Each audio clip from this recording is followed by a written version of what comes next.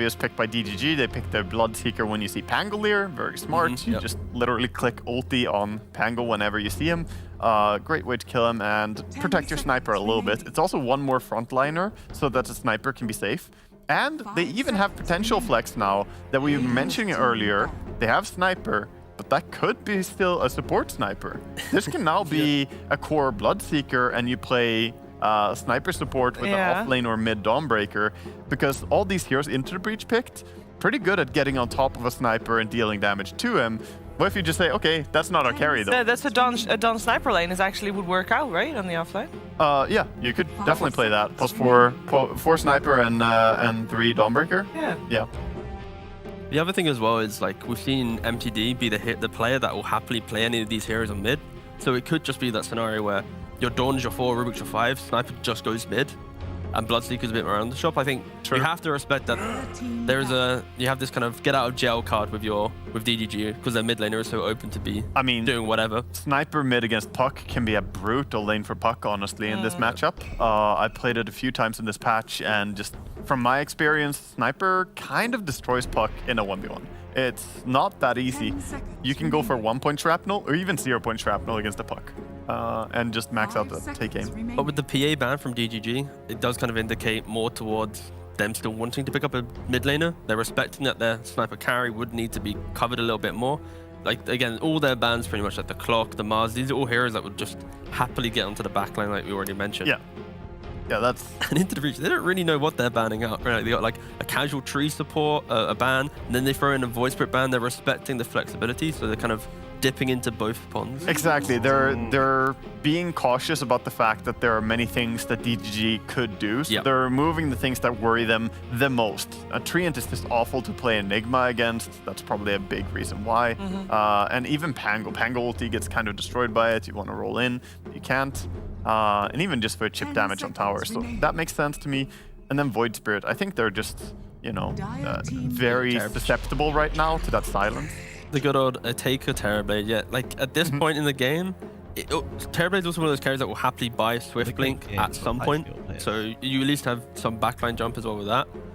But I feel like when you see the lanes, you need a big win condition for Into the Breach. The fact that you have all your heroes get countered by the BKB timing. What is that? That's just ketchup. Oh, what? God, that is grim. You just chugging some ketchup? Yo, hold on. No. Maybe There's no way. Maybe it's like a Swedish delicacy.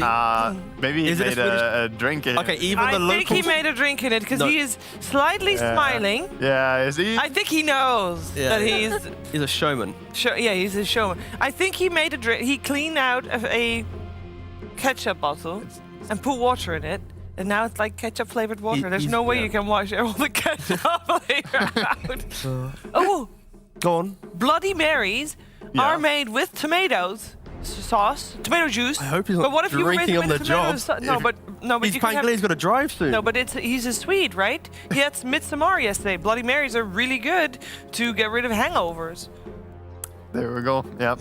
I mean, that's one way to get into the game. Going back to the draft here, I want to say, I think this TB was a smart pick. It fits very well when you have strong team fight. TB is one of those hard late game carries. And he can withstand Sniper pretty well. Sniper doesn't deal with all the illusions that well come mid-late game. Early game, yes, sure, Shrapnel is strong. At some point, Shrapnel is nothing to TB. So I like it here. And finally, DGG go with an offlane pickup to counter a TB a little bit. You get great control, Firestorm. I mean, the entire kit of Underlord is good against TB. The main thing I see from this is Into the Breach identified that there will be a 25-minute window-ish that they can't fight them. So you pick up a carry that just skips the waves, you delay through just not fighting them, just having everything open, and then you choose the fights that you want, you localize the area, you kill off the sniper, right? And it is going to be that mid-sniper, MTD bringing it out, they carry Bloodseeker. I think my main fear is that DGG, they can set a really nice pace throughout the entire game. The strength of the laning of Sniper, the Bloodseeker, the Underlord, they don't really have too many cooldowns they have to care about. So that can punish the Puck, the Pango, the Enigma, these heroes that need a little bit more kind of to pick and choose their fights. And we've seen teams fall victim. Like Enigma, I think it's got like a 30% win rate across. Yeah, it's not doing too hot. Just because of that aggression that we see. And on a 5 especially, we've seen teams really struggle getting the 5 Enigma to really get into the game because it takes a little bit more time with the farm and the items. So I think I prefer the skirmishing of DGG, but When you see a Terrorblade, it's always like, oh, you eventually might just make that mistake. Yeah, I think I'm honestly on the side of Into the Breach here. I think I like what they're doing a little bit more. I think their style, if executed correctly, it's very difficult to play against. I think it's a tough nut to crack. You have to not make the mistake of going into that super strong fight. Yeah, it's true. So yeah, I'm gonna be on their side. Even game then. Yeah, it could be. Yeah, well, let's hope Hopefully. it will be. It will be made entertaining regardless whether it's even or not, with ODPixel and Fogged. Thank you and welcome, ladies and gentlemen. It's time now for Into the Breach versus DGG. Fogged, what do you make of this? We have that final pickup coming through from Into the Breach being the Terrorblade as their carry decision. In response, though, DGG getting a hero that could be kind of nasty for the team to, in particular, lane against. Yeah, I mean, it looks like should be a pretty decently fun skirmishing game. Sure, one team a little bit more cooldown reliant, but they have so many that they should be able to layer them decently. And I like what they were mentioning. Lodine kind of has the pick of the litter. He can choose pretty much anything that he steals from in this game. It can be very good. Yeah, a lot of different potential for this 5-position Rubik. But yeah, very interesting one. The sniper as well, too. Something that's been coming up across multiple regions, even as we saw in the first 2 picks. I'm going to be looking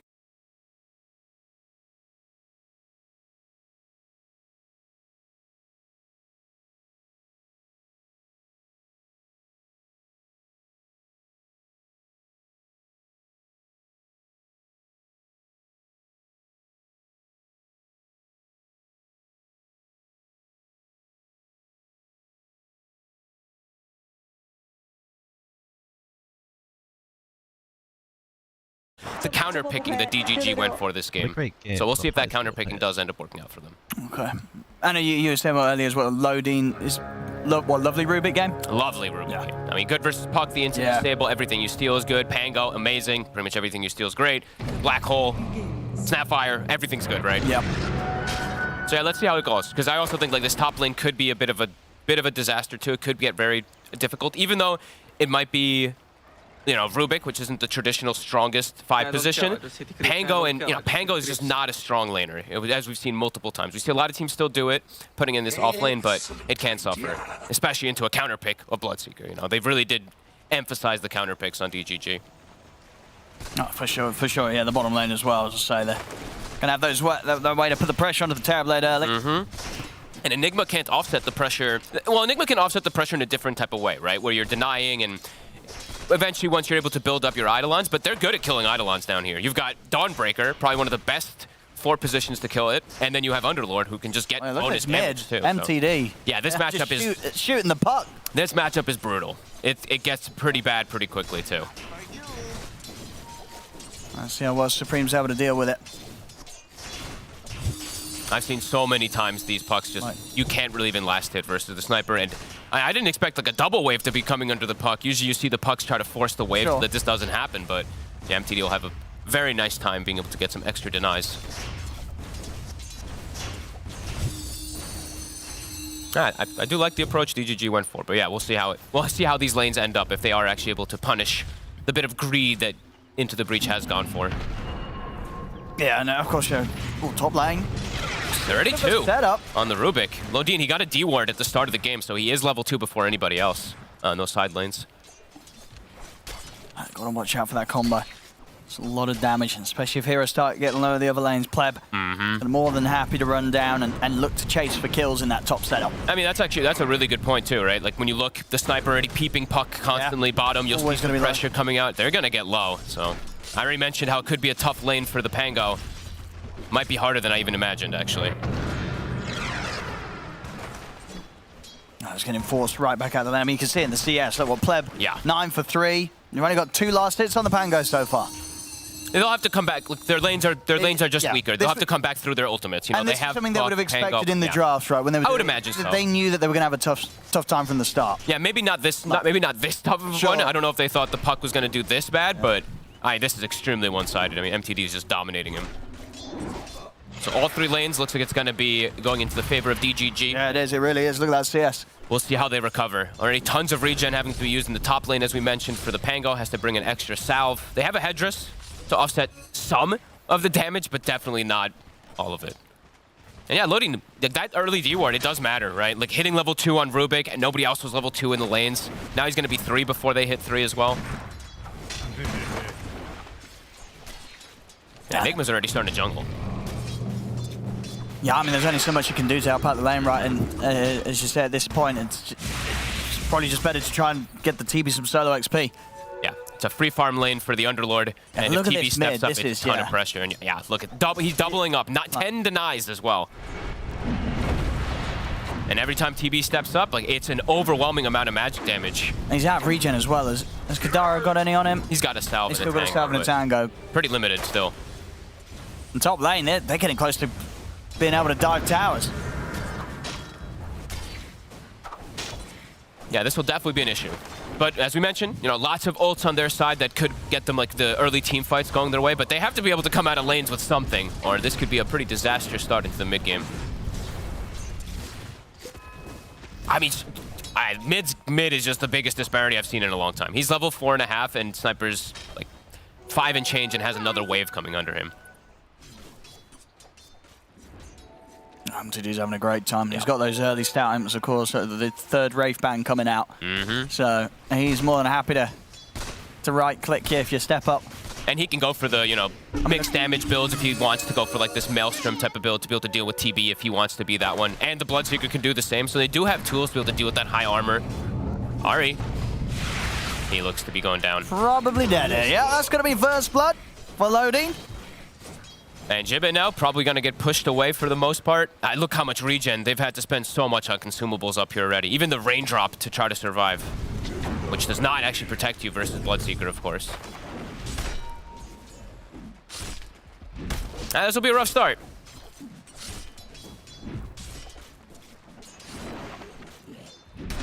I guess sort of on the plus side for Into the Breach, you know, even with sort of DGG's cores getting a lot of farm early, it's not like a lot of these cores are going to be moving around the map much, right, are they? I mean, is this Sniper going to be ganking, or is he going to be just continue to farm this sort of area around mid for quite some time? Like, how much movement will we get from them?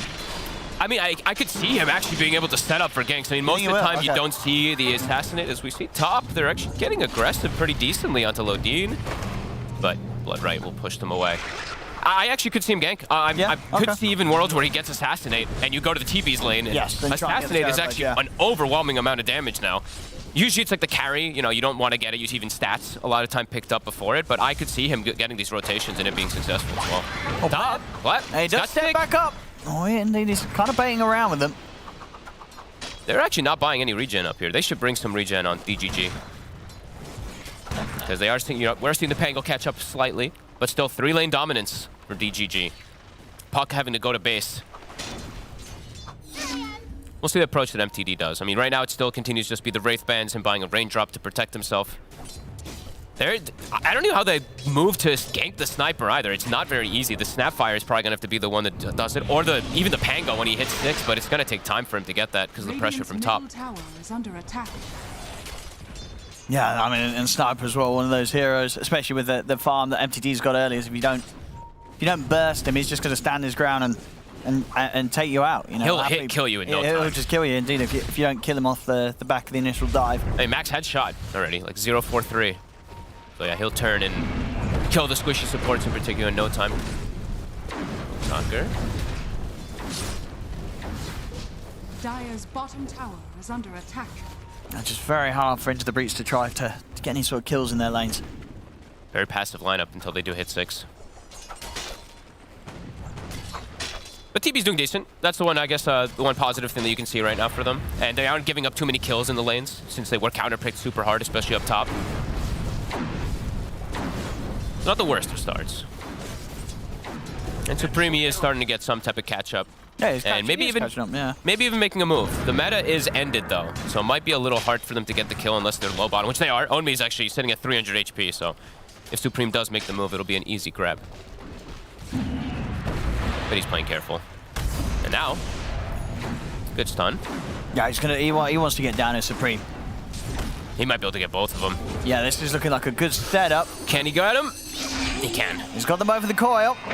under the tower, and indeed they've got the burst to take down enemy. TP comes in from MTD. Oh, the damage. Look at it. Ooh, he's going to be He's going to okay. be fine. Is able to jump out in time before MTD could get the last few shots in.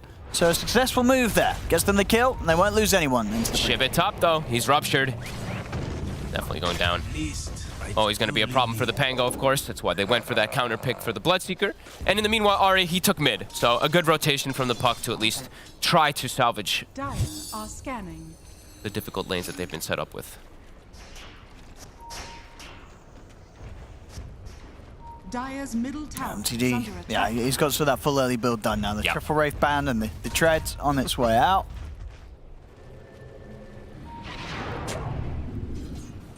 See if they can get something done. Supremo, he's also stacking his small camp, so he's actually doing a good job of almost keeping up with the farm. I mean, not really almost. He's still 700 behind, but you know, he's doing his best efforts to be able to offset that disparity while also putting pressure. And he has a haste rune. He did get the power rune, so the next gank on the side lanes could end up being a bit unexpected, at least for DGG, because of that haste puck. Yeah, it's so easy. Like it's so easy for them to set up these kills. And Rupture is going to be back up again, so. Mango does have to be Supreme wants to careful. head up here. Okay, no, he's going to grab He's the gonna bounty. get the, but he might still be able to make a he's move with the gonna have haste. some time left on the haste. We'll see. Dire's top tower is under attack. Bottom. Instead, they're going to set up onto Own Me. This should be a pretty And easy he's kill. pretty deep. Dire's middle tower. Yeah, he's not going to have any way out of this one. They'll try and give it to a taker, and he'll be able to take it. So, Nice. another kill for the bottom lane. And the TB, look at his net worth. He's dominating now over that Underlord, 600 ahead from the rotations from the support and mid. So nicely done so far after, like we said, a bit of a greedy position they put themselves in. Even the Enigma gonna hit 6 soon. And Ari, after taking mid for a little bit or taking the Tome, he'll be 6 as well. So their ults will be online, and that's when they can make the really aggressive early moves. Yeah, they'll probably want to do something about Pleb soon on that top lane. Look towards the Bloodseeker. They've got good burst. And he's fairly squishy. Of course, as we mentioned, he's going to go for the Maelstrom build, but 1000 HP with the raindrop. Pretty easy to set up on if the puck and the Pango ult is. Oh, Shibe, he shows his face again. Oh, he's going to try for the TP out. Oh, he'll be fine.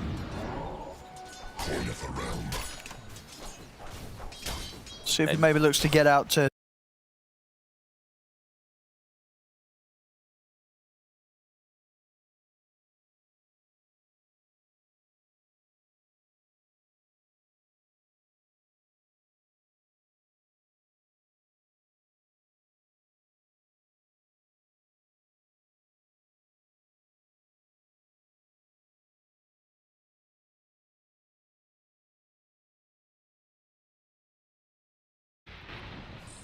Only 2 to 3 at the moment, but a little bit of a lead as we can see for DGG.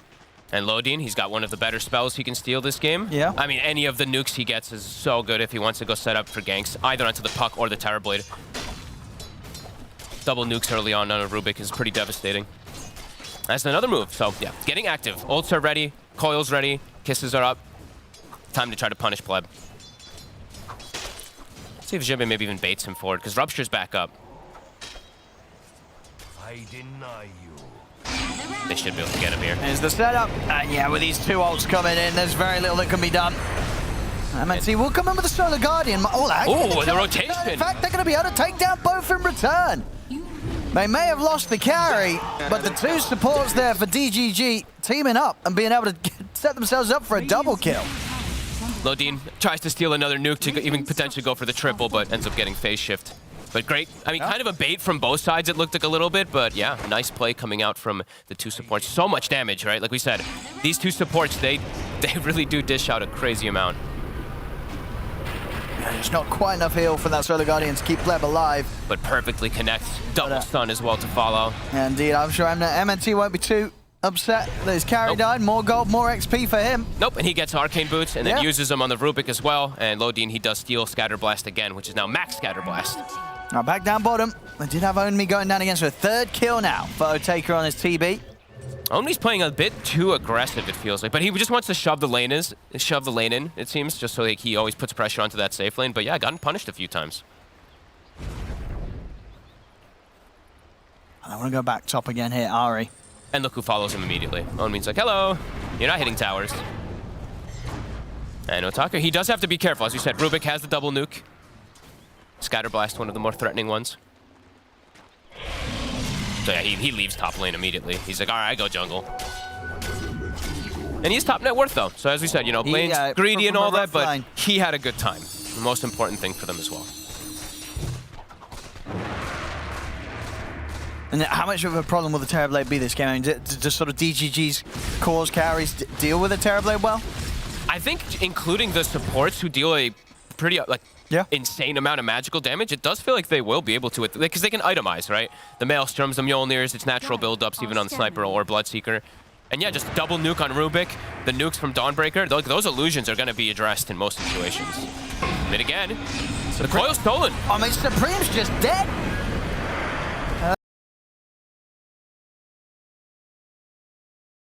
Kisses, there won't be enough damage to take down MTD with that heal coming in from MNT. But yeah, Supreme went in and they took him out. And he gave coil. I mean, it was used immediately, but he's got Lodian can hang on to it now and use it again to set up a gank, even with Solar Guardian. Now you kind of have the puck plus the Dawnbreaker combo that we've seen popularized a lot recently too. An unfortunate move there. I guess, you know, just expecting that more damage would be done from the kisses, but it wasn't enough. He went very early too. Like, look at minimap. Xibe wasn't even close just yet.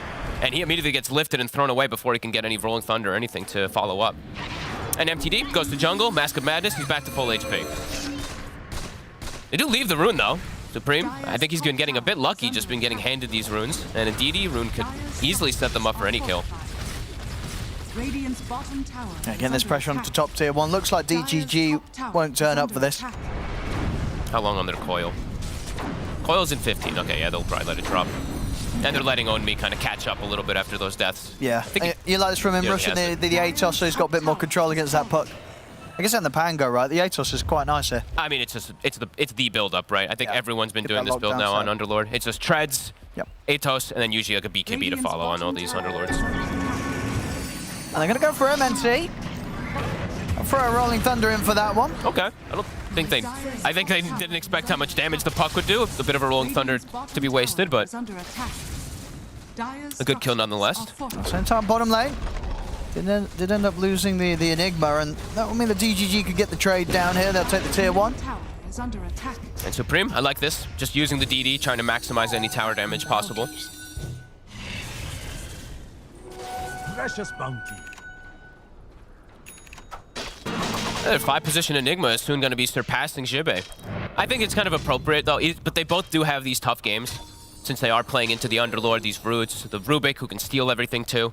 They do have to always just be cautious of how they do use these ults and cover them properly, especially with Shield Crash in that front. Katara, he still goes for the Vlads as well, too. I mean, this is the build every game, but sometimes you do see the Blink Rush when you're playing versus something like Rubik. Yeah, this is just the 5-position Enigma play. Looking around the mid. Yeah, Supreme's got to be careful. Has got the coil if he wants to go for a kill opportunity. Lodin, another use of the coil. Stolen coil. Try and get the break there with the telekinesis, but it won't quite reach far enough to catch out Supreme. They'll continue to chase, though. Let's deep. He's going to be able to drop the rupture and off the side. Lodin just takes him out. Lodin is killing it this game.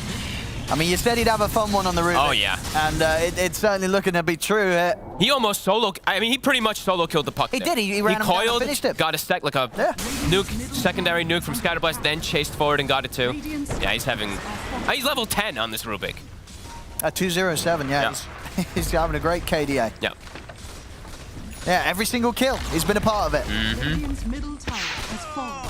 Like I said, Scatterblast, one of the best spells you can steal, and he's just consistently able to grab it up.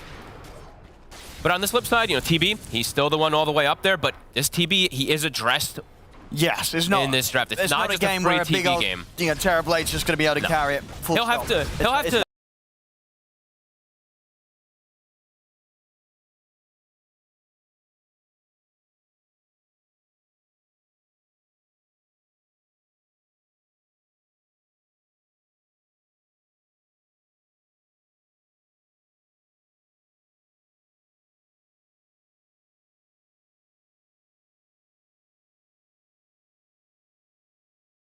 Like when you're playing versus sniper, sometimes you do see like the blink coming out from these TBs also to get on top of him. I think he'll probably have to do that.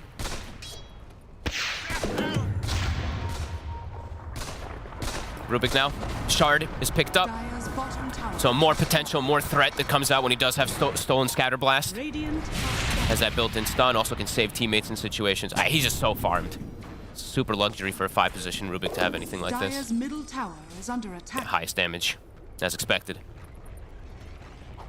Just keep it on loading. You know what? Just keep it. I mean, he's having a blast. He's been in every kill. Yep. So we're going to see all the action with him. Now that Shard Scatter Blast is definitely going to be annoying. I don't think they'll expect it either. I mean, even though he's involved in everything, like he is just so farmed. And they're going to smoke with it. I like how active they're playing. Loading. He will break. What? They're going to be going for him with the Thunder and the Kiss. Oh my, get him out of here, get him. Rubik dead. I mean, he's having a good game. He's having a good game, so they don't want to mess around when it comes to taking him down. It's a big commitment, to be honest, though, but necessary. And they do get an Urn Charge. Jibe does have that finished up. Also getting pretty close to the Blink Dagger. That'll make his game a lot easier to not just get ruptured at the start of every single fight. He can actually jump in and initiate. Also finds Brigand's Blade, one of the best items it feels he can get on Pango. Taking it away from his carry Terror Blade. Yeah, they are getting a bit away with the greed as well too. Enigma, as we said, he's kind of transitioning into a core. Finds himself a Philly Stone. Does feel like soon though, DGG will. They're getting the triple BKB timing to be able to deal with all these ultimates. But it does feel like they have to utilize those well. They have to kind of ramp up the pressure a little bit more since In the Breach is just farming. Just playing the farm game. On me again. Is it enough? Here for the Terror Blade. Not enough healing. Another kill here for Taker. Amidst all the chaos, he's still having a clean game. 4-0-0. They're picking on this Underlord. And we see MNT, he also finds himself a Philly Stone. And instead of going for the Holy Locket that I think we saw the other day when we saw the 5, well, he's kind of like a 5 position because Loading's having such a good game. He's actually going Axe, which is an excellent game for it, of course. Versus the TB. Now TB will have to probably itemize to deal with that evasion, perhaps in some situations. Yeah, he needs a lot of items. Yeah, he does. Ways to close the gap, ways to also deal with all of that, so. But Fine Loading again here. quickly evaporated. Their meta is ending, but thinking maybe they pose a threat to Roshan. I think he's got his Scardy, and of course they've got the Pango. Yeah. See him in the river. Another one. The catch. He does have BKB. He's going to be able to get it off Pleb. He just got they it. have the black hole. They'll throw down a third ult to make sure the Pleb does not get away. What a great game for the high skill players. And to the breach. I mean, after tough lanes, those ults, everything is coming into play. TB's farming. It's looking good for them now. DGG, like we said, almost having the triple BKB timing. It feels like they're gonna have to force something because this TB is just getting everything in the world. 4-0-0. Not much pressure on him at all. Level 16 already. Yeah, he's got the sort of lead that he needs in this type of game to be able to carry. Already 2k ahead of MTD and 3k ahead of Pleb. And he's tanky as well too, right? We said the Manta, the Scotty, also the Pupil's Gift. Yeah.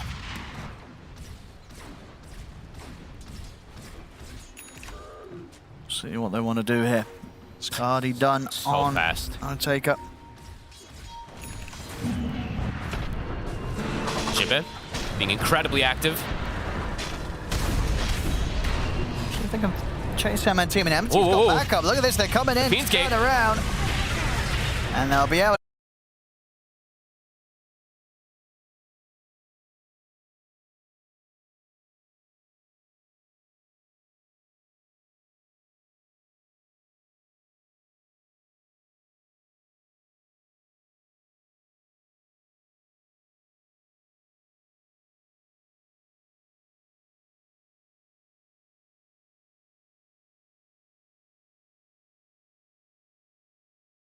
And MTD, these illusions are going to be killing him. In fact, they will. Otaker's able to take him out with the metamorphosized illusions. Oh, They're going to be able to get in and take out Pleb as well. And that's Roche now. And a TB with a free Aegis now given to him. Level 19, getting the cleanup kills on all 3 cores. Oh boy. It's yeah. As I said, he's getting that lead. He needs to take it with this sort of gold. He's likely going to be able to buy all the items that he needs to be able to deal with this sort of game where, you know, conceptually his hero is kind of countered. MTD held his BKB just way too long. He ate, what, 3 kisses there, then he just gets hit by pretty much everything, and then TB pops the meta for his illusion to finish it off. Disaster for DGG. Nah, it's going to be a huge problem. He's got Aegis as well now. Taker halfway to BKB after the Skadi.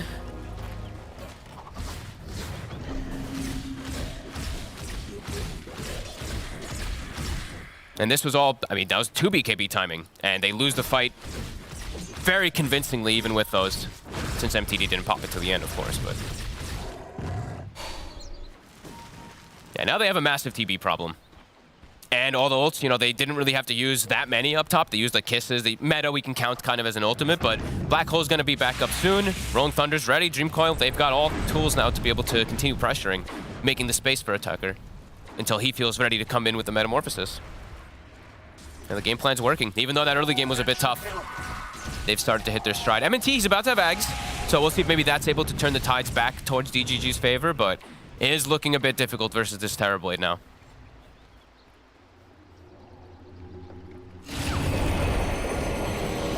Trying to go on to Supreme, but can't do it alone. TP, I'll always do it. He's away from Pleb. Tried to get the port down with Own Me. There we go. There, yeah, there's the Ags on MNT. So maybe a chance to save these cores when they are getting focused down by Otaker's Terrorblade. But they've spent so much time just kind of sitting back farming after the advantage they have that, yeah, like everyone on Into the Breach is just, they're farmed up as well. They've got all the tools they need already. And all the ults are ready. So, yeah, very keen to fight now Into the Breach. And it is going to start looking like maybe Lodine is the one who's going to have to do some heavy carrying from that Rubik, who's going to have to get some big spell steals in particular. Big ult. There we go with the smoke into the breach. Very ready to fight. Who can they catch? Pleb or MTD would be the top targets here. Just follow the TB. His BKB is also going to be done, so, you know, the damage that will be coming out, especially from, like, Underlord, he'll be protected versus level 20 as well. Oh, they see MTD. Oh, he is very dead. Okay. BKB and the Ag Stormbreaker coming in. Get him out of there. Okay. It's going to be enough to save him. But MNT? He won't get out. No. But absolutely coming in clutch there to make sure that his sniper did not get taken down. Got kind of lucky, I feel like. Otaker was a little... I mean, he was a little bit lagged behind them when they made the initiation, because if he was closer, he can get the med off and get those hits off onto Sniper, but... Oh, and he goes greedy. Okay. So instead of going for the BKB, he's going to go Butterfly. He's like, they don't have any True Strike. Sure, they have like the Maelstrom, but a ways away from MKB. MTD is building MKB, though. He does see it coming. Okay. He was. How close was he? He's already had the Demon Edge, right? It's actually pretty close. Yeah. So they will at least have that going for them, which is kind of nice. I mean, if anything, might have made him reconsider Butterfly. Because the Butterfly's still going to be great for the damage, the obviously other benefits, and the fact that you know, Pleb won't have an MKB anytime soon. No. Yeah. Sure, he's got Maelstrom, but yeah, it's going to be a lot easier for Otaker to kind of just stand his ground and be that turret in the fights. Yeah. I mean, it always feels nice, you know, being able to get Butterfly, then being forced to buy the BKB. Yeah, I mean, it's one of the better damage items that you can still get on these edgy carries, especially TV. Your illusions. Then your illusions also just nobody can kill your illusions except for the chorus as well. Yes. Yeah. All right. To throw down at the towers. Yeah. Like, look, he's just taking the tower with 4 images. Top T2 just dying. Easy tower. Dire's top tower has fallen. Yeah, and of course, if you're getting away with going for the Butterfly, you still don't want to get that beat on it. Yeah, keep going greed. Yep. Hold it off as long as you can. He is that far ahead. Yep. And now more blinks, right? Blink on Puck, blink on Pango, blink on Snapfire, blink on Enigma. 4 different gap closers now versus the Sniper on the side of Into the Breach.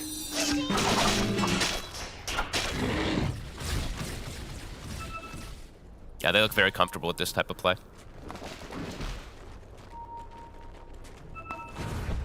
DGG, they're feeling the pressure. Pleb kind of just sitting in the trees now trying to find any farm.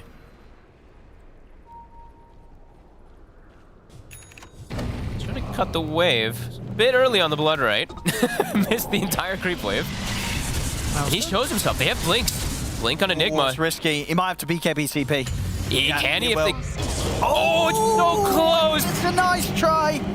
It's a nice try. He knew he had to if he was going to have a chance of catching him, but yeah, just not quite clipping him.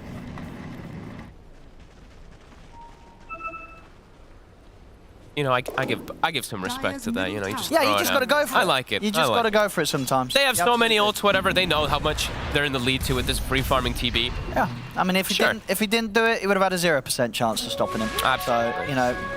And as we mentioned, you know, the TB illusions, even the cores have trouble killing them. Lodine, he's gonna die to an illusion. Oh, that's always grim. That feels grim. No. Dying to a solo illusion. And now, they're in. They're in with the combo, and of course his BKB's on cooldown. He's going to try and run down to the edge of the heels of the Solar Guardian, and he will actually be able to survive through this play.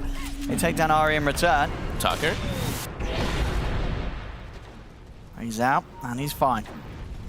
And he just changed. He is still going to get that BKB actually, rather than the Satanic. I mean, honestly, with the BKB, probably feels that, you know, that's at the stage where they can then start threatening the high ground and look to take the barracks.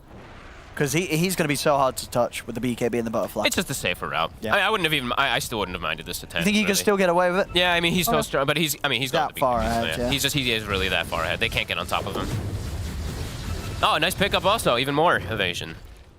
But MTD, he does have. Oh my God. MTD has MKB. Oh God, this name. MTD with the MKB. With MNT on his team for DGG. On DGG versus ITB. Versus ITB. Have we got any more? Any more acronyms in here? Here we go. So BKB online. Let's see how much they want to try and push this. Holy Locket's now done also for MNT. Oh God, these names. MNT, Ari. Oh God, okay. Might actually just be able to get this kill here. I think he's got him. With an illusion, giving a little bit of assist too. Nope, mostly a solo kill. DD Quiver.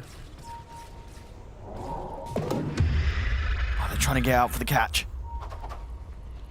They won't be able to find an opening onto Supreme. Oh, their only real catch is the Rubik. Lodine, who, as we saw, if he steps up, he might just die to another illusion. It's starting to look like smooth sailing for Into the Breach these next few moments, having full map control, continuing to get all these power runes on Supreme too. And yeah, the lane's just constantly being shoved in too. Look, like mid, they just blast it out with the snap. Puck pushes up bottom, illusions pushing top. So you can just tell the pressure that DGG's feeling. Seems it's gonna have to be just some high ground defense for some time, try to wait till some mistakes come up, but that just means you're gonna get out-farmed on the map. And the Roche control will be difficult. I mean, them fighting around Roche is so hard anyway into all these big team fight ults.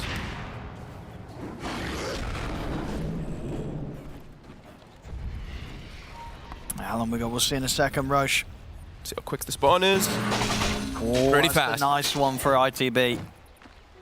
They'll be able to get themselves in there pretty quickly. I mean, DGG, they know that they can't let Into the Breach have the opportunity for this next Roche. They've got to look to try and take a fight, have a chance of getting Roshan themselves. But how do they even do it? Like, look at the lanes. The lanes are just shoved in. Eidolon's now pushing bottom as well. Puck has an Arcane Rune. So the next fight, I mean, Supreme is going to be pretty much impossible to kill. Dire's middle tower is under attack.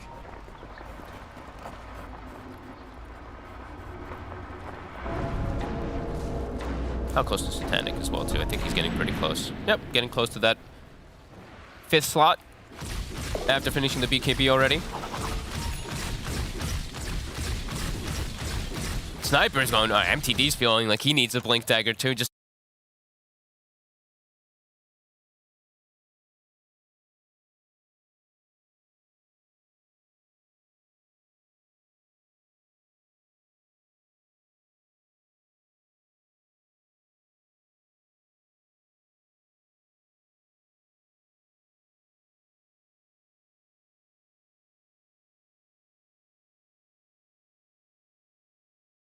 He was not ready for Jibbe to blink in on top of him.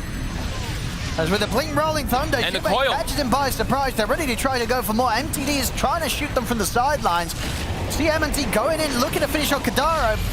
He's going to get it taken out. And now Pleb with his BKB has to run. He can't stand ground against this Terrorblade at this point. And Jibe, he'll get in. He will die, but he's stepping up onto MTD. They'll drop the black hole here to make sure MTD can't get out. As into the breach, they're crushing them. Yep, and now onto the high ground. Supreme diving forward. Attacker still has some of his metamorphosis and the Satanic being delivered. And I mean, MTD doesn't have buyback as well. He's out for 75. He just bought the Blink Dagger on the Sniper. And now they can just back up. DD outside of the Roche Pit can easily go for this commit. It took all 5 ultimates, but a nice big hit there from Into the Breach. Absolutely, yeah. They may have looked a little shaky in sort of the first, 10 minutes, a bit of the laning stage, but since that, Into the Breach looking very much a step ahead of DGG. Yeah. DGG's just not really been able to get much accomplished at all in this big game. And the thing is, like, they kind of had to expect it, as we said, right? It was a bit of a greedy draft they set themselves up with. The 5 Enigma, the TV that can get pressured, a lot of counter picks, as we said, from DGG, but yeah, Into the Breach. They withstanded that pressure of the early game, sat back, farmed, and they really did, yeah. At this point now, I'm taking with a level 25 TB. He's a monster. Closing in on 6 slot.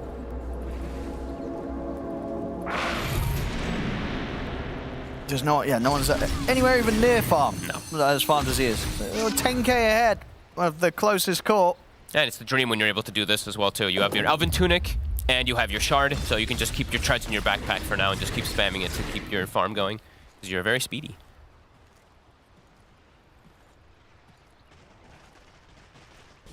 Let's see what DGG's next move's going to be against this. It doesn't feel like they can really make too many moves. I really feel like it's just high ground defense, hope for some mess ups, but even then, like we said, you're going to get out farmed and you're playing versus all these big ultimates that it does feel like, yeah, Lodin, you got to get a black hole. You got to try to get some like 3-man black hole or something. This Puck now also 25, so the BKB's Pleb, he can't even run away anymore. No, and if you're caught in that, the next thing you know, Terrorblade's on top of you with his army of illusions and you just get destroyed. That much damage Otaker's doing. Well, look, an Arcane bottom too, so Supreme, another one that he can probably grab up.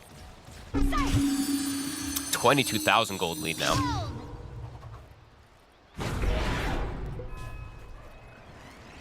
And they're still just playing it smart, right? Keeping all the lanes pushed in, sending illusions, eidolons, etc., until they feel ready to push with that meta.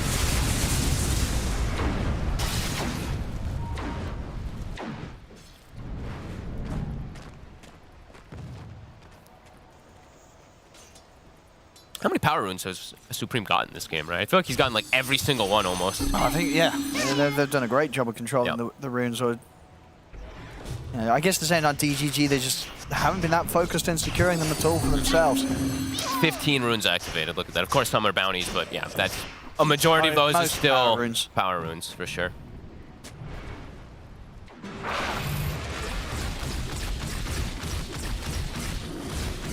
They're just stuck inside the base, DGG. They really don't want to come out towards into the breach, especially whilst it's Aegis.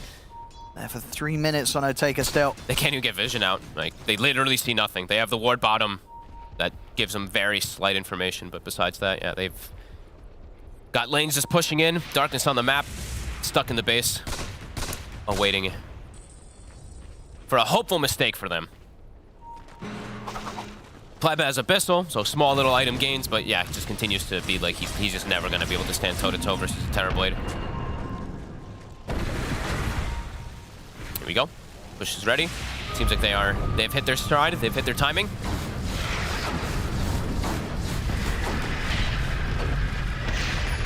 Oh, they're trying to slow him down. As the range drag's gone. Does take a significant hit, but he's got the Sunder and the Satanic as well, too.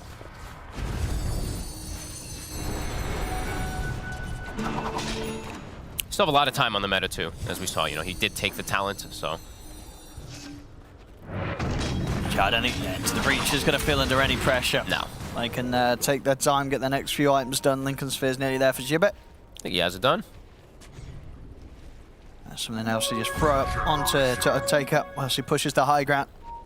Yeah, I think they had a fake grenade, but either way, I mean, they can't walk up to the TB, although they just died before being able to do it. So 1 minute left on the Aegis. He will be 6 slotted very soon. He'll have the Swift Blink if he chooses to go for it, and then that's the one that he can just jump into the sniper, and your sniper high ground and Underlord high ground defense just becomes absolutely nothing. Just the illusions themselves, look at this.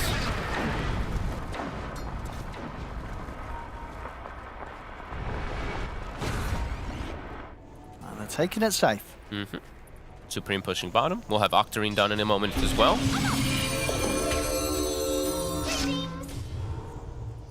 You're still very much respecting the damage that MTD can do from the high ground when he's in good position.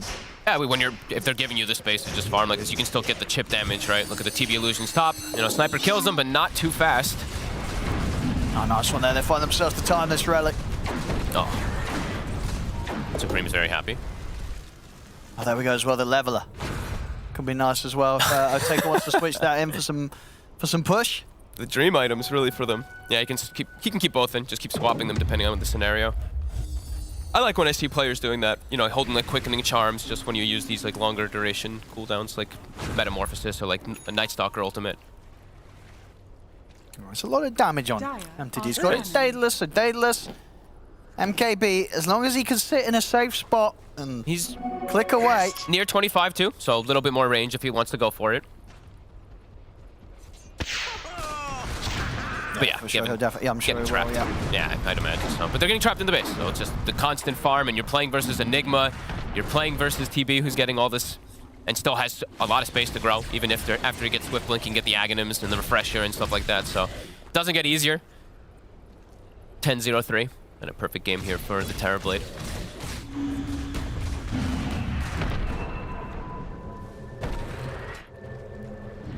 Yeah, they're chilling. Look at this, they're just like, okay. they're trying to set up a trap. Might just end up waiting out for the next Roshan. Let's see if they can get it. They have the pistol. They got the setup. Is it enough? It will be. All right, well, definitely putting the push on hold for another 100 seconds. Taking out Supreme like that. That's a lot of money.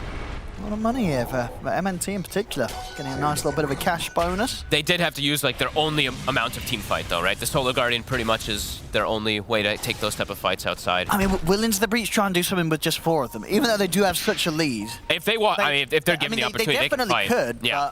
I feel with the way they're playing, they might just hold off. They can just sit on high ground. They don't have to like force an issue or anything like that. They can just wait till the puck respawns. But yeah, if they do walk into them, they'll definitely take the fight on Into the Breach. They do not need the puck at this point. And the illusions, they continue to just chip top. Dire's top tower is under attack. Starting that up. They have to call for the sniper every time. MNT's like, I can't handle this. The fight. They're going in for this. Pleb. He's going to be able to take out Chibe. Okay, they just left him. They didn't want to have a part of it. They didn't want to take that fight. 2 gems now on Pleb. I mean, these are some, very nice kills for a team that's was sort of, what, 24k behind. Some nice little moves here from DGG. Yeah, now they can actually get some vision out. They can get these lanes pushed out a little bit too, so potentially for the next fight, if they can maybe catch something else, could be a small window of opportunity. Now, maybe getting a little too relaxed here Into the Breach. DGG, they sort of played the patience game as well, but found a chance to strike back a bit. Lodine, farewell.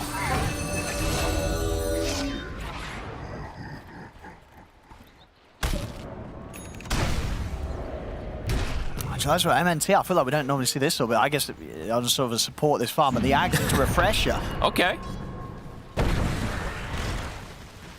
I mean, it's decently long cooldown right on the ult, so nice to have a second sort of set that. I mean, I think the Axe brings it down, doesn't it? It does. Well, yeah. It's still 90. The talent as well, too, yeah. That's true, yeah. But, yeah, looking for the Refresher. Here we go. Into the Breach. They want to try and get something done. They know, they've got such a lead. They've got all 5 up now as well, too. And Swift Blink is ready, so Photography sees the sniper, he can just get right on top of him. MTD. Trickster Cloak. He commits his gold too. Moon Shards purchased. MTD is all in on the damage. Oh, damn. Okay.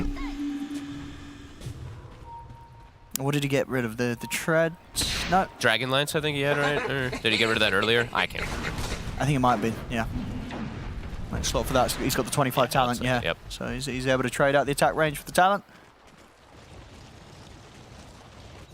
Continues to be the game of just sitting in the base, though, waiting to find a type of catch into the breach. Just so much farm. Next Roche, 50 seconds. That's going to be the one they wait for to go for the push. No, absolutely. And I mean, anything they get to the refresher or the Aghanims will be pretty game-changing. If Otakra is able to just get a free Aghanims. Maybe he doesn't even need it, because he's so rich, he's just going to be able to buy his own, but...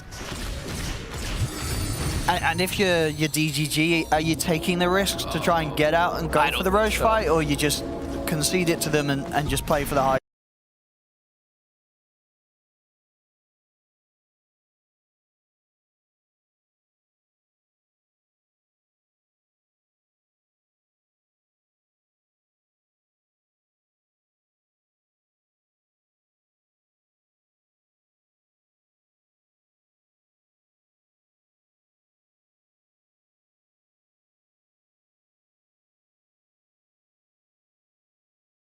Jump over to the back lines, they're trying to get in. He's been disarmed for most of his BKB. Otaka, they got him with the disarm. The Abyssal Blade as well. They've dealt with it perfectly. The Black Hole is there, but he gets stolen here by Lodin off to the side. He's turned it around. He's got 3 of them instead. As Lodin absolutely making sure that there's not a chance for Into the Breach to come out on top of this fight unless they want to commit buybacks. They'll try with a buyback here from one of them, Ari, but this fight, DGG, they'll be more than happy with this. Now they gotta run. If they can get this one out, I mean, Pleb's out of there. Supreme, he does get a big cleanup, but for a team that's 20k behind, it was a good taking showing. Out 4 heroes, I mean, it's a 4-for-4 trade. DGG, they'll be okay with this. They have buybacks, so they should be able to hold. Make sure they don't lose any further bits of the base. Oh, our fight recap actually doesn't show it too, but the Arcane Rune Octarine Puck, by the way, 6 of each of his spells. Yeah. You know, 6 silences. Yeah, I mean, he was cleaning up, Supreme. Yeah. We'll see it again here. I mean, a great steal. And just at the start, getting him with that disarm before the BKB, you know, I'd take it so many seconds of this fight where he couldn't do anything.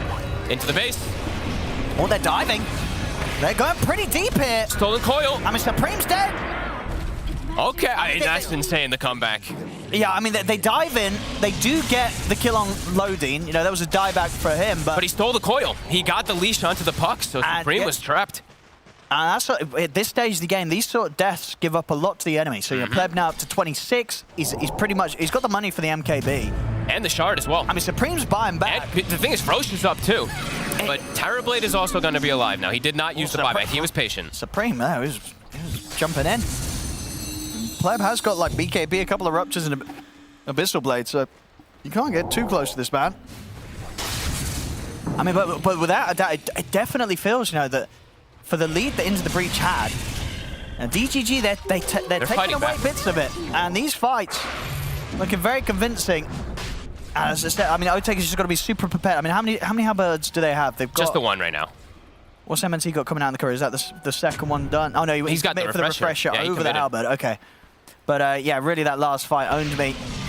It was perfect timing. That disarm just completely ruined Otaker. And not just a disarm, it's a disarm with a timeless relic. That's why you saw it last so much longer. That was absolutely right. I was wondering, I thought it was back to back. Yeah.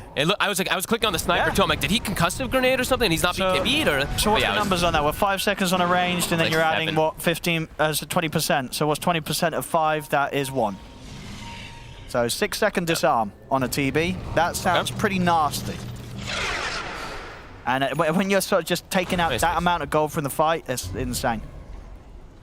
And how long's the BKB? So yeah, one more charge of the BKB and it'll be down to a 6-second BKB. So you get that in, he pops BKB, he's going to be disarmed for pretty much the entirety of his BKB. And they'll have another one pretty soon, right? MNT with a refresher, he'll be able to halberd into halberd. So could potentially, if they get it off that BKB, could be massive. I mean, that's the thing, of course, yeah. They've got to make sure they get it off before that BKB, which they did do last time round. And it was a fight also where Kadaro blinked in, getting initiated on first as the Enigma. I mean, and it was a good black hole for Kadaro. It was. But just obviously unfortunate there is a Rubik in the game, and Lodin, you know, he's ready to look for those steals. He got a really nice steal and turned it around. I think he sort of set it down onto 3 of them. I think right towards the end, Supreme actually got caught as well. So a really big black hole steal there from Lodin. Level 25 on the Underlord now too. Yeah, they're giving him more respect now. Yep. DD on the Terrorblade, but still has to be fearful. Yeah, that lead that they have, I think Into the Breach is going to feel a little bit shaken up after the last few fights. Like MNT, the healing he's able to do, right? Like we didn't even mention the Paladin sword as well, on top of everything. He is healing an unbelievable amount if he does get the ultimate on top, and he has 2 of them. About to hit 25 also, so if he gets Shard, he'll have double Starbreaker. He'll have quad Starbreaker with a double Solar Guardian as well, too. So he can actually do some crazy amount of control in this fight, in these fights if he does get it. Fun. I mean, is he going to take the Starbreaker charges though as a support? Or would he go for the hammer? Because we saw I guess maybe he might have just hammered. You might be right. I think we saw support go for the hammer the other day, actually. Very low pick rate, but something that has been considered by some of the support Dawns we've seen. He also doesn't have Shard yet at this point either. He's kind of playing more as a healer, so okay, sure. And I do think the Starbreaker talent is pretty broken, though, to be totally honest with you. Well, even if you don't have any sort of damage or anything, it's just... It unlocks a whole new potential of the hero. Because you can chain the sequence of stuns back to back. Yeah, and you're likely going to be getting more of the luminosity procs off right, so you're going to get more heals coming out. Roche, though, is this time going to get brought down. Yeah, they'll get it. Shard. Nah, looks like they will get it. They're not going to be able to jump this in time, DGG, so I take it. He's got the Aegis. Who's taking the rest of it all? Well, we've got Refresher Shard. Would be nice for him to hold on to and DJ for a second round of the BKB. Yeah. Especially if he's getting disarmed before the BKB. He's going to need that extended duration to have some sort of chance of a fight. I think I'd like him to... He might be able to keep all of it. It is a lot of buttons. It is a lot of buttons. To press. You know, he's got an Aegis, Refresher Shard, and a cheese. He wants to use them all. But it's definitely going to mean he's have to be on top of his game in these team fights. A lot of things to switch around. He also can keep it just for now, also in case something does happen and they get a fight. And now, right now, he needs the meta, so he could just switch it in and use it. But yeah, that's the most likely situation. Yeah, if they want to reset back off and get back in before the cooldowns. And yeah, he's going to be able to eat his eggs very soon too. Yep. So fully 6-slotted except for the Moon Shard after that. And DGG, I mean, they're still trying to get aggressive down here. This is, you know, DGG played well in the lanes. Then they had a pretty rough mid game and things. They weren't really able to shut down the turbo or something. But now 20k behind, they're stepping it up. They're making moves and they're showing that they're not afraid to the point where they have to just sit in the base. They're trying to get something done. Yeah, Lodian, you know, he did have a bit of he had a great start, had a bit of a rougher mid game, but he has Blink now, so further ways to even catch the puck or. I mean, probably just to catch the puck in particular, but Supreme has Lincolns, so he's also very defended. Supreme kind of turning into a little bit of a carry himself. He's near level 30. TB is only 27, just to put that in like perspective, just after that last fight. Yeah, I mean, he got a huge amount. In that last fight, right, he pretty much his whole team was dead, and he was cleaning up kill after kill, getting that ultra kill. And playing the supports, playing the Rubik, even playing the Dawnbreaker versus this puck, he'll kill you. He'll solo kill both of you with the amount of damage and control he does right now. Yeah, Timeless Relic and the inevitable Dagons. It's going to be a huge amount of magical burst from his combo. I love the overwhelming Blink build too. I know this is like the most common build, of course, on the pucks, but it's definitely the most satisfying item in Dota. Yeah, just sort of getting in as well with that huge AoE slow. It can tease out things like, you know, a quick BKB in response. It's just going to be coming out sooner in the fight than DGG might want to use it on their cores. Back to being trapped in the base for a bit. But they got the Philosopher's Stone on MNT. I mean, he's like, okay, yep, more gold. He's been holding it for some time, swapping between that and the Paladin Sword. Well, Taker's got his full ags coming out. So indeed, now he really is, as you said, just that Moon Shard away from being pretty much done. Yep. I guess you could argue you can farm a Refresher for his backpack. Sure, yeah. So that was sort of the full completion of the Terrorblades farm. This Terror Wave could be pretty drastic also too, right? Like a coil into the Terror Wave, they can break it. So they have to be very careful how they do take the fight on DGG. Yeah, it's going to be pretty nice as well if he doesn't get caught in like the black hole if Lodin steals it. You know, just being able to have that fear hitting him. Of course, you know, Rubik nowhere near to a BKB himself, so sort of guaranteed cancel of those ultimates. Yeah, they really are playing it safe. Level 30 now for Puck, but still a bit afraid to just go into this high ground. I mean, they were playing it safe before, and that did give sort of DGG the time to sort of come up with a way to get out, find some kills, and have a bit of a punch back themselves. They are getting so much, but like Refresher almost coming for the Enigma also. They're huge. Ari is 25 with a Blink and a Daedalus on the 4-position Snapfire too, so it's like they do have like 4 or 5 cores in a way. For the bit of a tier 4 dive that last time, you know, he was ready to go, Ari. He was like, yeah, I'm ready to get in with this little shredder and do some damage.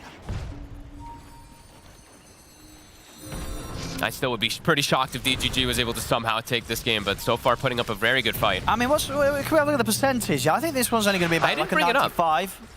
Not even that. It's 83. It dipped. Yeah, given a decent amount of percent chance here for DGG, and honestly, I think that's the way they're dealing with things. Oh, that's just not a bad initiation here. They're in with onto the two of them. BKBs have to come out. Look at the heals, though.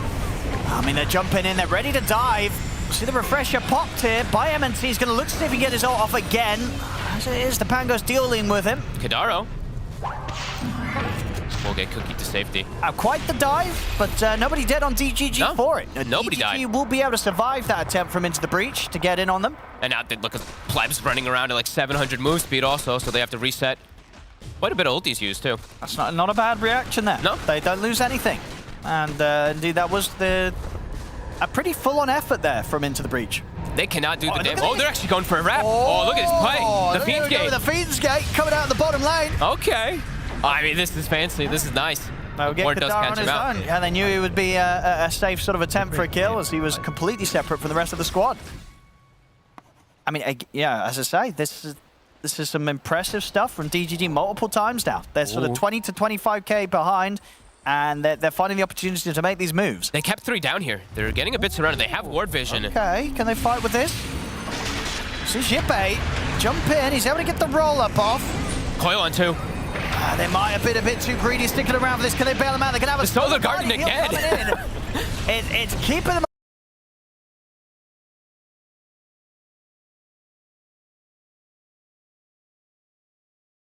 Quickly surrounded. Yeah, Kadara and Jibe were very quick to get back over to that fight. They do have buybacks available on DGG. We'll see.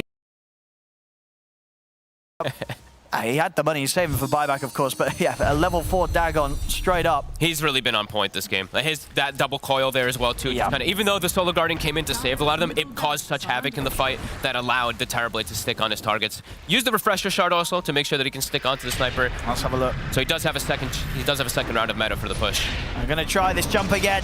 See what sort of buybacks they can force out. There's the buybacks coming out. They're committing onto Own Me, but he gets the BKB off. He's disarmed. The TB again. Incredibly long disarm. And they'll have to give respect to the quad buyback. He's got so much money out. He can buy his Moonshard now. Buyback, right? Which one? I think he'll buy the Refresher probably before the Moonshard, I'd imagine, though. Since he used the Refresher Shard from before, he probably wants to have the second round, but we'll see which one it is. Yeah, he's still 500 short being able to get like Moonshard and buyback, so we'll probably see him build up his gold a little bit more, despite how much it does indeed seem as he has 8.6k gold sitting in the bank here. He was going up for a play in the base onto MNT. He can actually one-shot one of these heroes and take them out of the fight, and they don't have buyback on like anybody. They don't. So. That's all buybacks for DGG. Yep. So he's gonna look for the snipe plays on this buybacks. So into the breach. What DGG's definitely making into the breach work for it. They're now at a point where if they go for that sort of dive, get 1 kill, it's probably over. Yeah. And the Rapier's definitely going to start getting queued up by the MTD. He needs it, yeah. He queues up the Rapier. I mean, your whole team's not got buybacks. Yep. You have to go for the risky item. That's the only way you'll stand a chance now. Down 37,000 gold. Closing in on the 60 minutes. Look at the Blink for Owns Me. Could be nice. Some Blink Hex plays from the Underlord. Okay. Could be what it takes to make a bit of a comeback. And look at this. They have found Shibe. Yeah, on disc, though. We'll be able to roll out, but he's ruptured. Now just TP away instantly. Stolen now, too. First time Lodine's been able to get his hands on it.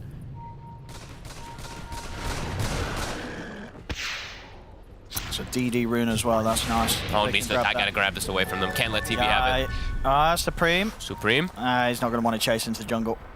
Roshan is up in 2 seconds. So. God, it is so scary to play the supports versus this. He stepped forward. To out the Roche pit. They're gonna come in with the solar. He's saving. Alive? The evasion.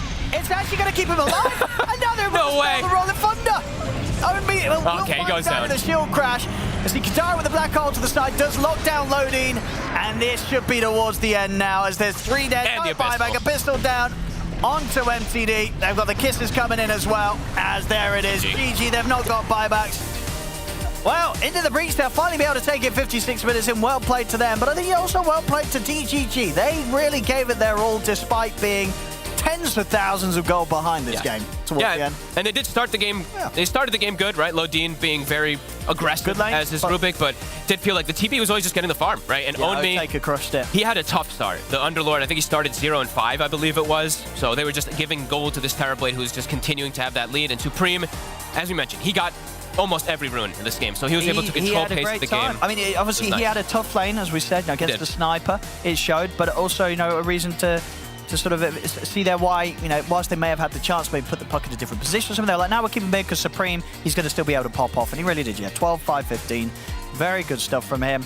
And without a doubt, as I said, when you see sort of this performance from like Otaker on his Terrorblade, 15, 1 and 10, it definitely feels like this is a team that, when you've had this sort of game, they shouldn't be getting a last pick Terrorblade for a draft. You've got to be super aware if you're playing now against Into the Breach that if Otaker gets a TB as a 5th pick, you're probably going to have a bad time. Yeah, and they played like they understood their draft really nicely, right? They were like, okay, we kind of know that we have our lanes being a little bit weaker, but we don't need to force anything. We'll wait till we get the 6s, and then once we get all our ults, we can make these moves, play around our puck, and yeah, they did a great job of that. I do have to give credit though, the Solar Guardian a couple of these times, I think it caught them off guard, but either way, a great game from Into the Breach, kind of controlling the pace of the game for the majority. Absolutely. Well, a nice long one here to start the day off. Into the Breach, they'll come out this one as the victors. They'll take game 1 of this best of 3.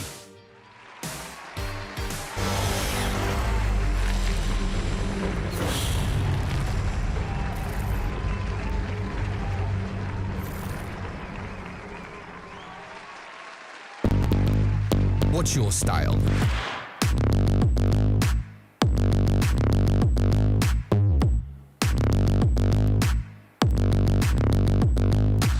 Get your merch at shop.eslgaming.com.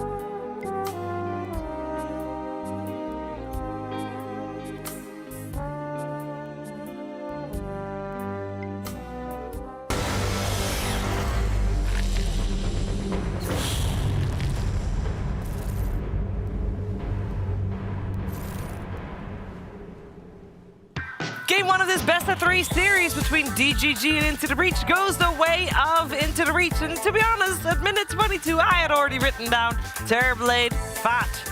Wow. Is the game over? And then the game seemed over, but then it wasn't.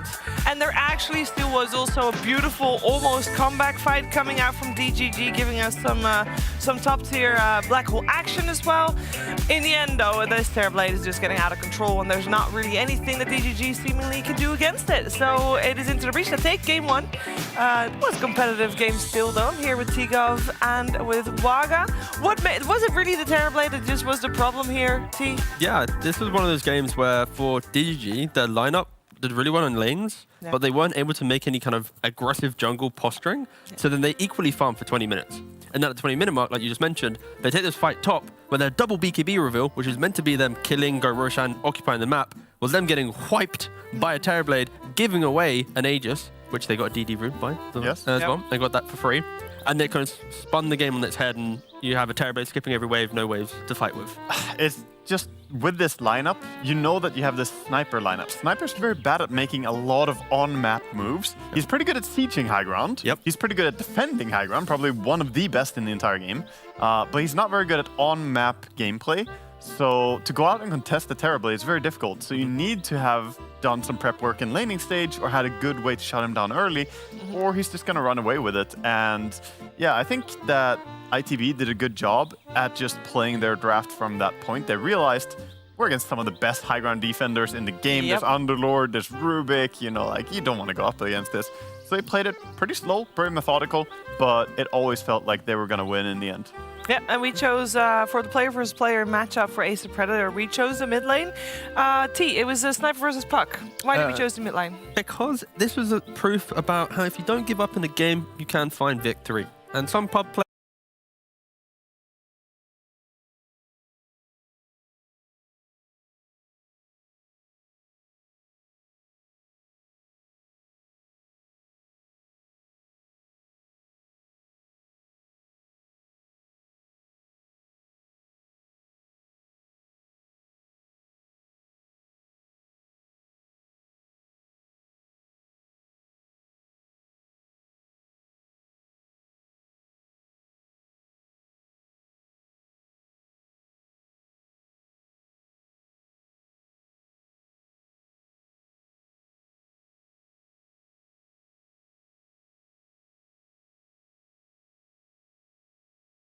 Hello everyone, today I will show how to block Twitch ads.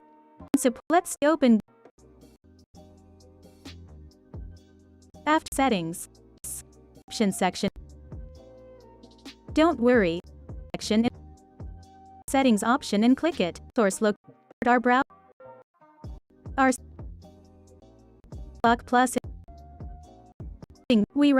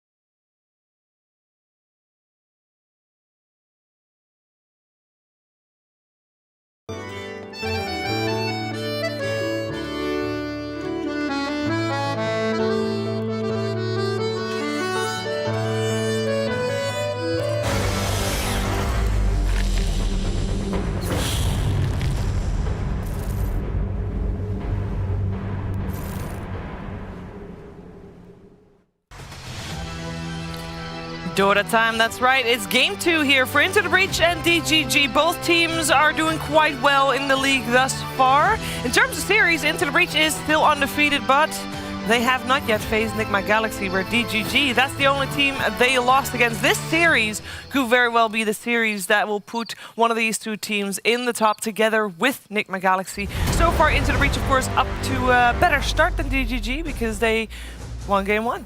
What's going to happen in game 2? We're going to find out. I'm here with T and Waga and some nice bright lights, and we're going to find out where it all starts with. With the draft, of course. We heard Waga say before the break that he'd like to see some ease of execution coming out from DGG because they might have made it a little bit too difficult for themselves in game 1. Nice. Yeah, I think putting yourself in a spot where you have so little stuns, it's difficult to shut something down like a Terrorblade. It could have been any carry though. It was a Terrorblade in this case, but a lot of heroes, if they have free farm early on as a carry, you need to have proper lockdown so you can actually, get them picked off a few times. It's also for me, like, DGG, they've played some of their best Dota when Owned Me is on his Pango, Mars, even like a Centaur type hero. Those are all control heroes. Like, yeah, a hero that has a time and go, guys, I'm going into the fight, this is my fight, join me and let's find the kills. And unfortunately, even though Underlord did well in lane, it just wasn't the type of hero that would allow everyone to rally behind correctly and take that great fight. You think Centaur could have worked well in that game? Because, like, it helps Sniper with mobility as well. Yeah, could have been good. Like, it's not terrible against TB because you get the W against him, right? His high armor, you can get through with some magical damage. I don't know. I think this might be the first Marcy game Into the Breach gets to play. It is. Okay. So, again, we mentioned in the pre-show that Ari, the POS 4 player, when he transitioned from carry to 4, of course, every carry player still wants to hit some creeps, and Marcy back then was very much a carry from the support role. Kind of is to some degree nowadays with the build of FaZe BKB Basher. So yeah, I'm excited to see his performance on this hero. It's what helped him really get to the higher MMRs. Yeah, if that's the hero, like you said, that he grinded like basically from 8k to 10k with, obviously it's a strong weapon. And we've seen multiple teams running the Marcy and showing just how strong this hero is. I actually think she's a very potent hero, and we're only starting to untap how good she is actually in competitive Dota. Like, I think we were saying it yesterday as well. Like, Marcy's just in a good spot. Like, anyone who, like, if you're a core player, you might complain doesn't do enough damage. But like, in regards to just support, it's just really nice. The movement of the heroes, the mobility with the jump, the damage you can do with your ult. Like, I wouldn't really, if you asked me today, like, what would you change on Marcy? I probably just wouldn't buff her. Like, I'd just leave her as she is. As Castillo support, I would bring back the jumping off enemy because I think it was such a boring. It's such a boring way to nerf it. It just killed off core Marcy basically and like shoved her into support role. I want that range to be like 100 units. I want you to like jump and trip in the air instantly if you can do that. That is, yeah, I mean, I would settle for a reduced cast range on it if you do it on enemies. That would be decent at least. There we go. But not being able to even use it, it's such a downer for like carry or core Marcy at all. I like what DGG have done here. As we talked about, the control, the disable, they bring themselves some of the best stuff in the game already with Winter Wyvern, BKB piercing disable. We've also seen Winter Wyvern being played not just as a support but as mid across different regions. And I think that's something that you can have as a powerful flex. And Monkey King as well, but a smart response here to both the Cold Embrace heal of Wyvern and against Monkey King himself is Viper. Spitting on the ground, very good. Spitting on enemy, also good. Just spit in general. Yeah, I mean, that's what the hero does, right? He has 3 spits and then he has cover yourself in your spit. Yeah, it's disgusting. It really is a nuisance. But I think for like Wyvern as well, for example, it's the highest win rate hero in pro pubs right now, and it's top 3 win rates out of all heroes. Winter Wyvern? Yes. Why? 55.5% win rate. It's because the hero is just bonkers. You have the heal, BP Pissing Stun, the value, the shard, the Splinter Blast, keeping things alive. Arctic Burn was buffed as well a bit before. It went from the 8 seconds to 10 seconds duration, right? I believe. And that was a huge buff to just how you can play it. You get more time to get up safely. She feels like she's in a great spot right now. And Storm Spirits in the bin as well kind of helps as well. Like these first phase Storm Spirits and the enthusiasm towards Ember, like they're not really as hot right now, so it allows Winter Wyvern to survive through that. Also plays a little bit into what we've seen as a trend for this patch is probably that a lot of healing heroes are thriving. as heal is a little bit harder to come by now. So anyone who has built-in healing is just innately going to be a little bit better since Salve is nerfed for teammates. I think we've seen the Marcy Viper lane as well. Goon Squad run it in Division 1. They crushed the lane. It was so good. It's not just them doing it. It was broken in high-level pubs. For a long time, people just spammed Viper Marcy lanes, and it won against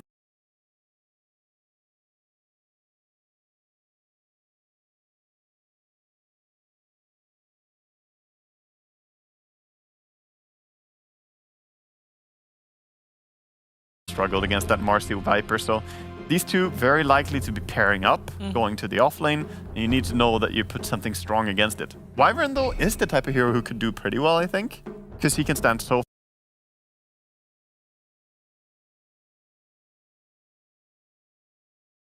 the lanes, put an offlaner there and go aggressive. That is a take that you might have to consider, because I'm not sure you want to just traditional lane it against those two heroes.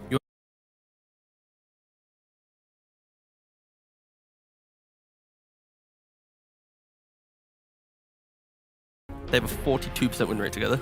That's not that high. That's very low. Because I mean, we know that they won the lane very hard in that Liquid game, but they did lose the game after that. And that's kind of the thing you need to draft around with this lane. You know you're going to probably win it unless you're against some like Jug +1 type lane where they actually utilize that window of the game where you need to make sure the rest of your team has the team fight and the scaling and the kind of I'm just going to jot that down to people not being excellent at Viper because nobody likes the hero, and Viper being a win lane lose game type hero. You don't know exactly what you're doing and how you're going to hit your timing hero, and Viper being a win lane lose game type hero. You don't know exactly what you're doing and how you're going to hit your timing worse and worse as the game goes on. Easy to have. At some point you're wondering, why am I useless? And then slowly starting to feel worse and worse as the game goes on.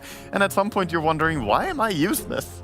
Like a slow hero waddling around the map. Guys, they're running away from... Yeah, you cruise around at your 335 movement speed or something with power treads or whatever, and you're just wondering why. But it's kind of the bans right within the breach. Like the Beastmaster, of course, like Viper, a slower hero. Sure, you win your lane, but your ability to win lane and then move to the other lane, defend that siege, and it's quite difficult. Batrider, quick bots, BKB in your face. You kind of brush off everything that Viper provides, and we already mentioned. I think Wyvern is one of the... It's the support that everyone assumes is really weak in lane, but realistically, it's really strong in lane nowadays. The additional Cold Embrace, not Cold Embrace, the Arctic Burn duration.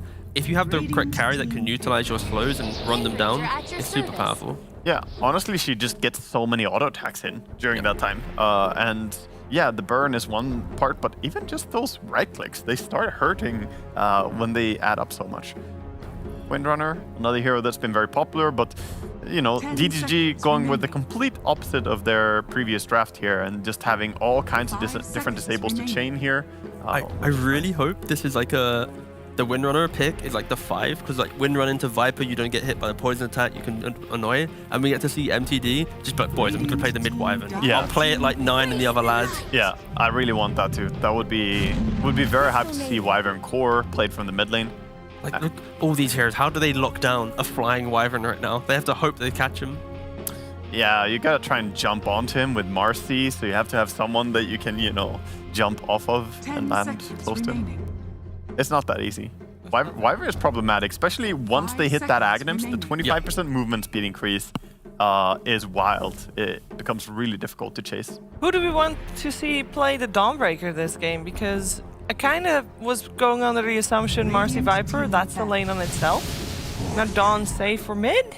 I'd argue that it feels like a potential carry here. Some CM, Dawnbreaker lane, Viper Marcy, just super win lanes. And we mentioned how with Viper, you want to win your lane and command the game. Dawn's the type of carry that you buy like this Deso, BKB, the Shard. You're always with your team in every fight. Viper naturally puts himself in positions where you kind of bait the team to go on you. So Dawn would synergize with that. And we've seen how aggressive these teams can be with Dawn carry.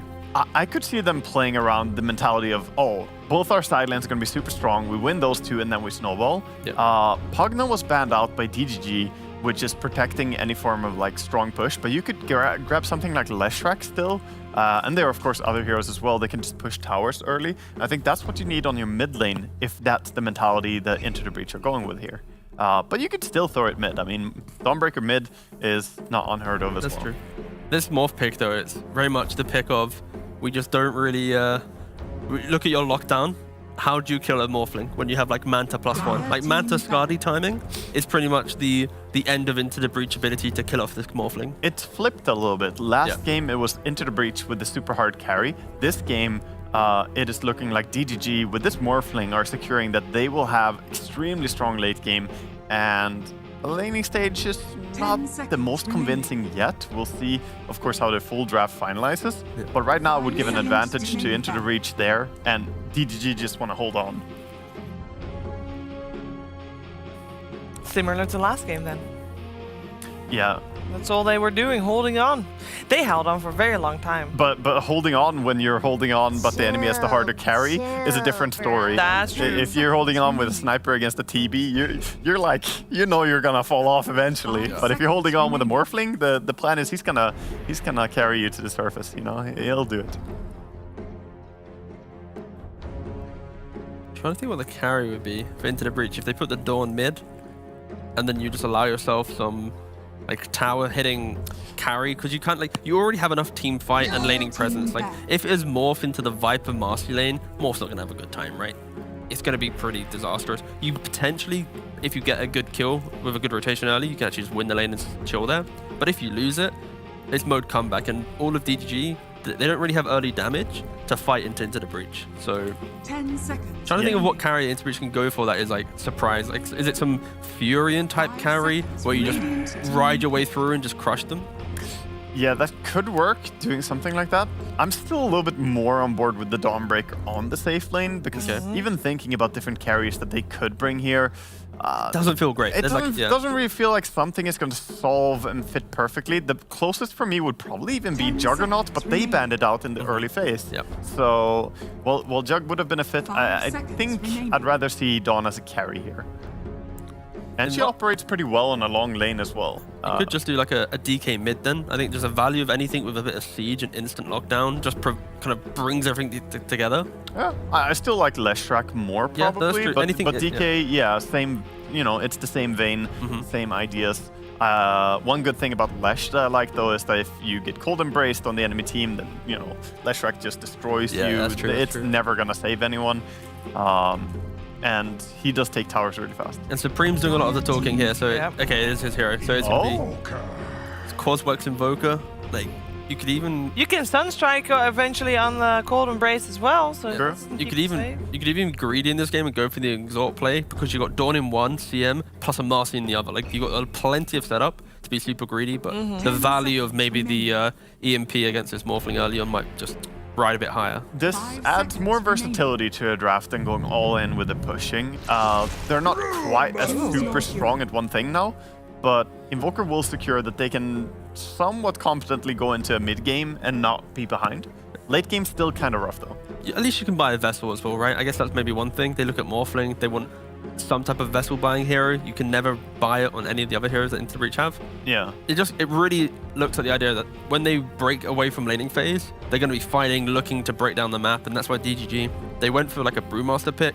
It's one of the few offlaners that can just prevent skirmishing type lineups. You just split, Tornado 1, you just run through the backlines, you can punish them. Do you prefer either of the two lineups right now? I feel like I enjoy Into the Breach more. I think just the early damage they have, the laning setups that they have, if they make mistakes, then it can be a bit difficult, but that's so much fun to play. I want to play this Radiant lineup. It just looks fun. That's so funny, actually, because last game we disagreed and I thought the other one. Now I'm going to be on DGG, actually. I think the DGG, Morphling, of course. No, it's not even about the Morphling so much. I just like the way they've set themselves up. I think this draft, it has the backbone of Morphling, but I think they have a good mix of team fight with the Winter Wyvern, with the Brewmaster, and overall I just think it looks like a nice lineup to be in. So I'm you like scaling and I like the skirmish. Yeah, we're different. Well, map panel disagrees once again. Let's find out who's correct this time around. Game 2 with ODPixel and Fog. Thank you, Steve. Yes, ladies and gentlemen, it's time for Game 2 here between DGG and Into the Breach. Fog, what do you make of this one? I'm seeing, obviously, that opener from Into the Breach. Definitely one of the nastier ones. Marcy Viper, they'll be able to start their draft with that. Yeah, they've got a lot of... I mean, it's kind of different than the last time where they were playing a little bit more greedy with the TB. This time they're looking to pressure early, and that's why they round up with the Invoker, the Master Tier. I guess it probably would be that Vessel since it is playing versus the Wyvern and the Morph, but a lot of team fight and a lot of scaling coming out from DGG this time. It's like, it literally is like tables have flipped, right? So much team fight just like we saw last time from Into the Breach, and that late game scaling core, the Morphling, who's kind of like the TB of the last game. So yeah, it does feel like it's like literally swapped ideas around from the two drafts. And sort of how good of a game is it for Pleb on the Morphling? It looks pretty damn good, yeah. There's limited disable. It's all going to depend on how much he can withstand in this laning phase and how much the Invoker can get done. Because, I mean, there's a chance with this Invoker, I feel like he could get pretty monstrous, and then he can actually set up for a lot of kills with rotations. But we'll see what build he goes for, too. I'm curious to see if Supreme does want to do. It's going to be some Exort, right? I mean, I would imagine he's got the Midas queued up, yeah. So I think likely we're going to see some Exort play from Supreme. So that means it's not the Vessel build. That means it's a completely different approach. They're going to be trying to go for scaling and just global pressure around the map and dominate early game with Sunstrikes with the Marcy rotations. I mean, they have a lot of different ways to set it up, right? The CM, the Dawnbreaker in one lane, easy ways to set up, and then a Marcy just getting disposed setups, too, with a Viper slowing. Could be pretty good. Might get MTD here. He's been cold snapped. They're in with the blocks. Some nice blocks, and all the fair fire. And that's got him, and it will be into the hands of Supreme. So always a bit of a dream there for the mid Invoker that wants to rush your Midas, getting that first blood. What a great game. Yeah, the actual dream. Going for the cold snap, of course, going for Quas. 30 seconds to battle. Now it's like it's still open. He still could do a different build. He could still maybe even go Quas. It's very likely he still does Exort, but he still could. Sure, yeah, we'll see what way he wants to swing. And they're going more. Ari. I mean, again, that's definitely going to be a kill for them. And it's Supreme as well. He'll be the one that gets it. Oh, so, my two God. kills here for the mid Invoker before the laning stage. He's probably like, damn, why'd I buy the Nil Talisman recipe? I could have gloves already. Hey, get that Midas. All right. Well, there you have it. Yeah, Lodin just getting a little too close. I guess they just... They didn't expect sort of jump up to the high ground. This is the power of Marcy. Like, people always just... It's unexpected how far that she can actually get on top of you, and the speed that she gives her core and the slow that she applies to you. I mean, that's why this hero, the early game, the first 2 levels is absolutely ridiculous. And Ari, as we heard, mentioned a lot in the pre-panel and stuff too, this is the hero that he spammed to get the 10K. All right. And a D-ward. Stuff from him here that you'd expect to see. Yeah, so 2 kills and a D-ward. That's a pretty damn good start. How many runes did they get as well? 3 runes too. So Supreme gonna be very happy. I see what Ari can do this game. He's not using his courier though. He actually has not brought out he has not brought the Nil Talisman out. He wants to get the gloves. He wants to get. I guess he really is just trying to be the greed. Yeah, he's trying to get. Well, both. I say that he's still not brought it out now, and he's got enough for the gloves. He does. He wants to wait for the Null and Midas. He's focusing. Null and gloves. He's still not bringing it. Maybe waiting till he sees Monkey, but they see Monkey King. I was thinking maybe he's scared of like a Monkey King sniping courier, but could be.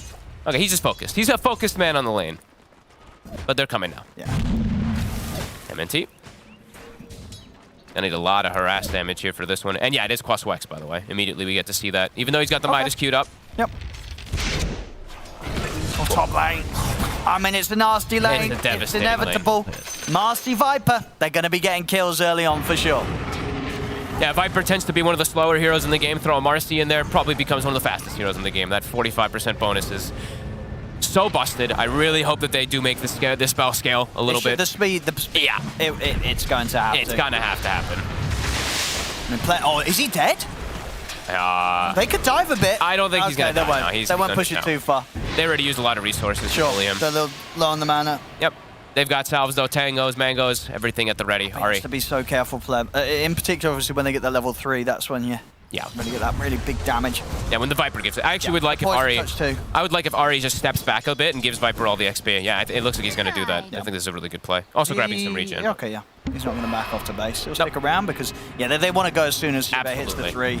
That's when you have that chance of getting a pretty easy kill, especially onto Lodin. Yeah. He's going to have to be careful. And we are seeing Supreme. He's... Oh, okay. Very cool, actually. He's going all 3. Oh, okay. There we go. I mean, with the start that he's had, the speed he's going to get his Midas, he's like, well, I'm going to have levels to spend on Quaswex and Exort. I'm ready to take them all. It's also extremely valuable whenever you're playing versus any hero that relies on bottle mid. You just send a Forge Spirit to the opposite one. You walk to your hero if you want. You can deny a rune as well as being able to play the lane with damage advantage. They've hit the level 3. I'm not gonna dive too much, but still a hell of a lot of damage that Pleb's having to deal with being thrown his way. And they're having to do, we didn't get to talk too much about bottom, but the reason you see MNT, he's just trying to manipulate creep wave is because this is a very tough lane for them to just play straightforward. CM Dawnbreaker, Brew could just die. In fact, is he gonna have any way out of this? Oh, strike's gonna hit. And that will mean a dead Brew. So, well, we saw last game, DGG had pretty good lanes. Seems this game too, into the breach straight from the start, just causes some issues. Yeah, getting the 2 kills at the start, especially for the Invoker, makes it an excellent start. But yeah, now he's even getting rune control. Now he's getting more points in Exort, so yeah, very nice. Even like the one thing is also like having the 1 point of Wex is really valuable always when you're playing versus Wind Ranger. Of course, you can dispel the win run, and also you can play very aggressive earlier on along to like go for like these plays with the meteor. There we go, top. I'm in again. Marsty Viper. It's gonna happen. Pleb taken out second time in this lane. It's the reason we don't see too many Morphlings. You really can't just get super punished. Too many Vipers. Vipers, you know, like Vipers banned out, as you said, well, pretty much most drafts. Yeah, MNT's looking pretty dead. Does juke a little bit. He's gone. Ooh, yep. Starbreaker's gonna reach him. I like the build there too, even though he's playing with the CM, Soul Ring into Soul Ring and Orb of Venom. They just want to kill. Oh yeah, it's all about just. I mean, they can never play aggressive in mid. Here comes Ari. Oh, okay, it doesn't matter. I mean, you know, it was for show. You know, it's a new hero, Marsty. So you know, Supreme, just sort of his muscle memory, not too used to having to anticipate a dispose from his teammate. But it doesn't matter. The kill's a kill. It's 7-0, 4 minutes in. As we said, Ari, extremely comfortable on this hero. It's his top hero. I mean, and we're seeing it. We heard in the panel, and T was telling me the other day, it was like, yeah, Ari, great player, but plays an awful lot of Marcy most of the games, if not, large majority, as you said, when he's been going up on the MMR. Like, he's been spamming this. Lodin has to be careful. He might just die here. He is definitely dead. Okay. I mean, Shiba's got a lot of mana, so he's definitely going to be able to get after this. If anything, Pleb has to be careful. Pleb's, I mean, everyone's dying. I'm pretty sure Pleb's dead as well, isn't it? I think he is. All right. Sometimes it's going to be like that. I mean, their lanes, besides the Wind Ranger, their lanes are unbelievably weak. Like Morphling, Wyvern, even though Wyvern's gotten buffed. Brewmaster, he struggles, especially versus these two. It's going to run. This is the dream start, really, for Into the Breach. We'll see it again here. What was going on? Was this a Sunstrike? It was a little bit of a Sunstrike kill. So Supreme, how's that Midas doing? It's done. Be soon, isn't it? He's got it done, Owen. Ooh. That's got to be the fastest Midas we've had. I think this is the fastest Midas. Oh yeah, level 6 already as well. I guess he's got to get it out to him, but it's pretty much going to be, there's a 5.5 minute Midas here in the mid lane. Oh, he's going to be able to do it on the siege as well. That's just the literal dream. Yeah. Oh my, look, he even gives the chat wheel as well. I love it, Supreme. Damn, there we go. No surprise there. Faster than the fastest out of 638 games. That's not just the Vulcan, that is everybody. And every sort of Midas rush you could see, he has just hit the fastest. Oh my goodness. By a clean amount as well, 35 seconds. That's a lot of seconds when you're looking at this low on the timer. And he can, so I was mentioning before, having the early Wex point, it gives you this aggressive play where you can actually get kills on mid. You can set up your own Meteor. You can cold snap Tornado Meteor, and as soon as they land cold snap, they get stunned and backups come in. They needed it. And they will be able to make the rotation, take down Jibe. Make sure that Pleb this time around will live. They should have a shot at getting Ari as well here. Yeah, they should get him. A much needed rotation. MTD, he's going to have to be the one who salvages this game somehow. It's making them work for it. But they will get him. Both kills go into Lodin though, so not... Oh, there's no drop! Oh, no way! Oh, that was such a beautiful attempt there. He split the damage. I mean, he didn't know it was coming, but splitting the damage saved him probably there. Maybe it did. He was walking hand in hand with him, so, you know, saying, hey, we've got to watch out for the Sunstrike, especially when you're morphing like that. That's very true. Yeah, Supreme very much on top of his game here. You know, he's ready to go. He's not missing a beat. As expected, of course, Grandmaster tier Invoker in play. Yeah, I should give the respect. I said Master. Grandmaster, of course, sorry. Yeah, level 30. And now the thing is, the bottom. It's another one, Supreme. Having a bit of a highlight reel this game so far, 5-0-1. And MTD, I think he's going to feel very pressured to move from this lane, which means your tower's dead. Like, Invoker takes it with ease. Use that Midas so efficiency being lost here, go on. Range creep. We're good, we're good. One more level, he'll have double Fort Spirits, and then you can't really lane as Wind Ranger either. Radiant's top tower is under attack. Yeah, this is a commanding start. Look at the kills. There we There go. we go. I was going to say, I'm pretty sure he's not been... I was like, how the hell did he get back? He's been in base the whole time. The whole time. Oh, it's Supreme. I've seen some invokers that will do that. They normally get reported and we lose the game. They're sitting in the base from minute 0. It's so much. Like, look at this. Play past the jungle. He's like, all right, at least I got my Morbid, but I can't show him lane. Just I get. mean, Ari's already looking for some action again around mid. Yep. And you've got to be very careful on any of these lanes. Yeah, Supreme at the ready with the Tornado every single time to set up. Even though it's that level 1 Wex, it's more than enough. And Rune, of course, spawns top, so unfortunate there for MTD. Twixt myself. Yep, eyes on Wind Ranger, really, right? He's got to do Got to make the moves, got to get the kills. crazy rotations this game. Does have the Javelin finish, so his damage is there. Are they Looks trying like they're to both in mid. yeah, with the Primal Split, they want to try and catch After Supreme. we kill their ancient, It's a big kill if they can get it. getting loaded. But they don't want to dive this far. I mean, he's already around triangle. Yeah, you can't. I mean, getting into the triangle is going to be difficult for DGG. No, and they'll see it coming. The lanes are empty. Nobody's playing lanes except for Wind Ranger. So now this is where into the breach. They know something's up. They're going to start making rotations themselves. Shackle's not going to connect. Supreme. I mean, they're going to commit with the split. They have him with the Boundless. I'm going to have the heal of the Solar Guardian coming in. Supreme's getting focused. Have they got enough to take him out and put the Fairy Fire? Try and run.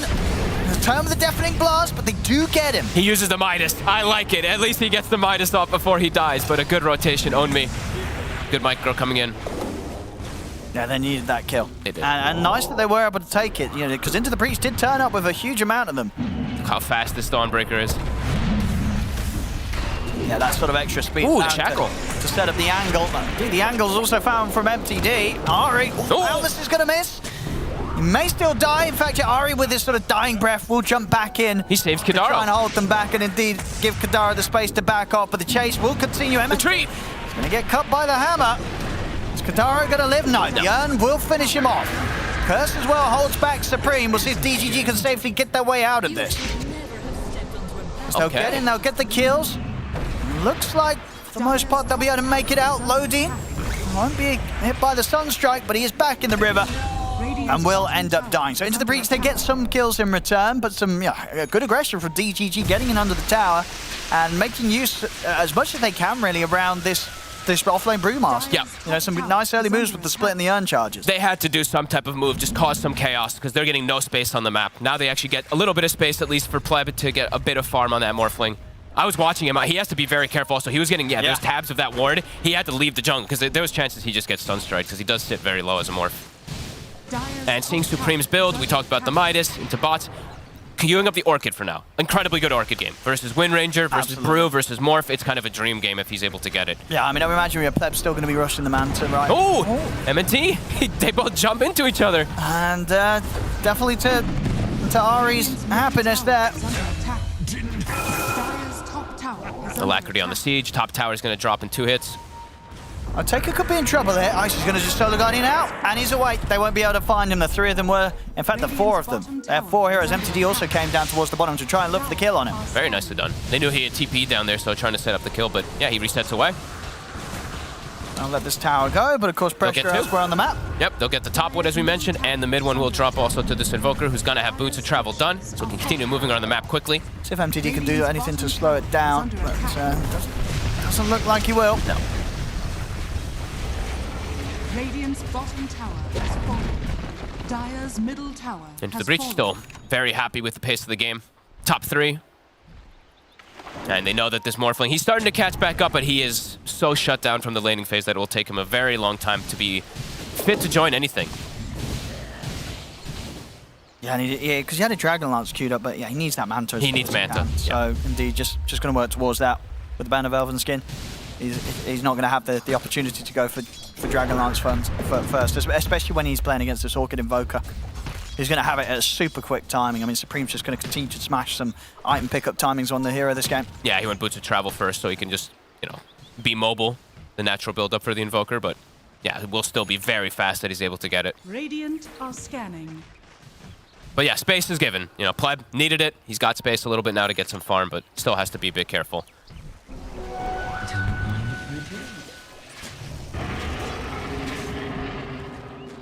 A little bit of farm period now for Into the Breach. Playing a little bit more calm, just a little careful, of course, playing into these big ultimates, as we mentioned, the Brewmaster and the Wyvern. Can be something that they still have to watch out for. vessel is about to be finished for the brew as well. So on me.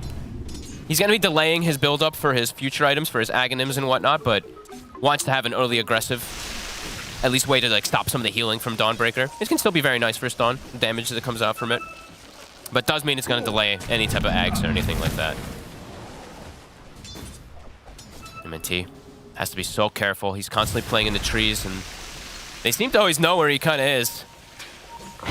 Ooh. Lodin as well. Both of them kind of trying to juke and dodge. He'll try and use the curse to save himself, but no way out of this one. MNT is toying with them top two, and now his team's come. So if they can take down Undertaker. Shackle. Oh, it comes in immediately, holding on to the two of them. Katara will be able to pop the ult. Oh, they have got ways to put a stop to it. Oh, that was really nicely done from MNT. They chased him for 20 seconds in the trees, and his friends came. He'll die for it now, but a good move to at least bring down that Dawnbreaker. They literally stayed there for 20, 30 seconds chasing him, and he's just like, team, come here, setting up kills. Yeah, they need to look for those sort of moves in a game where Into the Breach are just getting further and further ahead. Yeah. Anyways, just keep making space, attract attention away from Morphling. And a beautiful shackle, of course, we have to say, from MTD. Lining that one up perfectly. Maelstrom's done. His damage, still pretty good. And once he has that Maelstrom BKB heal, he should be able to get in the fight, just commit on one of these heroes. Not really many options to deal with a BKB Wind Ranger. No. They just have the Viper pretty much for it. And I guess like the Marcy saving his teammates and stuff like that, but... That's true, they do have saves. Yeah, they have a little bit of a save in that front, but... Can still be a little difficult, as we've seen. He's been on point with these shackles.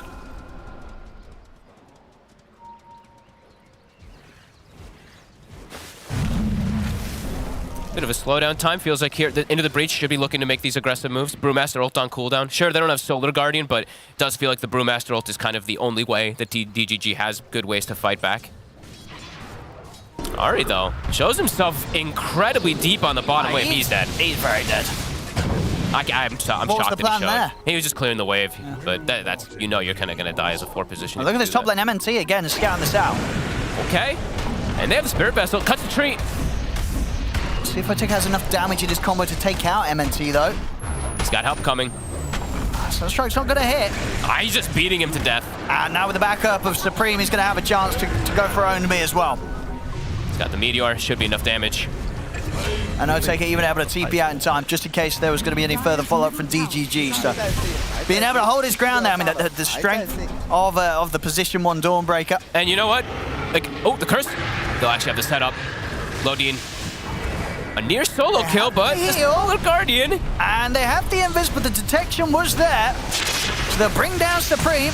I'm probably going to lose Pleb for this one, though. Cold Embrace not going to do a whole lot. The amount of magical stacking up on him. Oh, and MNT. Jumped off from Ari. Finds MNT, trying to get him from the side. He just got there. Triple kill for Jibe. That'll get him his vessel done. And you know what? Honestly, Ari's death bottom ends up looking a lot more like it makes sense, right? He forced the Wind Ranger bottom to get the gank, and then MTD, he's nowhere near any of these plays that are happening top because he had TP down there. It's a great curse. It was a beautiful one. I saw this before from Lodin. Very, very strong Wyvern player. Yeah, had the dust at the ready exactly too, like immediately used. But yeah, Pleb, Shiba shows up, it's overwhelming magic damage.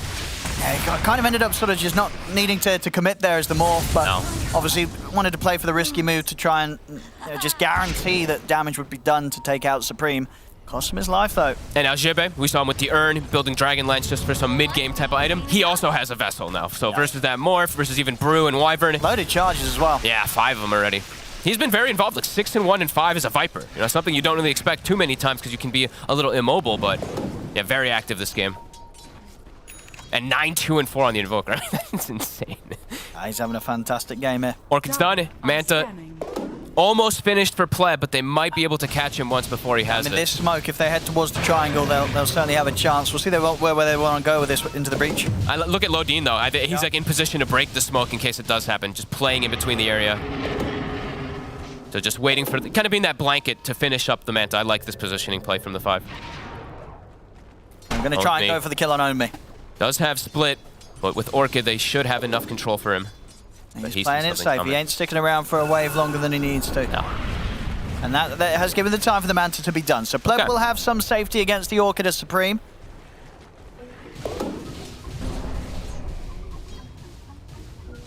Solar Guardian's back up. Into the breach. Keen to fight, even though they're into this Brewmaster. Looks like they are trying to set up for something. Pleb. I was going to try and start things, but the Manta and Waveform should save him. Oh, he's getting chain stunned a little bit. The curse but he's again. able to shift and indeed loading, keeping him covered. With the curse out onto the three of them, allows them to take down Ari and maybe look for more. They're straight in onto Otaka. He's been caught by the four of them. No chance for escape.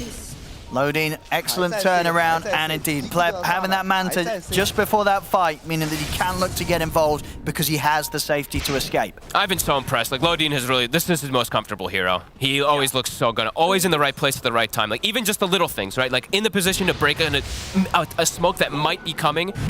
Might die now, but either way, he did his job. Giving some time for also the Wind Ranger to finish up BKB. So now both of the cores have coverage versus that Invoker Orchid. And Pleb's going for more Dispel. He's actually got a Satanic Cute at the moment. I'm not sure if he's going to go for that fully finished, but you know, what the panel was mentioning, Waga in particular was saying, this Morphling, if he's able to get to a point where he can get this farm, he will outscale. Invoker sometimes can change things, but either way, the Morph is going to be a problem. Yeah, Manta Satanic sounds perfect for this sort of game. Supreme, pretty far up on the top. See if he's got enough solo damage here now. He's not going to get the chance to, and he hasn't used his Midas. Uh-oh. Oh, use the Midas. Go back for the Midas usage. He's dead. He's dead. He did this. He went for this alone. These mistakes could cost him the game. Tipped. That is a big old tip here from the whole squad. Going for a solo play, like Wash your Midas is on cooldown. And now Morph can just free farm. Oh, this is exactly what they need on DGG. And he does switch. He does not. I didn't really like if he's going for Satanic. I think it's too much. Oh, you wouldn't have liked it? No. Against an Invoker. I think you go BKB and you go Scotty and then you go for your Satanics and stuff like that. You don't need that secondary form of Dispel yet. If there was like a silence, if there was another form of silence or another thing that he can just get annoyed by, maybe, but not quite able to get him. Web, he's slowly trickling up to that #1 network. Yeah, I mean, he'll take over Supreme, but Supreme makes another move like that. And if he doesn't use his Midas. Yeah, especially if he doesn't use the Midas. Get that Midas shoes. He can't go for those type of solo plays. He still has to be, sure they have Solar Guardian in some situations, but that one was more of him just going for this play where the Meteor didn't connect perfectly and he gets punished for it. Midas will be used. There we go. Gets it for the siege. There you go, your house. That's always nice. Yeah, big moves. Blink almost done for Ari, so we'll have another form to actually catch the Morphling potentially. But yeah, a lot of slowdown now, where DGG is very happy. Absolutely. I mean, we saw how well DGG was able to play kind of 30 minutes in when they were like, what, 20k down? So, you know, 2k, nothing to them. They don't care, and rightfully so. They've got good heroes to scale. Pleb, we see hitting the timings. Look at Lodin, always right behind his core. Has the blink even done too, so even better range to protect. Yeah, it's almost impossible for them to make a move on the Morphling right now with this sort of setup, and with just having the Manta alone on Pleb.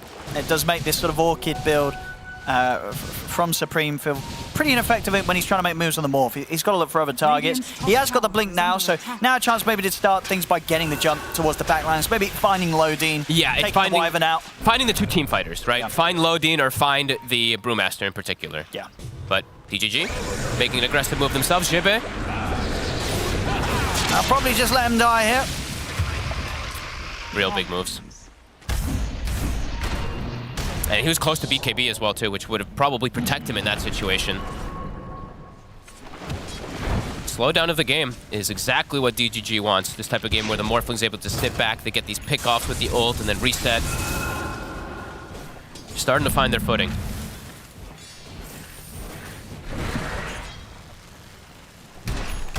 Tucker will have BKB done himself in a second. So we'll be a bit more protected also inside the fight. Oh, okay, this is a cool approach. They know Brew ult is down, so they're just going to force a Roche. I mean, DGG will probably want to do something about this. They have the curse at the ready. Lodin, he lost vision. He didn't find the opportunity. And now they want to just take him out. Don't give him a chance to reset and go for another attempt. He's gone. Ooh. No buyback either, so he wouldn't be able to get over for the pit. But I guess they don't know that. It was a good attempt, though. The power shot to give vision and then jumping in, but he lost vision for a split second on the Invoker. Also, maybe it was a bit too crazy because they were quite far away. Could still look for a steal with the Monkey King. Look how sneaky. Oh, they didn't see him. They didn't see him get up there, so he could jump. Can he predict it?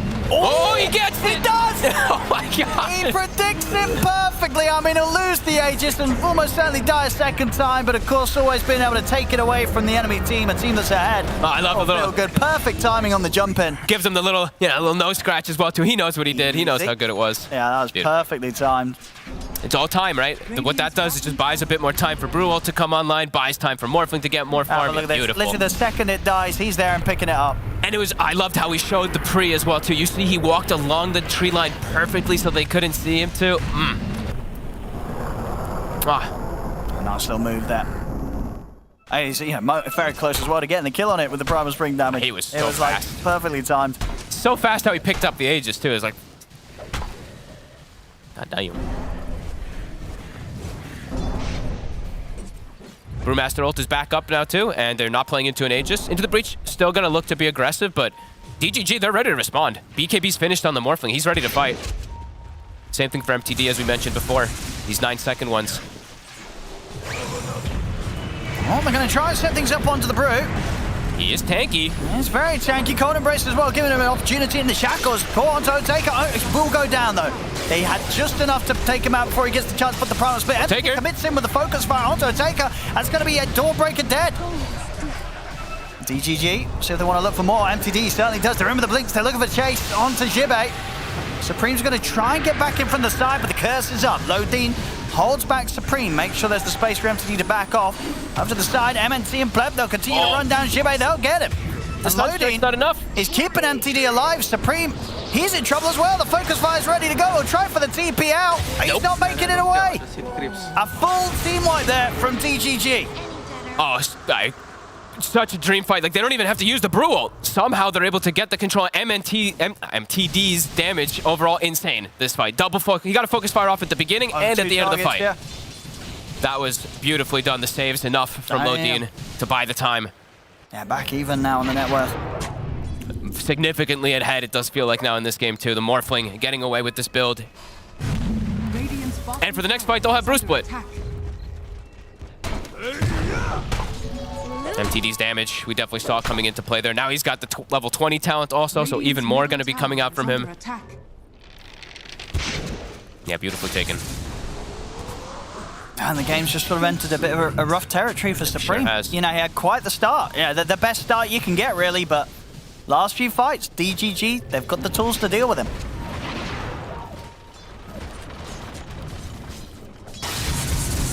There's too many targets they have to go for. Especially now at this point with the Morph and the Wind Ranger being able to just BKB and full commit onto a hero. It's going to be problematic. And Onmi, he will have a BKB soon also. So how are they going to be able to kill these 3 cores? Yeah, he's getting the split off every time. Yeah. Once that's picked up. And MNT, he might have 10 deaths this game, but doing an excellent job on the Monkey King. Always scouting everything. Taker. He's got a BKB and run. They all have to run. Lodine's here. I mean, MTD might be able to jump. Whoop. Dire are scanning. That'll be fine.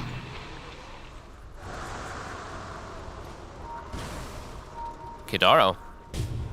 Very deep. Yeah, MTD's just going to put the BKB. Why not? Get the guaranteed kill. Take my advice. Supreme. He's going to try to punch back.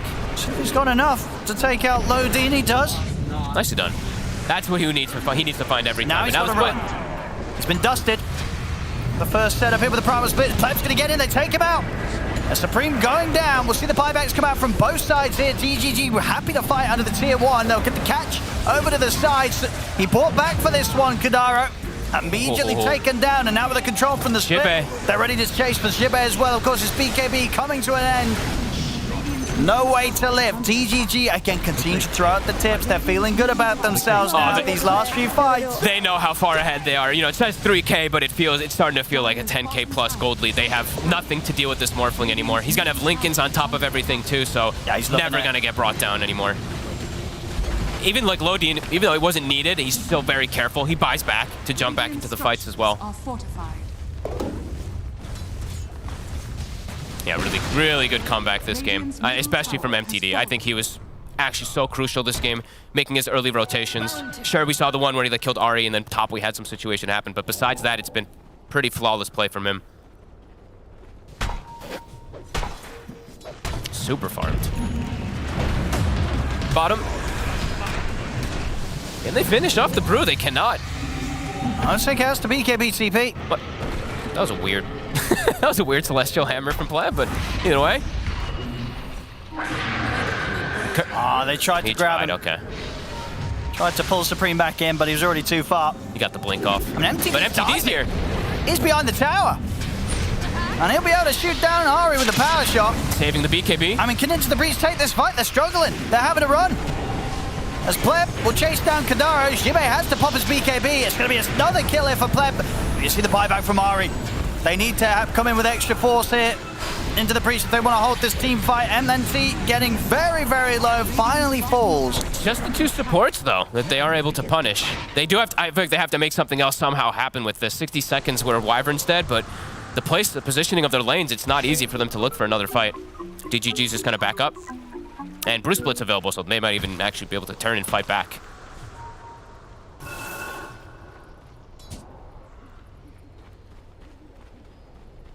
Scary game moving forward for Into the Breach.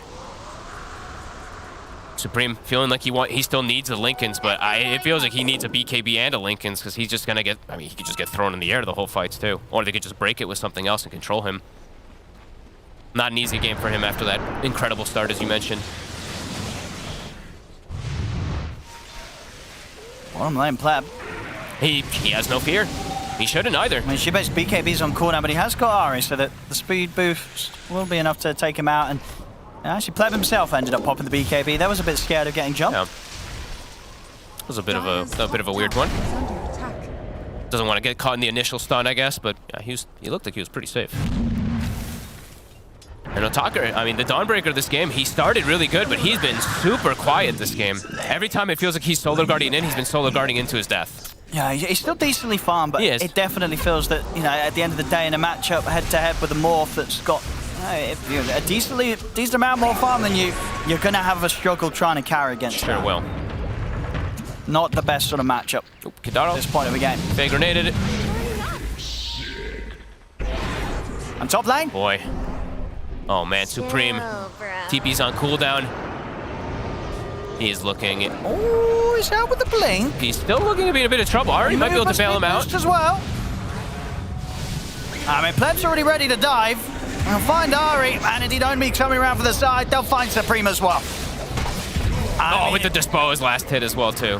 Very much looking like DGG are just completely unstoppable. I mean, there's only 5k gold difference, but it's growing every minute, and it feels like it's been a while since we've seen Into the Breach be able to do anything to slow down DGG. Pleb's just getting out of control. MTD's out of control. Yeah, he's close behind. Yep, almost 25 on both of the cores. I don't know if they can turn this one back around. I think they're just going to lose at least a Rax. At least these two Raxes here. They lost complete control of this game.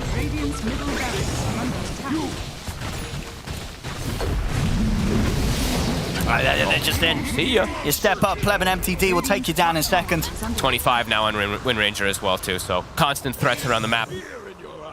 Look at the vision they've placed too. Very deep vision that we've seen that Lodin was able to put down early on. Yeah, really nicely done. Honestly, MNT also, like, it's been really good play across the board from DGG after lanes. Just like, you know, roles reversed, it feels like, from the last game.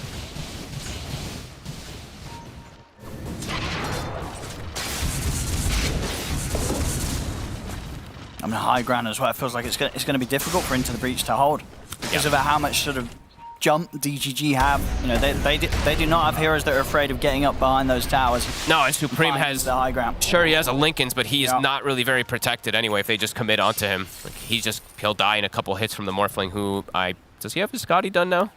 Definitely has at least one. Yeah, he has a full Eye Scotty now too. So okay, loading with the jump. See what more they can do here. Minute and 20 seconds until Roche. Decent pick. They got to get more though. But again, lanes are an issue. And DGG, they're very well prepared, sitting around their ward, sitting near the Brewmaster. If Into the Breach walks into this, they might just get turned on themselves. MTD.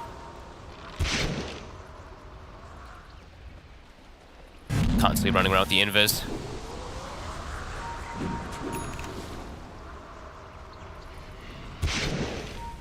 Jibe trying to transition a bit here, seeing that the Dawnbreaker's having some trouble. He's trying to have his own damage, to be able to deal with this Morphling, deal with this Brew, deal with this Wind Range or any of the 3 cores. But still looking at very difficult for them. Somehow they need to just get rid of the 2 team fighters and then look to address these cores. But yeah, now A on disc 2 and B. Yeah, it's gonna be a hard one. Scanning. Jibe. Oh, they're in for him. They're going to try and full commit to take out the Viper. So the Guardian's going to be coming in, but the damage on Jibe, too much. He's dead. Taker, what can he do? They're kiting him out. They have to put the BKB to try and have a chance of continuing this fight, but he's just not going to have the damage to do so. He's trying to run. The Shackle will catch him. Curse from loading, locks down Supreme. As that's Supreme out of the fight. They got MTD. I mean, this pleb's going to be just able to be able to clean them up. Yeah. He's going to take them down one by one. They don't stand a chance if they can't take the Morph out to start things.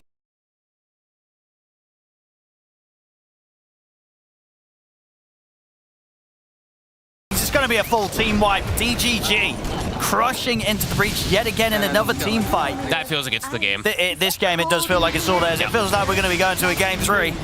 Great game. Which is going to be good to see. And both games, we've seen each team get to show their strengths. Game 1, full stuff from Into the Breach, and then this match at DGG, they've just made it look impossible for Into the Breach, despite Into the Breach having a good start. Both games, the teams that had like these lane dominators, they ended up like just started falling apart afterwards when they don't have the ways to fight back versus the team fight, really. Like the Wyvern, the Brewmaster, it's too much. And MTD. Yeah, they don't have buybacks anymore. It's going to be game. They're onto the Ancient. Supreme, unless he can take him on 1v5, he's not going to be able to slow this down. He'll jump up, but they'll just ignore him. They'll look to close it. There we have it. GG is called. DGG taking this game 2. And as I said, very much looking forward to this game 3 now, because we've seen in this matchup, both teams, they can do it. This game 2, dominant performance from DGG. Game 1, dominant showing from Into the Breach in the team fight. So looking forward to seeing the clash again, because I don't know who's going to take it. I think both were very convincing wins. They seem to be very evenly matched. Yeah, teams. And both teams had like these really cool moments where the game kind of turned on its tide, right? You saw Into the Breach, they have this advantage. They're going for Roche. A Monkey King steals their Aegis, breaks their momentum, and things just quickly are a disaster after that. Yeah, no, really good stuff from DGG. And I feel like out of the 2 games, this loss is probably going to sting a bit more for Into the Breach. Considering as well, this was a game where we saw Supreme get the fastest Midas. 5 minute 30. Sure, he didn't have a bad game on the KDA 14-7-7, but I feel like he's still going to feel a bit like, I had such a good start, but we still couldn't win. That's got to be frustrating. Yeah, every one of their mistakes felt monumental when they're playing versus DG. When there's this Morphling who's able to sit back and farm, he knows he's going to be able to outscale them. So great plays from DGG. Yeah, we saw game 1, of course, Taker popping off on his Terrorblade. Game 2 is Pleb's turn to shine here on the Morphling. He's very much able to very easily carry this match. He made it look easy. Very strong stuff from him, 13-4-10. But yeah, we're getting a game 3. Can't wait to see what happens. It absolutely could go either way with how the games have been so far. 1-1 right now between DGG and Into the Breach.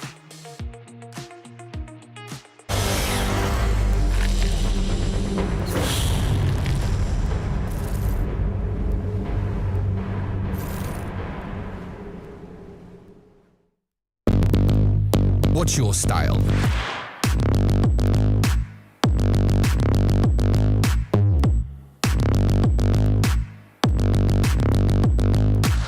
Get your merch at shop.esogaming.com. Now's the time to rock. The people's choice. Am I wasting time? 'Cause I'm already gone. So long. Can you stay the night? 'Cause you're the thing I want. I know you're feeling different when you're stressed out. But even with no makeup, you still stand out. 'Cause no one makes me feel the way you do now. Like you do now.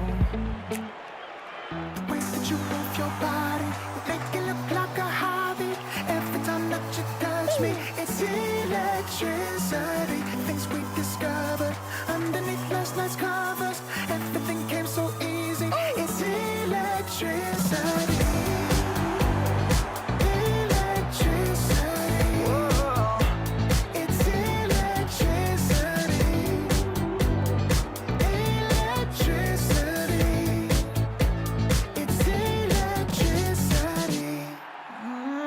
Late at night, I feel you on my skin, you're all that's on my mind, it's finally sinking in, you're in, I know you're feeling different when you're stressed out, but even with no makeup you still stand out, 'cause no one makes me feel the way you do now, like you do. This song makes me really happy.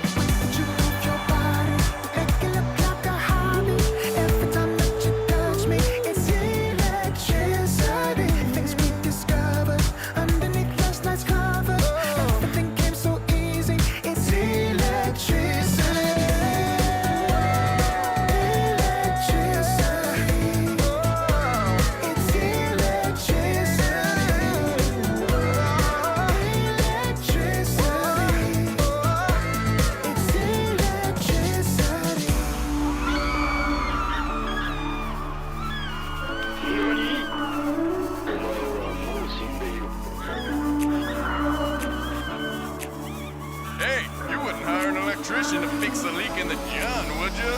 The way that you move your body, you make it look like a hobby. Every time that you touch me, it's electricity. Things we discover underneath last night's cover.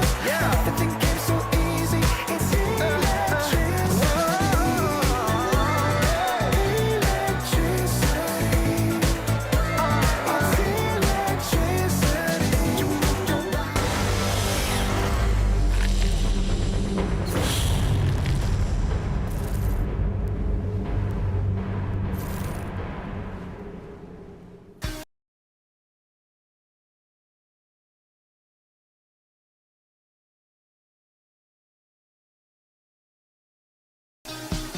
The laning stage was very good for Into the Breach, and we knew it would be. With that opening, the Marcy Viper, we knew this lane would pop off, and actually every lane kind of popped off. We also knew that they were going to run into troubles if the game went too late, because the scaling of DGG was very top tier. We also knew that they were maybe lacking a little bit of tower damage on the side of Into the Breach, so all the advantages that they got out of the laning stage, they were only able to take 2 towers, and that was it. DGG, once they started winning their fights, they were able to just steamroll over to the side of the map from Into the Breach and finish the game strong in 34 minutes, and that means we are going to a third game, which by the way is very fitting because Into the Breach has not had a 2-0 series thus far, so you know it's only fitting that we go to a game 3. Yep. Ooh. And oh no. Oh, yeah, get your pretty on. I'll get my pretty on. Yeah. Okay, so Waga, what do you make of the game? So, I mean, obviously, it started out great for Into the Breach, but I think I'll go back to what I said in the draft. I don't think Invoker was the pick. I expected something like a Leshrac or DK, like T-Gub suggested, to get value out of this one laning stage.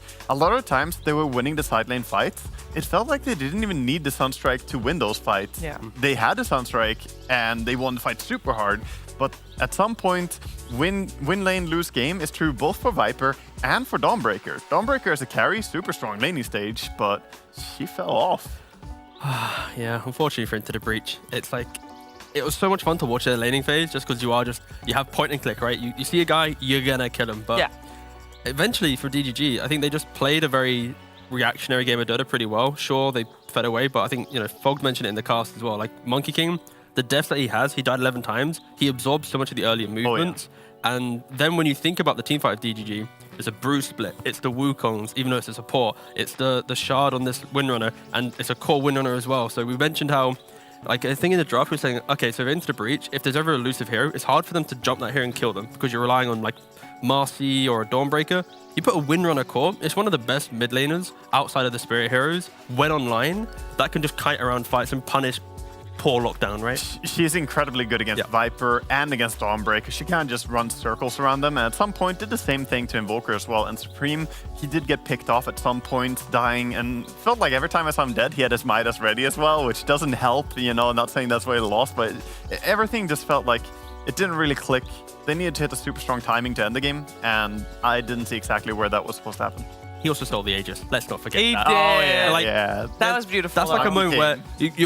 all the lads are in the pit. You're like, oh, let's get a quick cheeky Aegis. Let's run it down mid. Bam! Monkey comes in and steals it. And now, like, the one time that you could maybe hope for Into the Breach to use is removed as well. And this Morphling behind is like giggling. I'm never dying. And the tornado was just a little bit too late for the Aegis steal. He timed the steal perfectly. It was really good. I mean, that was impressive. That kind of wrecked the entire timing that Into the Breach kind of had going for them up until that point.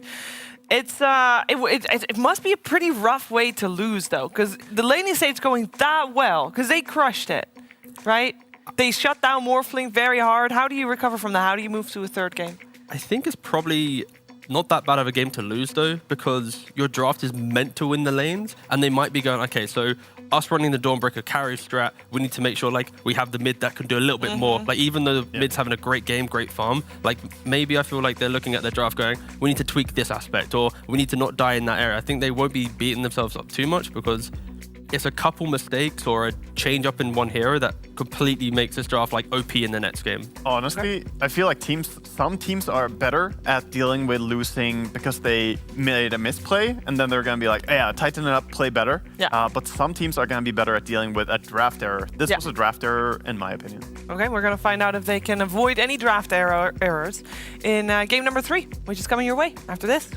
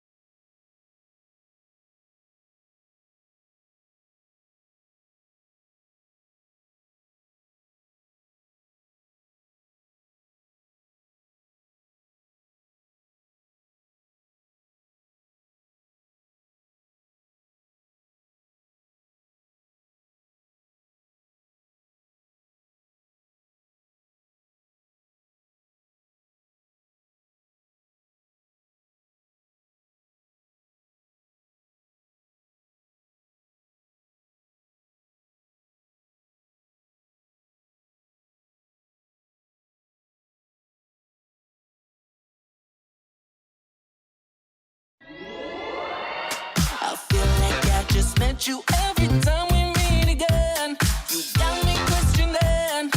Are we more than friends? I close my eyes and through the night imagine you are there. I think it's only fair that I tell you once again.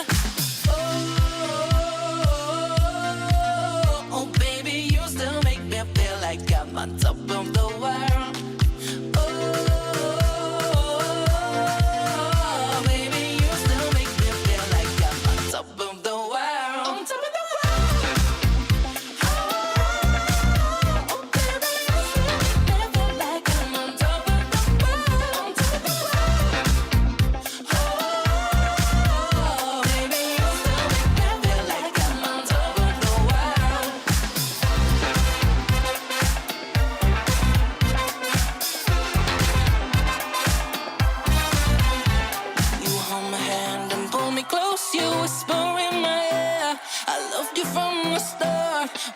First saw you here, just close your eyes and hold me tight while we dance till the dawn.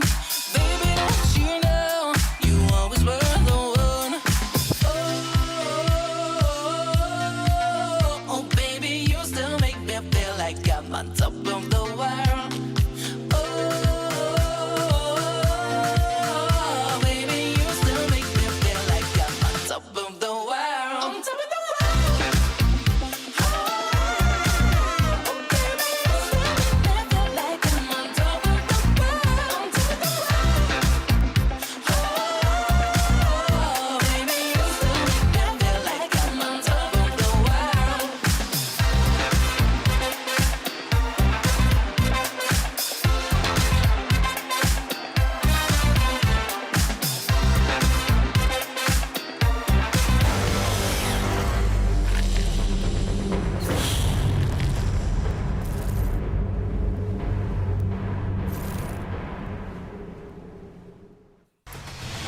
Are you ready for a deciding game between Into the Breach and DGG? Then you've come to the right place. You are watching DreamLeague. It's Season 18, and we are powered by Intel. And this third game will decide which one of these two teams will have the best shot of still being in contention for that top 2 space. And I say top 2 because we kind of assume that Enigma Galaxy will take number 1 slot. And so the number 2 slot, that's the one that most likely these teams are fighting for. I say that fully well knowing that Into the Breach has not yet faced Enigma Galaxy. DGG has, and they did lose, but Enigma Galaxy is just at the moment looking a little bit of a step up compared to the rest of the team. So yeah, this one very important. Both teams won a game against each other. Let's see what's going to happen in game number 3. We should be in the draft any second. I'm joined by Waga and T, and they're going to say a lot of smart things, and we're going to find out, because Into the Breach for the first time is going to be on the dire side, but they're still first pick. We're going to find out if DGG will once again let Marcy through, or if they considered that hero to be a problem in the previous draft. I mean, I'm down for both teams to go, okay, we need to find the hero that is our win condition late game, whilst the enemy team does the skirmishing, right? Because in game 1, DGG all about moving around the map quickly, trying to take fights, but they couldn't do it. Terrorblade wins. Second game, Viper. Yeah, Dawnbreaker, fight. They lose to a Morphling, right? So it's going to be exciting to see what win condition they get, and the Marcy does get picked up.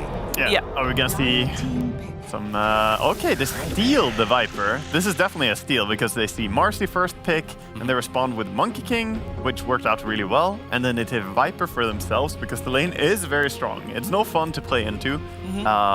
And obviously they managed last game, but Into the Breach now have to adapt a little bit. I still think Marcy is completely fine on her own without just having some broken lane combo. I think the hero has great potential in mid and late game as well.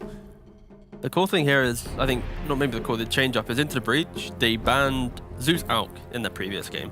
The Alk is probably the question mark. Sure, we've seen it been run in the EU, North America. But not first phase. Yeah, exactly. It's been like it's rising in popularity, so I could see teams bring it out first phase. Yeah. This is kind of the thing that you want in a series, right? Yeah. Like, the Alk ban previous game, kind of wasted. Now you change up, you ban the Wyvern, you respect the Lodine, and now... bam! Just bring out the first phase Terrorblade. You know how you have like LAN metas and stuff? This is like a mini BO3 meta that's evolving here. Like they have felt each other out a little bit in how they're gonna play the game, how the match is gonna play out, and now Into the Breach are just showing their cards early, saying, "Hey, we want the Terrorblade. We think he's a great hard carry." And honestly, Terrorblade first phase, we've seen it a little bit here and there. Teams have been doing it, and he turns out to be pretty hard to deal with. And the reason they can do it is because they had last pick in the first phase, meaning they now can spend 3 bans on what they think can counter the Terrorblade, which is, of course, Phantom Lancer is one of the classic ones with that. Curious to see what else they consider to be the biggest problem for the hero. Well, they already banned out Zeus in the first phase, and went to Wyvern as well. So all their 3 bans so far are actually very good bans for a Terrorblade to have behind him. It's kind of like, if you want carry for carry, then maybe you respect Naga, especially with Marcy, you can't jump, get the right one. DG banned the bat themselves, actually. I was going to mention maybe a bat rider against Terrorblade. We've seen these Boots of Bearing style bat riders, very aggressive. Could also have been something, but yeah, this is the most enjoyable scenario, is when you get to see into the eye of a team. Like when you open your carry, which is like a Terrorblade, the bans are very much like, these are the S tier ones. I see Illidan in the background there. Look, there's the Terrorblade. Amazing. He was on Empire for 24 hours. Yeah. 24 hours. The short stay. 10 seconds remaining. I want to say that one nice thing for a Terrorblade here as well, a hero that you 5 sometimes seconds worry about remaining. playing TB, if we go back to old TB days, is Elder Titan. And Elder Titan usually is played either as a 4 or a +3, but there's already Monkey King Viper on the enemy team, so it's unlikely that Elder Titan is going to be looked at by Team DGG here. Because, of course, ET's aura just destroys TB. It's not fun. I'm going in. I'm going to find out how many ET games we've had across all of the regions. Let me give you the stat. Dig into the data. We'll follow the bans here as the Enigma gets banned out as well by DGG. Of course, another hero that we saw earlier in this series. And a good late game here, I think. Both teams are already well on board that this is probably going to be like a 40+ minute game, probably going like deep into the late game, just by the way they're drafting. I got the stats, guys.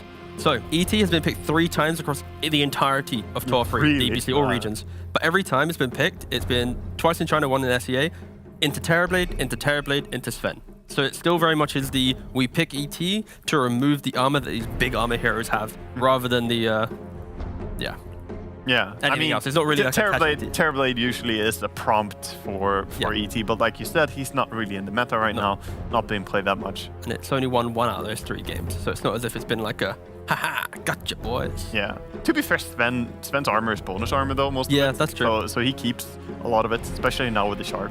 Yeah, I realized after I said it, I was like, whatever. We'll roll with it. Yeah, I was like, am I gonna let him slide? Yeah, don't let it slide, please. No. Never. Always punish. Misspoke, thank you. Okay, they're really digging into this final ban here on Into the Breach. They're thinking about it. Yeah. What else are they worried about to deal with their Terrorblade?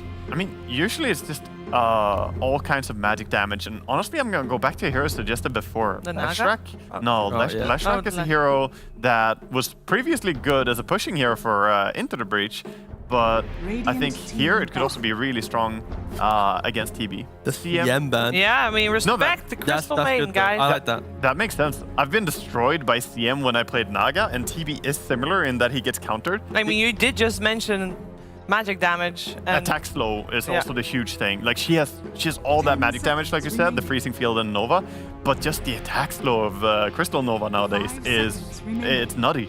If you play Illusion heroes, you're gonna cry. It's also like you want to have heroes that can actively go into the enemy jungle and not feel too bad being there, right? Sure. Like a CM with a Monkey King Viper. These are the type of heroes that will just run at the Terrorblade as 3. Sure, you might have a couple deaths, but it's just going to annoy them. Yeah, you can make your living there. You can frostbite a creep, desaturate the jungle a bit. IO ban, interesting. But yeah, that could be like one of those. You pick an IO just to give Terrorblade some regen throughout the lane, counters Viper that way, and then Into the Breach themselves pick up some active starter mid hero that pairs with it later on. So it's not like IO plus carry, it's IO plus mid. I can maybe see some respect towards it, but it'd have been a weird laning setup for sure. it would be weird laning. I think bigger part could be that the IO would be annoying for saving people from Monkey ulti and Viper's slow. Like you relocate someone out and that's basically it. It's not so much about the usual like IO CK combination or IO Tiny running at you. It's more just the reload, I think. But yeah, makes sense. If you're at all worried about IO possibly being really good for the enemy team, get rid of it. IO is the type of hero that belongs in the ban if you are at all worried the enemy will play it. It's just, yeah, it's always just been good. There's been like rarely a time where IO is like, oh, this hero's unpickable. It's like, yeah, farming accelerant, regen accelerant, just ticks the boxes. Dire team pick. We got a Pugna coming out. Yo, MTD is one of the few mid-Pugna players around the joint. Like, he could be whipping this out. Yeah? Classic Terrorblade counter in regards to that big magic spam. The decrep into Dagon, some damage, gives you some fight. And we've said it in that previous draft. Viper is a hero that you win your lane 9 times out of 10. Unless you're against some like Juggernaut-style hero. How you enter the mid-game from that, you need heroes that actively pressured objectives. You can't be the team taking 2 towers, and that's it, like they did in that previous game. Exactly, yeah, I love it. I actually wouldn't mind seeing a core Pugna against Terrorblade. Having all those levels, getting the talents is big, getting a little bit of items to keep yourself safe. I really think core Pugna could fit well here. And into the breach now, gonna add a little bit of Zoo, bringing in, together with TB Illusions, you now have the birds as well. Visage is a hero that has been pretty strong in this and the last patch. Some players are definitely up to it. Now this core Pugna kind of gets a little bit more upset if it is, right? Yeah, it's a little bit annoying. Ward insta dies. You're always going to get like jumped on by the birds. You have to like kind of decrep yourself. The stuns, you can't life drain. The grouping. Yeah, this is a nice Visage pick for sure. If this was a core Pugna, we are being very left field with suggesting that for sure. At least there's the Viper spit on the ground to break not only Visage now, but also the Enchantress. So Viper is, you know, at least smiling a little bit. He's like, value. A little bit. But they need good disables to keep people in that spit. Right now they only have Monkey Stun, and like the Crip and slows from Viper doesn't really count. You need proper disables here on DGG again. Don't do what you did in game 1. Don't end up with having like 1 stun and that's it. So the hero that pops up when you already have Viper and you're playing against Visage is Bristleback. Is that still an option for the team, or would you rather see something else? Unfortunately, the Terrorblade kind of covers that, whereas like, sure, you might have a window where you're annoying Visage, but eventually that Skadi timing is going to come out. They go back to the brew. I don't mind that in regards to you can insta-kill off the TB illusions. They're not strong ones, like, for example, CK. And then you can just throw one guy up in the air and take the fight. But again, that we've said that every series or game we've seen so far, it's been a team with skirmish and a win condition. And now it's flipped again into the breach. They have pretty good lanes, and they have that perfect win condition of Terrorblade that still doesn't feel like perfectly answered yet. Yeah, it's not fully addressed, and sure, this pick of Brewmaster does add a lot of disable and control, and Dispel is a great ability that can clear the TB illusions really well from the Storm Panda. So that's a great tool to have. I think the Brewmaster pick is smart. This means that the Viper is not going to be off-laning in this game. So they can put either Viper 5 even, the way that we've seen players utilize them a bit. But they have a lot of openings. They can lane this in so many different ways now. I'm still down for the world in which it's like Viper 5, Monkey 4. Yeah. With like the mid Pugna still. Exactly. And then you just really all in on the go. Yeah, that's what I'm wanting to see when I see these heroes. I think that would be the most sensible way of laning it. But I'm still not entirely sure what I would prefer as a carry into the lineup that Interbreach has. It's difficult. You need a hero that lanes into Visage, but also then deals with Terrorblade later on. Often those heroes don't have perfect crossover. Yeah, the overlap on the overlap doesn't feel good.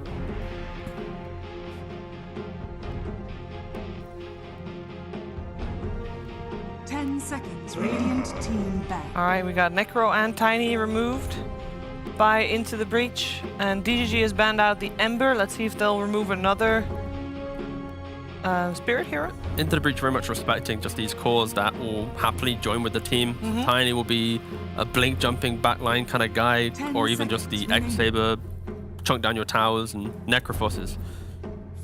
If you put this in this lineup, some extra heal, it will just be unkillable. Interbreach doesn't really have damage, again, outside of when Terrorblade's online, pretty much. Or maybe the Soul Assumption, stuff like that. But they don't have this cheaper damage, which is like, you're in our jungle, get out, we've killed you instantly. It's damage over time, really. Yeah, it is. And I think the Lina ban was pretty clever there. I think Lina pairs up super well with Marcy, and it would have added a lot of speedy burst damage for Into the Breach, and they would have been able to burst even through the Pugna. And like Shiver said, they banned out one of the spirits, but there comes the other one. Because these spirit heroes, both Ember and Void Spirit, share something in common. They're good against Pugna because they can stop the life drain. At almost any point in time, Void Spirit can stop it either by ulting out or by Wing. The downside with Void Spirit over Ember is that he costs more mana. So he's going to struggle a little bit more against the ward. But Into Breach, they have these self-sufficient side lanes where even if they don't do damage in like the entry to mid game, the lanes are tanky in general, like Void Spirit. You have to farm mid, get a rune, TP in, find the kills that way. I won't see Into the Breach really making these super moves quick across the map. Maybe Marcy, but it's very much just farm your lanes. If Void Spirit sees an opportunity, you go. So it's on DGG to kind of make sure they pick their battles correctly. And points away. Okay. MTD Pangolier then. Yep, mid Pangolier. Yeah, so are they doing a carry Viper? Or no, carry monkey. Yeah, carry plus monkey. 5 Viper. Yeah, makes sense.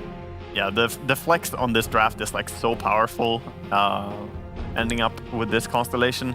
I kind of like it for DGG, but I'm still going to have to give it to ITB here. I think I prefer their draft. The way that each of these drafts have gone, we've kind of, the team that's had the better win condition, or at least stable late game, has just walked away with the game. There's been some mistakes here and there, or kind of the Roshan contest, or sneaking away Roshan that's opened up the game. So I am leaning with Into the Breach, because I think Void Spirit's going to be one of the better heroes at least wasting resources enough that Terrorblade farms behind. So yeah, I think it could just be one of those Terrorblade games again. You guys are both saying Into the Breach has the better game here? This is the first time you guys are in agreement then? Are you agreeing with me? Are you agreeing with me? I mean, Shall we agree together? Well, we agree together. Yeah, we like Terrorblade. Let's agree to agree. We agree to agree, Yeah. but we don't agree with the agreement. No. But we agree to agree that Terrorblade Let's move on. will agree that they'll win the series. All right, well, let's move on then. Let's move on into this third and deciding game We for can Into the grill Breach that and DGG. We're heading over to Odie Pixel and Fox. Thank you, Steve. Yes, the deciding game now here in this important series between DGG and Into the Breach. Fog, we're seeing, of course, as I said earlier in the series, after we saw that performance from Motaker on his Terrorblade. If he wants to play it, he's not going to be able to wait till late in the draft. They pick it up early this time. They get his second pick. How do you feel he's feeling at the end of the draft? They definitely have addressed better this time, of course, since it did come out in the first two. They'd look to pick these counter picks. The Pugna, in particular, can be one that's very annoying. You know, life drain, one-shotting illusions. When you get the Shard, which is something we might see this game, you can just clear the illusions easier after you drain your ward. Brewmaster also, you know, the Dispel eats the illusion, so a lot of different forms. Even the Pango last pick, right? Tons of different things to just be able to try to address this Terrorblade, but you know, it's not just a Terrorblade. There is a lot of other things that they do have in their draft. They have this Marcy Visage combo that I've seen more in China, I believe. At least just the power that it has with sidekick familiars. You'd sound stupid, but it's insane, the carry potential that even comes from there. And finishing up with a Void Spirit. So a lot of different scaling potential on Into the Breach, but a bit more team fight, I would say, on the side of DGG. And, you know, the last two games, sure, it was kind of the carry hero that determined who was going to win, but it was also who had more team fight as well. But let's see. I mean, this one looks like it should be a pretty fun matchup. And it feels, you know, for Supreme, as you say, this last pick is nice. They don't have the catch right. No, they have no stun. Only really looking at Blink Rolling Thunder. That's going to be the big thing that will inevitably set up onto him. But other than that, Supreme's going to be all over the place. Obviously, a plus for DGG. They've got kind of some beefy heroes. They do. Heroes that are going to be able to survive through the combo of a Void Spirit. And they have Pugna Ward, right? Like, this hero kind of disappeared for a little bit, but the damage reduction is still pretty massive, especially when you're all spell damage, right? When you're something like a Void Spirit. If you get the Wraith Pact as well, too, I think that's what we've seen. The Wraith Pact Nether Ward, and then Void Spirit's like tickling a lot of your lineup, so definitely something we'll have to watch out for. Yeah, let's see how it goes. Because both games, team that won the early game lost the mid and late game. It has been the case in this series. Right away, putting a ton of pressure onto Otaker. How do you say Otaker, right? I keep saying Otaker. I don't know. I used to be an Otaker kind of guy, but I think the panel's going to you're right. Otaker. I mean, Otaker. It's spelled Otaker. I should just say Otaker. I'm stupid, yeah. Okay, so TP, they'll send the Viper down bottom now to try to secure lane. And yeah, let's see how these end up going. Both teams kind of starting with the tri lane. Club will be okay. The other thing about the Monkey King carry in this matchup versus Visage, I've seen this a lot of, Lodi might just die. I think he's tried to trade in a way that he can't. Yeah, he's dead. You gotta be careful. Visage is the highest nuke in the game still. Yeah, quick though, the Mischief is actually really nice versus Visage in lane, so we'll have to keep eyes for that, how much Pleb is able to dodge. And you did sort of like the decision overall to run the Monkey King as the carry with the way that the draft went. Because obviously picking it first, they have flexibility. Yeah. But after they'd seen, you know, sort of what DGG had, what Into the Breach had showed, they wanted Pleb back on the Monkey King. Yeah, I'm fine with it. It's overall it's a pretty good hero. You'll be able to match up into a TB because you get this plus armor and you can itemize to deal with him, but I mostly just like that you can dodge. Dodging Soul Assumption is huge. Like, if you're able to time it as these Monkey Kings, you can just change the whole matchup. No, for sure. Also, just like the impetus is right, you know, if it's certain distance. Yeah, nice try there. Hidaro going for a courier snipe with the sentry.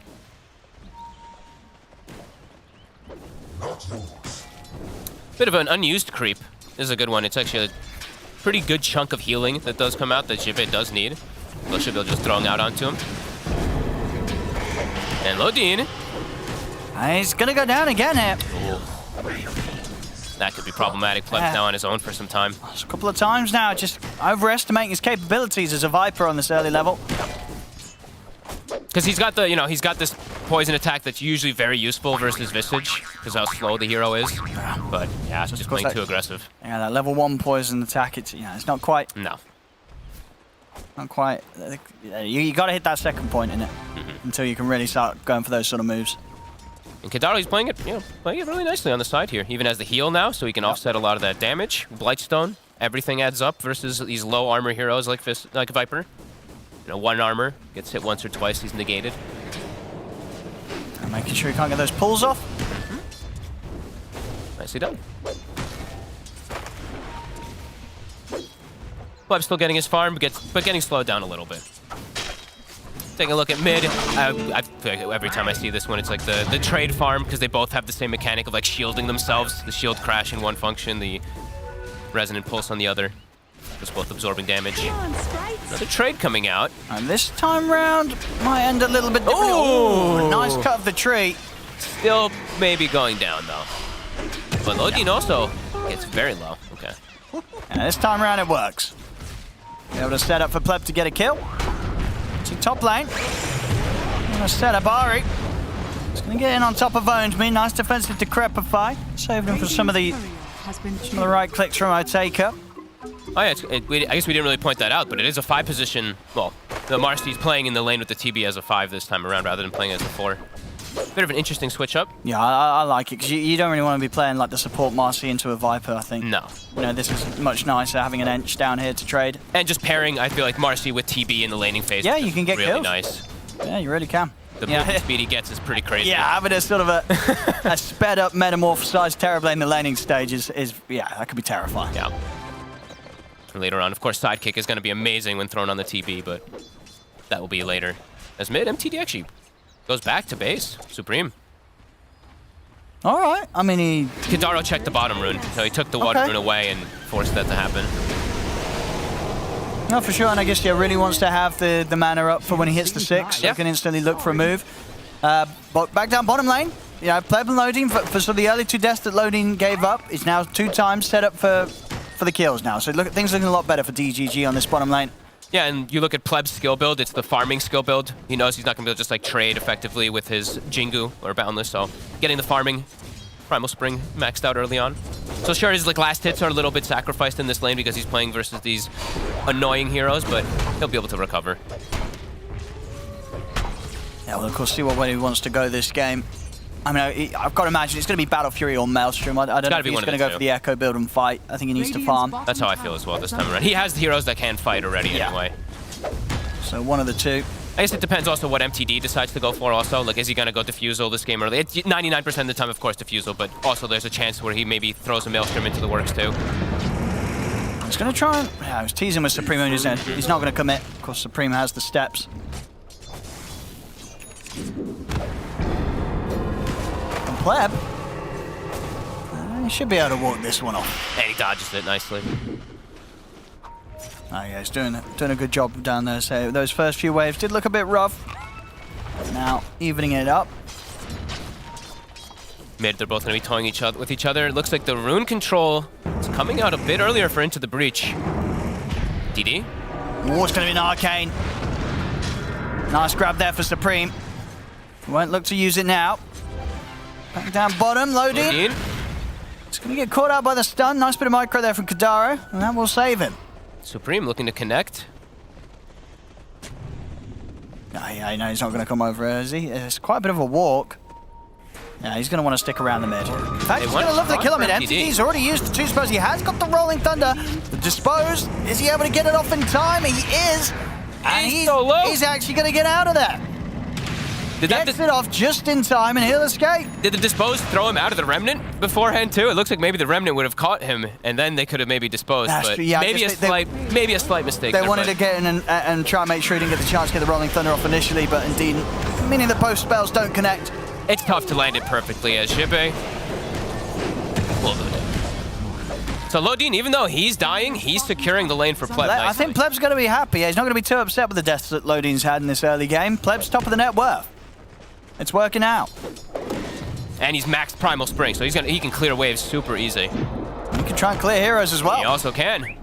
Even give him the high 5 to the tower. Yeah, he is having a fantastic start in this game. 4-0-0.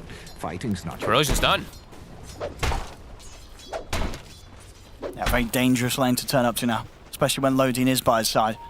And yeah, look, if you look, Pango has queued up Maelstrom, by the way, so maybe a bit of a switch up to see what build. Maybe he is going to go for fighting on Pleb. Against the Terrorblade, right? Of course. The Maelstrom always feels nice to have early. Chance to clear through those illusions if you do look to make a move towards a taker in his summons. It is still just a bit rare, of course, from like the mid laner to not go for the Diffusal build because it does help you a bit with control, but if they want to just shut down TB super hard, you can get why he wants to go that. Yeah. And they've got, everyone else has got some slows control to offer up, so that there will be set up for when he looks for the rotations. It's definitely going to be a hard one for Otaka to do compared to last time. Another power rune for Supreme.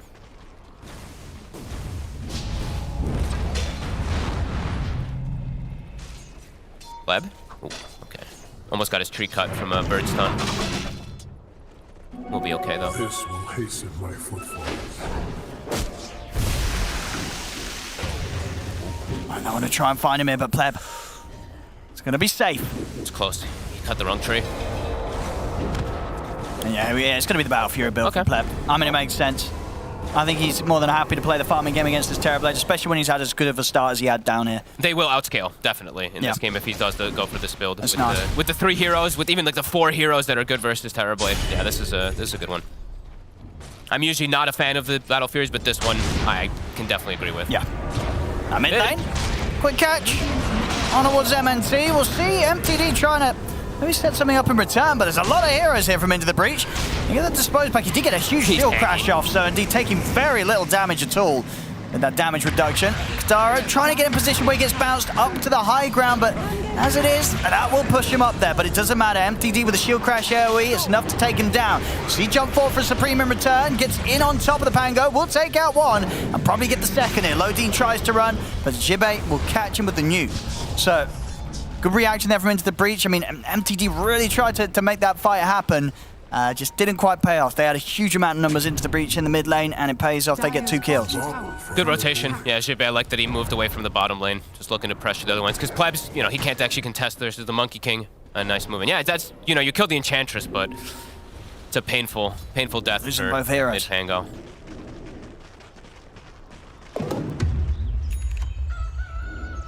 And no taker. Well, he's just able to chill in the jungle. Sure, they're keeping tabs of him with a ward, but he's already starting to get that farm to catch up to the Monkey King. And yeah, with sort of what the Monkey King going the Battle Fury route, you imagine this is a game if you're Into the Breach where what you're getting, so those like 2 or 3 major items on the Terrorblade, and then you will be pushing. Yes, absolutely. You want to be playing a bit more of this aggressive mode. And they do have a lot of buffs for him, though, to be honest, right? Like, it's like you have to always factor in the Marcy, how much the sidekick is going to be able to do later. But it's also dispellable, too, and he's playing versus Brewmaster, so the Brew can cause a lot of problems. There's a lot of different counters, as we said, for... I mean, and in that sense as well, do you think it's a game where he will get like an early-ish BKB in sort of those first 3 items to try and end with or push with?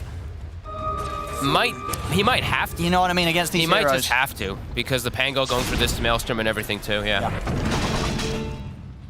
Definitely a possibility. Supreme, of course, is going to be rushing the Aghanims this game. Always really nice versus Brew and versus Pango. Just a little bit of disruption to their ults. That silence, of course, versus Brew will be great.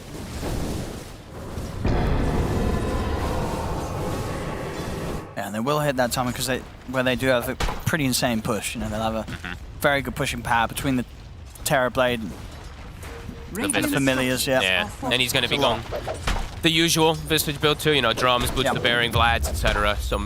Yeah, they're working towards the timing here, Dai. Yeah. Got to play around the ultis, though. That's one of the biggest things, too. They probably have to try to, like, bait some fights with, like, a Brew split and then look to run into the fights afterwards on the side of Into the Breach. Ari. Ooh. Nice little dispel. Top tower is under attack. Ooh, nice little juke as well. Okay. All right. Is he gonna get away? Nah. Yeah. He's gone. Yes, he is. All right. Lovely stuff there from Ari. Fancy footwork. The little things coming into play there too, right? Like using the ult to dispel so that he can actually get the range to run away. Very nicely done.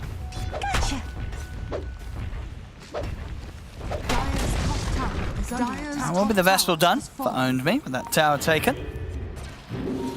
See in the mid pleb, he's headed over here. He's got the first couple of swords. He's going to try and find the safest spots to farm in. They should identify that he is going for that battle. Yeah, this will definitely speed things up for them, I think. Or at least, you know, they'll probably keep to the plan that they're already doing, but I think they're going to feel good about it because they know there's going to be this time where Pleb, in Battle Fury alone, surely it still offers fighting potential with the Wukong's command, but he will be vulnerable to being just focused and killed. Yeah, he won't want to turn up for the most part. He might show up in some of the fights, but he'll be a lot weaker. It's DGG, looking to get active with the Brew split. Clear them out of their jungle.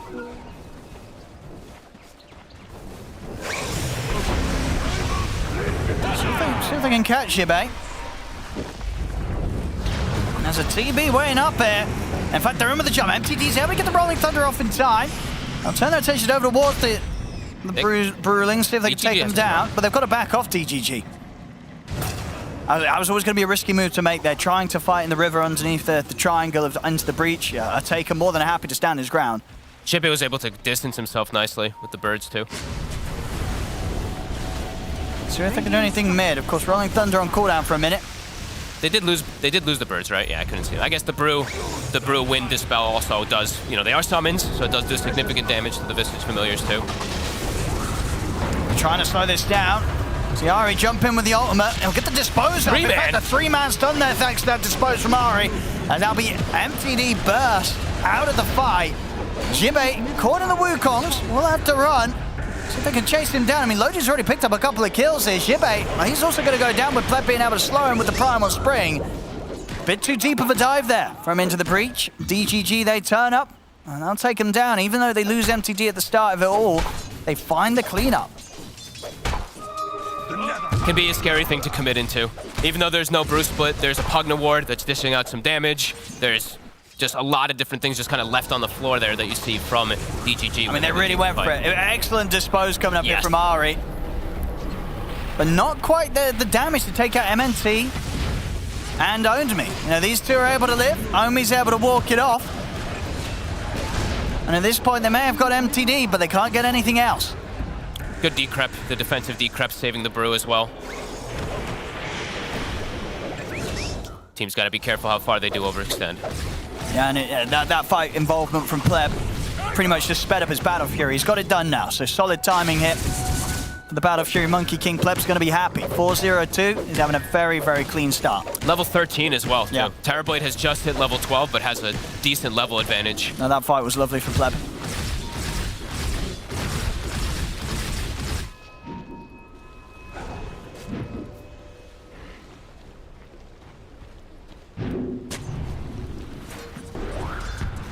They did see him up here. They had a lane ward. Yeah, seeing if we can find him, Pleb. Ari making it safely back down the lane. And now they do have the familiars up too. That was the other thing in the fight too, as we mentioned. Ojibbe, he did lose the familiars before the fight started. Gonna go for Lodine. Pleb is here. Does he want to do anything about this? He does. He'll let Lodine die. With the ultimate pop there by Ari. Doesn't want to get involved. Mid lane. Teep. Yeah, there's another ward already placed down. Can't go for the aggressive play. Since the Ag's done, I think Supreme has it finished. So this could be very annoying for them to play into the Brew as well as that Pango. This could cause some problems. What a great game. Let's see what they can do with this one if they want to go. They have a really good timing right now for them.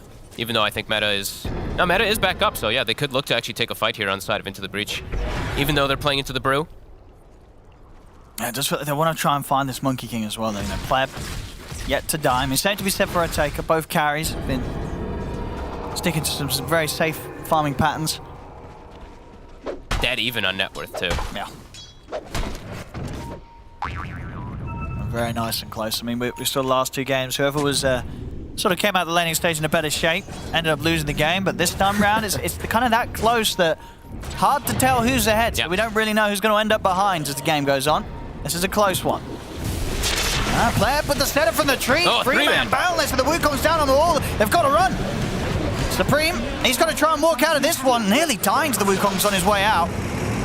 See if they can chase for more. MTD.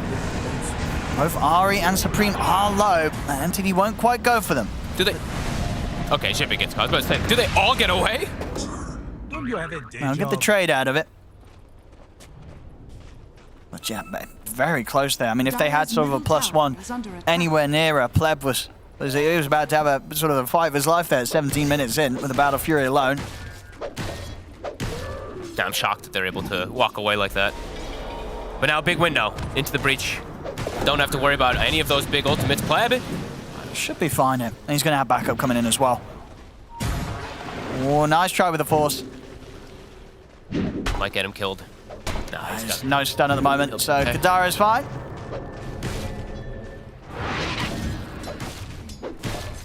No Bruce Split into the breach. Probably pretty keen to fight right now with Supreme looking for something. Also finding another power rune. DD. Yeah, they're gonna smoke. Definitely looking to play around those cooldowns. Rolling Thunder's back up in 10.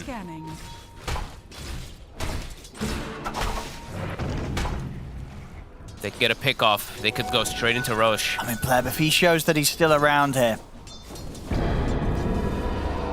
he's gonna be pretty dead. The Bruins dead? I'm turning their attention over towards him, but can they stop him from walking this off? No, they're scared about committing because backup comes in. 3-man Mountlet strike from Pleb again. Catching them in the Wukongs into the breach. They have to split. They have to run. So the chase from MTD in with the Rolling Thunder Blink. Catch on to Supreme, but no further lockdown to threaten him. And now he himself might be in trouble. They get the Remnant dragged back onto MTD. MTD tries to shield crash out to the side, but they're taking him down. It's right around Roche too. Into the breach. They're probably considering it. Radiant's bottom tower is under attack. They can definitely do this here with the, especially with the DD as well. And Supreme extra bit of punch to take this down. Overcommitment from MTD again, just causing problems. Dire's top tower is under They're really gonna want to put a stop to this, own me. 7 seconds till primal split. He came in a little bit too early. He's got the buyback though. So just trying to slow down this Roche, buy time for split to come back online. It's back online now. They really don't want Into the Breach to get this Aegis. If they get this Aegis, they're going to be able to continue with the push at the timing they need to. Lodin, he stepped up to the pit. He's in trouble. The Dissimulate finishes him off. You'll see Onmi get into the pit. He's looking to try and contest the Aegis pickup. Radiant, they'll get the kill on Roshan, but Supreme will secure the Aegis for Into the Breach. And now DGG, they've got to try and run. Onmi's Brewling's coming to an end soon. As they'll surround him, there's no chance for escape. Or maybe with MTD. He's in with the Thunder. They'll take the Aegis out of the hands of Supreme. The Pleb. And Onmi, he's running. But the chase is there. Onmi will be taken down. We'll see Pleb as well lose his life. MNT, he'll try and bring down Ari with him with that life drain, but he hasn't got enough damage with that alone. 3 dead. Ari played that fight at 10% HP the whole time, and he gets a huge grab, gets the dispose onto the Monkey King, puts him right into the middle of the Terrorblade. Let the Terrorblade get the Aegis, but then it ends up being pretty good because Supreme has Aegis to respawn to be able to get all the damage out in the next upcoming fight. And they're back in action. He's just killed kill. MTD. Supreme was able to dive in. That's the Pango dead again. Oh boy. Yeah, look at Ari. He sees his target, gets right onto Pleb. Yeah, that's a huge one. Pleb as well, you see it down the goal, was just 200 short of having a BKB before this fight. Couldn't have been a better time for Into the Breach to take such an overwhelming team fight victory. What a great game. Yeah, when you're more just seeing him drinking out of this bottle is killing me. I'm gonna Google that and see what it is. It's ketchup. You know, no, it's a ketchup bottle, but he's drinking water, it looks like. It's, what was it called? Let's see. I mean, yeah, it's 100%. It's a tomato ketchup brand. So yeah, drinking some ketchup. You'll have to catch up in this game. Yep. There we go again. under attack. Yummy. Dire are scanning. It doesn't stop. He's hooked. Pleb. They know. The scan. Oh, the familiar. Oh, another jump. And another. He has BKB, but he has no TP. It's gone cooldown. He's okay. The jump should be enough to get him away. They're trying, but indeed, he's already too far down the tree line. Great aggressive plays from Into the Breach. Meta's back up, so they're very keen to get this push going here, bottom. Tower is under attack. Wraith Pact also finished, so yeah, they're hitting good amount of damage reduction. They're hitting these timings. They're ready to really push it. Maybe not as much as if they were able to secure Aegis for Otaka. Sure. But still, I think they're going to be feeling strong, and they know that Dire's top tower. DGG are going to be feeling the pressure. Supreme, another power rune as well to a DD. Finished the Kaya now as well. Even more burst. And yeah, DGG just has to be so careful about the next few situations where they use these ults. A misused Bruce Split, a misused Pango Rolling Thunder, and yeah, you're losing high ground. Yeah, absolutely. Dire's middle tower is under attack. E-Blade nearly done for Supreme as well. So adding to that burst. Of course, we will get to see next fight how much the BKB will change things up for Pleb. See if he is able to just survive and not get completely comboed out. He needs the backup of his teammates, though, this game, who are starting to fall quite far behind, in particular, Onmi, the Brew. Almost has Ags, though.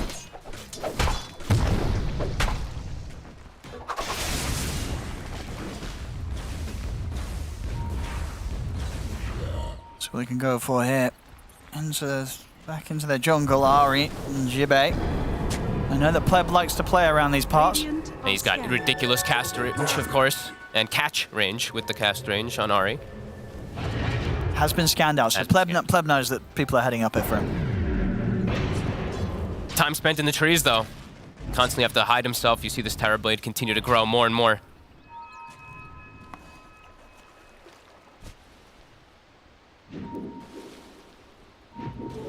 Mirrors of my delight. Now look to stick around for the next wave. And as it is, there's nobody around here to try for him. Have to clear it quickly, though. Oh. Whoop. Should be fine. I mean, he has BKB TP, of course, if he feels super pressured. He's being annoying. They kind of, it looks like they're maybe expecting him to show again, too. Look, Supreme's still in the He area. wants to stick around for the next wave. He's lingering. He knows how greedy he is. Now, the thing is Pleb going to expect Supreme to be sticking around? Let's see.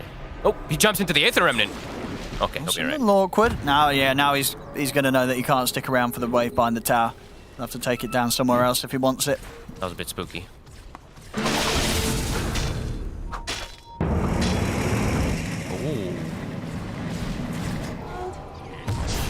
See? Over in the triangle, they're going for Kadara. Jibe, nothing that you can do to save. So they'll let Kadara go down. The rest of the team grouping back up around the mid. And they get the D ward, and they also now have that Brew Aghanim's. They know MTD has got that Rolling Thunder on cooldown. He is very squishy as well, too, with this build. Any type of disable, and he's likely to die if he doesn't have shield crash reduction.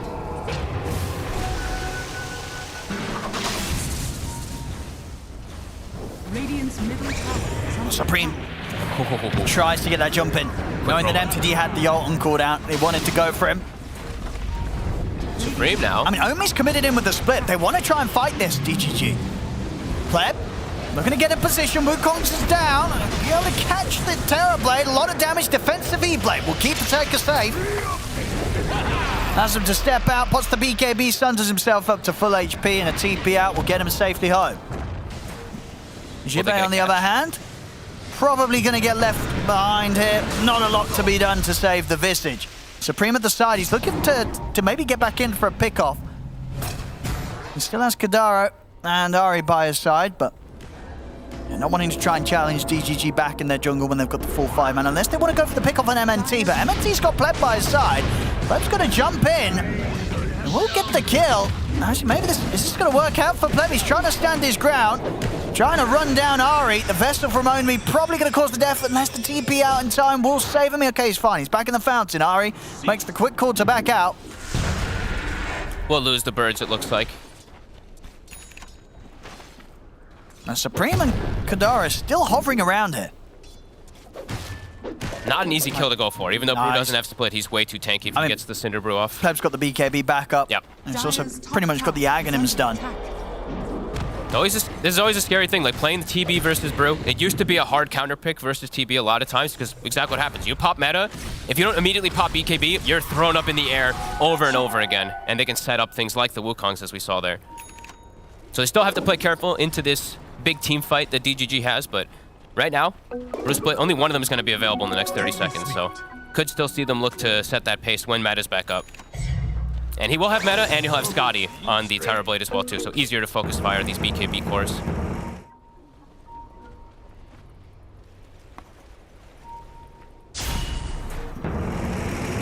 See what we can go for here. MTD. Into the river. Quick dispose from Ari trying to save Kadara, and it will work. Gives him the movement speed boost as well. Kadara's able to run. Did you see Kadaro's items as well, too, this game? He has a plate mail. Plate mail and Force Staff on the support Enchantress. Again, with the Thunder used, into the breach, jump back in. I guess there's what kind of physical we got coming out. It's a lot. I mean, it's the Pango and the Monkey. Yeah, it's Pango, pretty the Monkey. much it's the majority of it. Yep. He's got Shiva's queued up. I mean, I'm optimistic, but I like it. Dreaming big here. Catch. He's going in for it. It's not quite enough even with the Astral Burst. There's the space for the rest of his team to take down another tower into the breach. So if they can get out there, because DGG they're eyeing up the opportunities to try and chase for some kills. The Wind Pen is dead already. No, Ultima was able to kill it. He's back in. He's going to get the setup onto MTD. MTD's in trouble. He'll get the roll-up off. He has to dodge to the side with the swashbuckle. Pleb, he's alone. He's committed with the BKB in the ult, but there's no further catch he has to get out of it. It's not a fight for him to take. Really nicely done from Otaker, actually. Like, he recognized immediately, oh, wait a minute, Bruce split, he threw him in the air, whatever. He focused fires the wind. And now, yeah, they have this meta. No Brewmaster split for 50 seconds. No Wukong, no BKB either. Well, no, splits back up now. He's got the eye. Wait. No. Oh, why does it show the green diamond at the top? I don't know. Wow. Anyway, back in action, Ari and Supreme will die off the defense here from DGG. They're holding on, making sure they don't lose any racks here for now. Into the Breach is going to have to back away.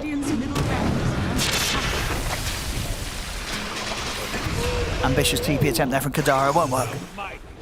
DGG they hold. Into the Breach maybe getting a little too ahead of themselves there as they went for the high ground push. Supreme is just pushing. He's trying to push the limits of his hero, but he gets caught this time. Just too far forward. Now maybe opportunities to push back themselves, DGG. Very back and forth game. Oh, Ocean, 15 seconds. They'll have a Brew Split available. They do it pretty well, and they can control the pit. They got Wukongs, they got Brew Split, they got Rolling Thunder.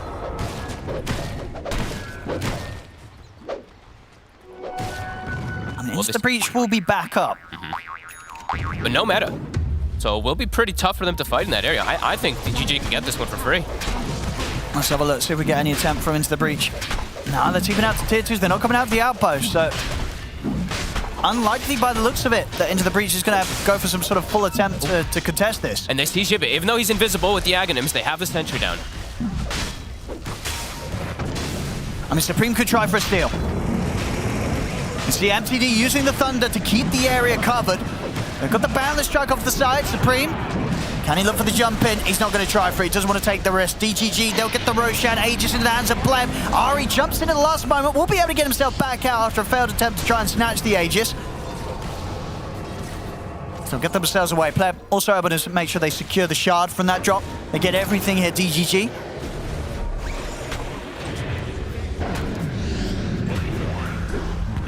Oh, Ari. Oh! Deep jump there for MTD. They popped the meta. I mean, they got loading. Can they get MTD there? The roll up. Pushing him further and further away. Supreme's going to try. He's in with the grab. They're going to be able to catch him. The heal from MNT giving him some sort of safety, but not enough. This time the dive and aggression will allow them to chase out and take down the Pango. They're going to look see if they can force out more. I mean, BKB and an Aegis is ready on Pleb. He'll put the BKB. Look to protect the Aegis. That's BKB cooldown, though. Oh, another throwback. Back in. He's going to be able to reach in and get the catch off. Oh my God. He was not prepared for that one. We weren't. We were ready to look away. But Ownsme getting jumped again. I mean, that first sort of start there from Ari, he really started it off with that deep jump on towards MTD. And sort of Ari's initiation and aggression alone, that secured them the space to take the mid-bracks, maybe more. Oh, Marcy, when you get headband and Aether Lens, you see the distance he's able to grab people from. So ridiculous. Well, they'll come in with a buyback from MTD. But yeah, they gotta watch out for Ari. If he sees any sort of opportunity to just get in and set up on you with these items, he's in there. Yeah. They're playing they're pushing the limits of going for these catch plays when they know that anything's on cooldown, any of these big teamfight ultimates. And anytime they have meta as well, too, they're just looking for the next kill after that. Yeah, great job done there from Ari. Yeah, they want to try and end it. They know they've got the lead, and they know that things could get a bit complicated if Pleb's able to get sort of another couple of items. So they want to keep this pressure on Into the Breach. They're itemizing well. I mean, this might be the first time I've ever seen it, but it's a Shiva's Guard finished on Enchantress. He's loving life. He's having a great time in Kadara. That has to be the first one ever. I mean, maybe we've got an item timing on Shiva's for Enchantress. It's probably going to be a fair few minutes. That's the first time. I'm telling you, there's no way. No. Cool. New build. And we've got that Silver Edge just picked up, completed by Ataka, and also the full boots of bearing from Jibbe. So really ready to push. I mean, DGG, they want to try and get aggressive with the Aegis on Pleb still. See what they can do here. Now look towards Jibbe, but the Familiar Stone's catching, but he'll put the BKB. Ataka's doing a hell of a lot of damage to this Monkey King. They'll kite out.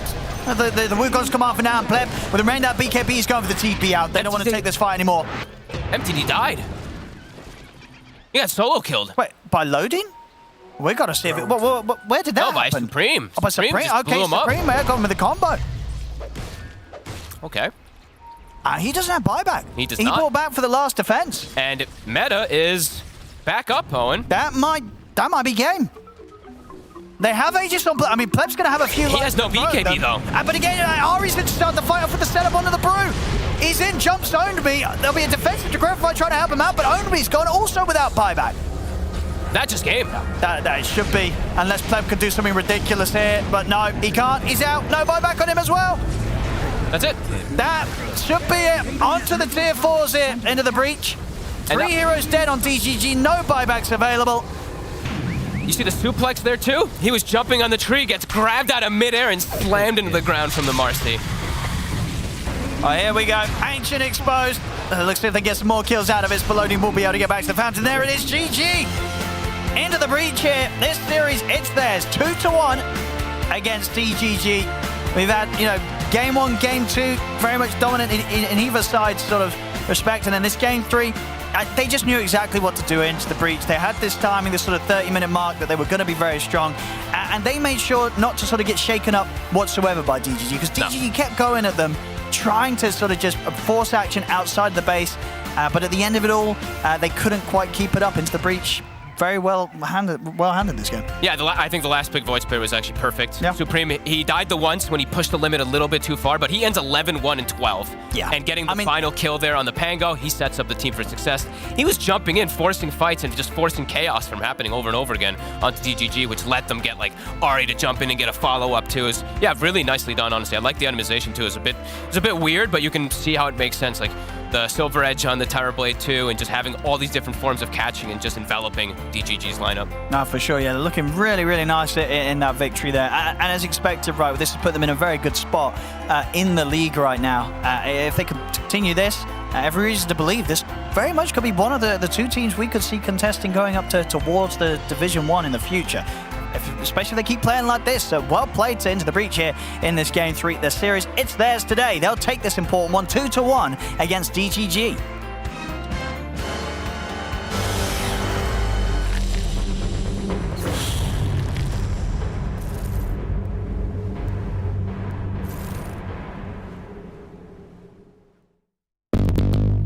What's your style?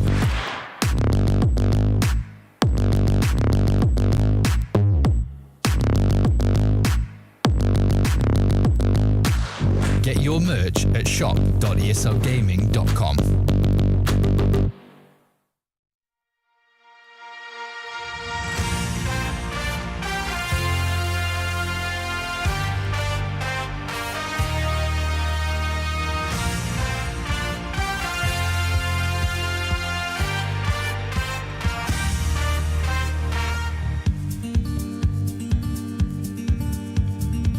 We're so connected, even though oceans apart.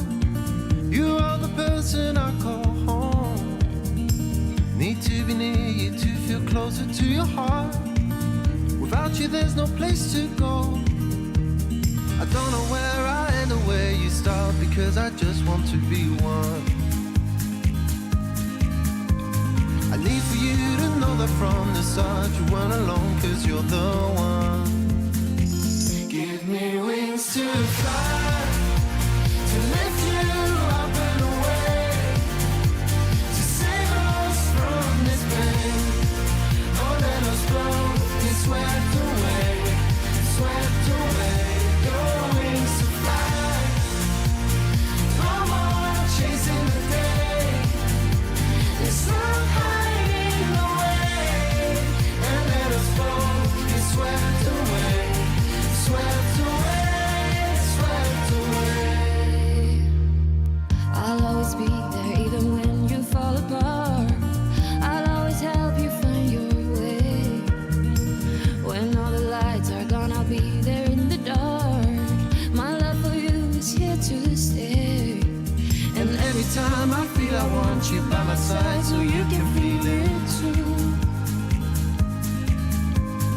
I want you to see the things I see, and when you smile, I'm smiling too. Give me wings to fly, to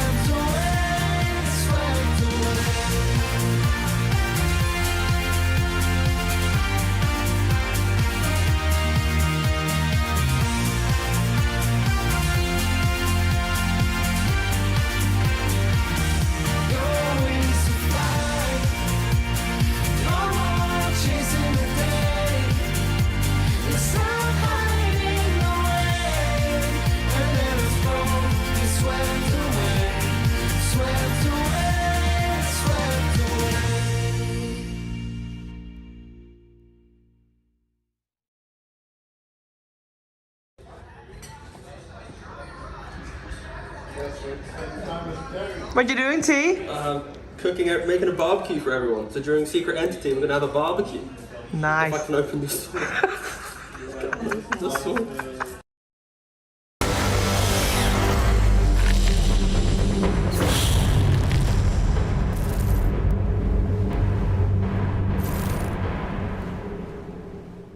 Don't worry, guys. Our makeup artist helped T open up the salt, and it all went okay. And the game, it went pretty okay too, but especially for Into the Breach, of course. They end up being victorious and remain undefeated in series here in Division 2 of the Western European DPC League.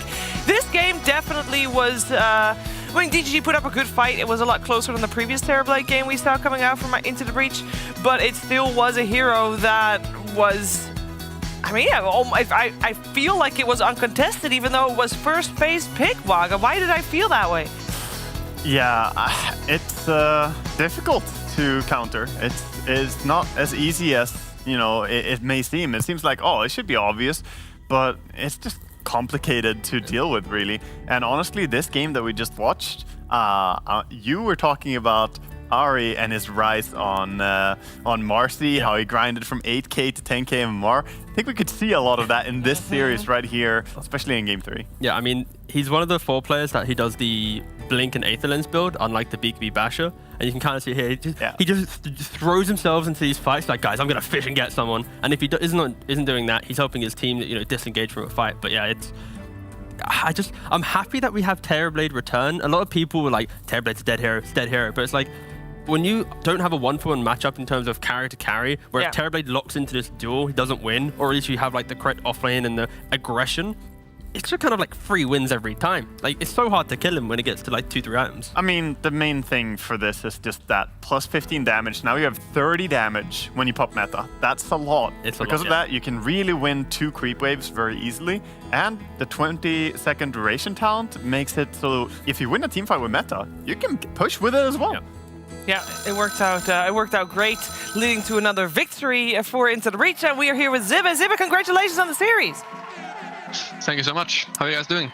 Pretty good, and I think you know why we asked you for the interview. You have it in your hand right now. Please tell me you're not drinking straight up ketchup. I should have prepared a second bottle for this actually, because this one's just full of water. It would be nice to show you one full of ketchup, but so it's just water. Oh God.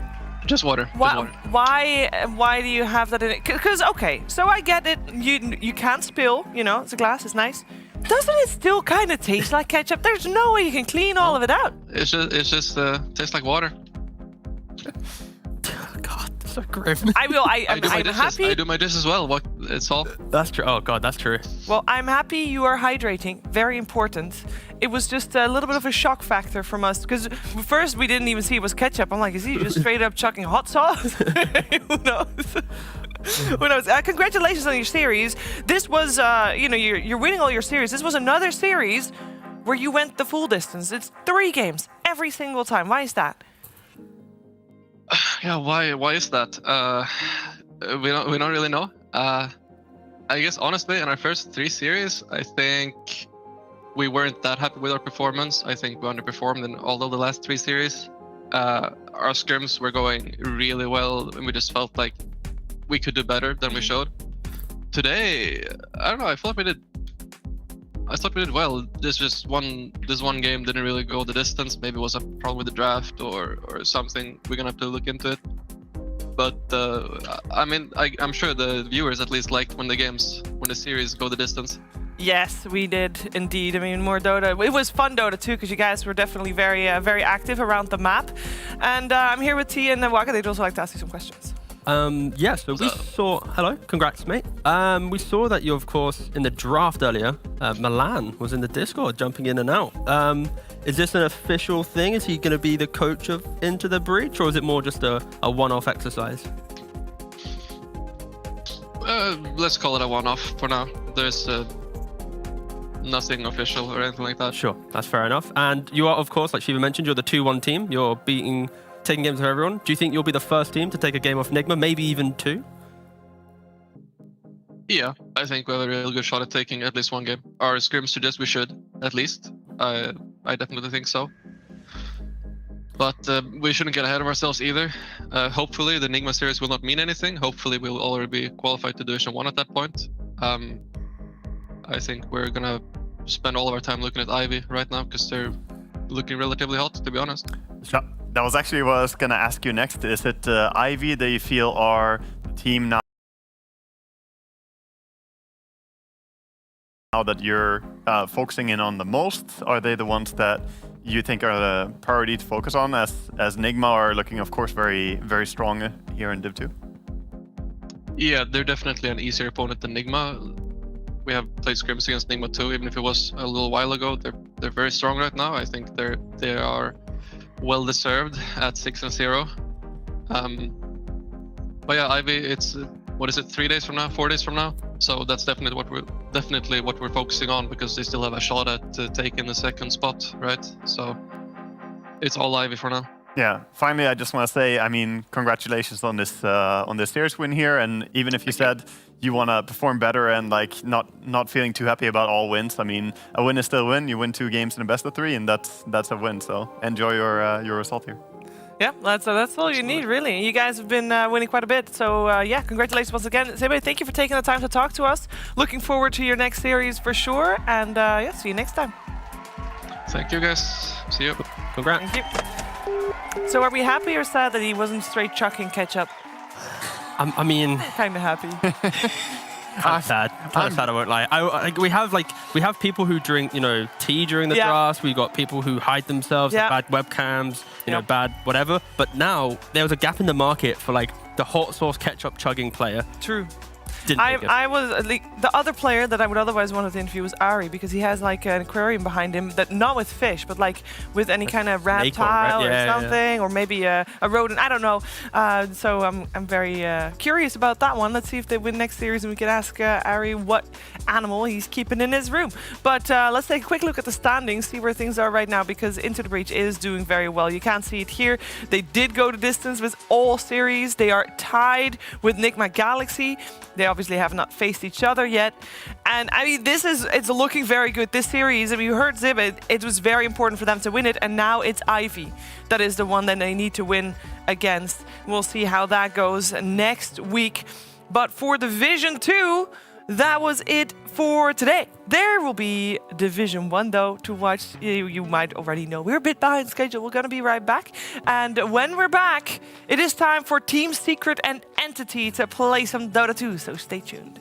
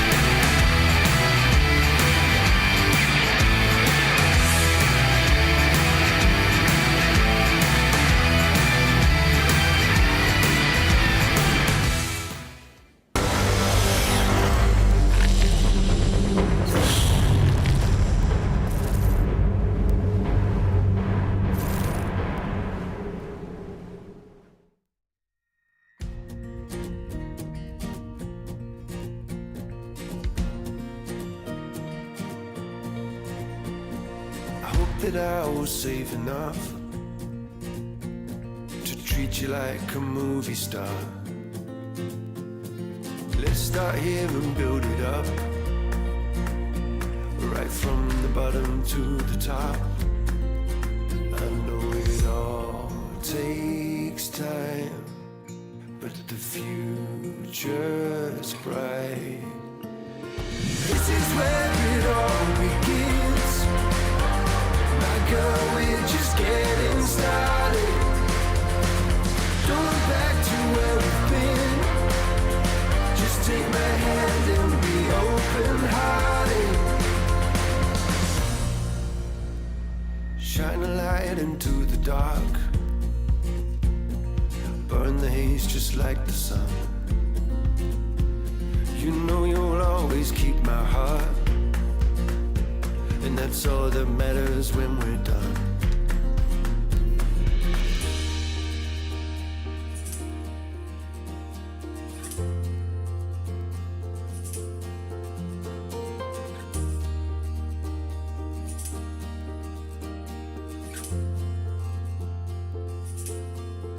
I know it all takes time, but the future's bright.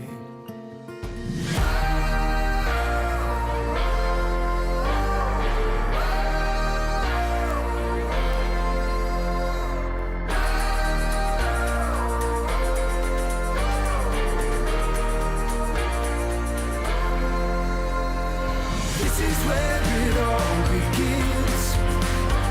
My girl, we're just getting started.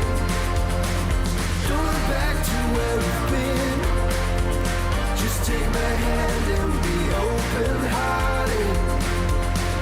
This is where it all begins. My girl, we're just getting started. Don't look back to where we've been. Just take my hand and be open-hearted.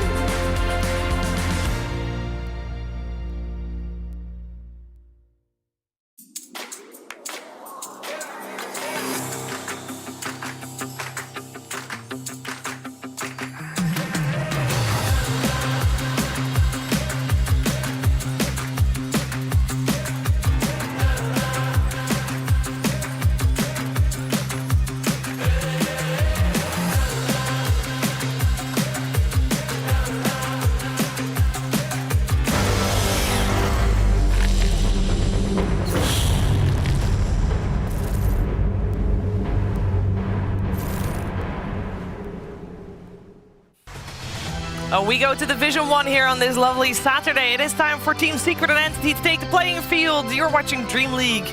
It's Season 18. We're powered by Intel. I was going to say Entity almost. Entity on the mind here. They're doing quite well. Entity, that is. Team Secret is clawing themselves back up. This would also be the perfect time for me to announce that, unfortunately, YapzOr still has persistent health issues, and therefore Team Secret will play with Zayach once again as a stand-in. Of course, we wish YapzOr all the health that he can get back on his feet very soon. Let's take a look by looking at the standings. Wow, this is going great. Let's start by looking at the standings first. Joined by Lacoste and Fog, and they're going to save me now. Thank you. Yeah, this is like me, trying to speak English. And it's like, bleh, something comes out, I'm like, that's incorrect. That's me. Yeah, looking at the standings. Yeah, Tundra, they seem to be in the shape one more time. Same goes for OG Entity. They did drop a series against OG. And other than that, they had 2-0s against both the Gaming Gladiators and Goon Squad. So looking a very good, promising season for them. I would say they are kind of the dark horse of this tour for me. Yeah, same. I really enjoy watching their variety and how they seem to have a really good grasp on the patch. At least the last draft, I feel like they got trapped into a corner. They ended up having like a Visage carry, I believe it was, and it did not work out well at all for Pure until a Mars. Yeah. I mean, it rolls off perfectly. But yeah, it seemed like a bit of a tough one. But this should be a pretty cool showing because, they're playing against a former teammate. Lots of information on him, especially too. Entity, spicy. And I mean, just in general, this series could very well mean... So, first of all, both teams could still get eliminated. Both teams could also still go to the major. And obviously for both teams, if you want to go to TI based on points, you have to make it to the major. Otherwise, it's qualifiers. Qualifiers are going to be very scary. So this is a very spicy series for sure. Now, Entity is obviously, compared to Team Secret, the newer kid on the block. You might be very familiar with the players, but are you familiar with their coach, Metpum? You will be after this video.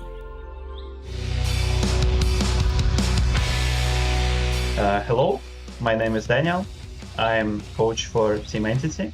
They need like a blink on S4 too. It's so hard to do these type of plays because you're playing into the Tiny. It really are playing into the Venomancer. It does feel like they need these extra layers of being able to jump though. They're gonna find Stormstormer. He's Jump got here the shard. from Lim. See if the team's going to be able to do anything to protect Stormstormer. He's pretty deep under the tower. They're going to try. They're in with the Doom. Drop down onto S4.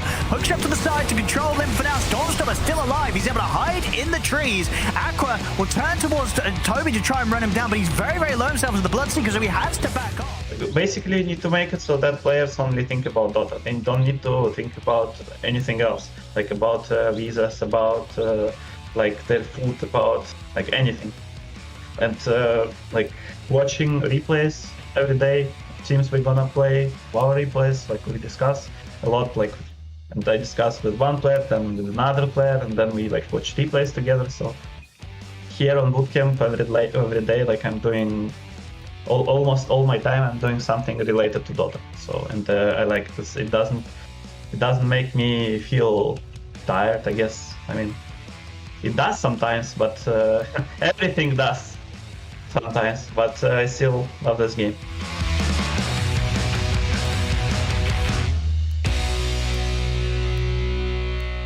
Yeah, you might also have seen him on the cameras a couple times, because he is also drafting for the team from what it looks like. And it sounds like Fog, the jack of all trades, because he seems to be having some manager's tasks as well. He does it all. Yeah, don't make your players think about anything but the Dota. Yeah. I like that. That's the way it's supposed to be. That's what it's supposed to be as well. And we're going to talk about nothing other than Dota 2 as well, because the draft is actually ready right about now. All right, so we got Entity on the Radiant side, Team Secret on the Dire side. First pick going the way of Team Secret, therefore overall last pick going the way of Entity. Wonder if Crystallis is going to get 6 heroes banned like OG did true. to him. I mean, number one is already there for sure. Let's see. Okay, there's the second one. There's number 2. You gotta feel good as a player when you see people just banning out your hero pool. I mean, at the end of the day, you gotta play something, and if you win, then it's a big, big W for you. Yeah. You know, showing everyone else that's like, you can't ban me out. 10 seconds remaining. And like we said, lots of information, of course, playing together in the past and all that. So yeah, this should be a really interesting one, how it all starts out. And Zeus, super popular hero right now. Tend to see like a Puck, something like that, to be able to catch the Zeus in a lot of these drafts, but Zeus just seems to be very problematic, because if you overcommit to get too much cash, they're just like, okay, it's a 5 position now, and then it's like, oh my god. But if you don't deal with him, you have a huge issue, because if he's sitting in the back lines, just being able to cast his abilities multiple times, it hurts a lot. He's also a scouting tool. There was one particular game in the previous week, I believe, where Zeus 4 just every single time. What was it? No, it was OG. Maybe it was this week, where they were scouting things out just to see where it is, so that they can get a better initiation. And I like that a lot. Like every single time they smoke, they pop the Zeus ulti, like pre-fight. Okay, right. Entity. Going with the Enigma and Doom. Enigma, hero that has very low win rate, surprisingly low. Like those nerfs, I thought that Enigma's not gonna get picked that much, but yeah, getting picked and banned quite a lot.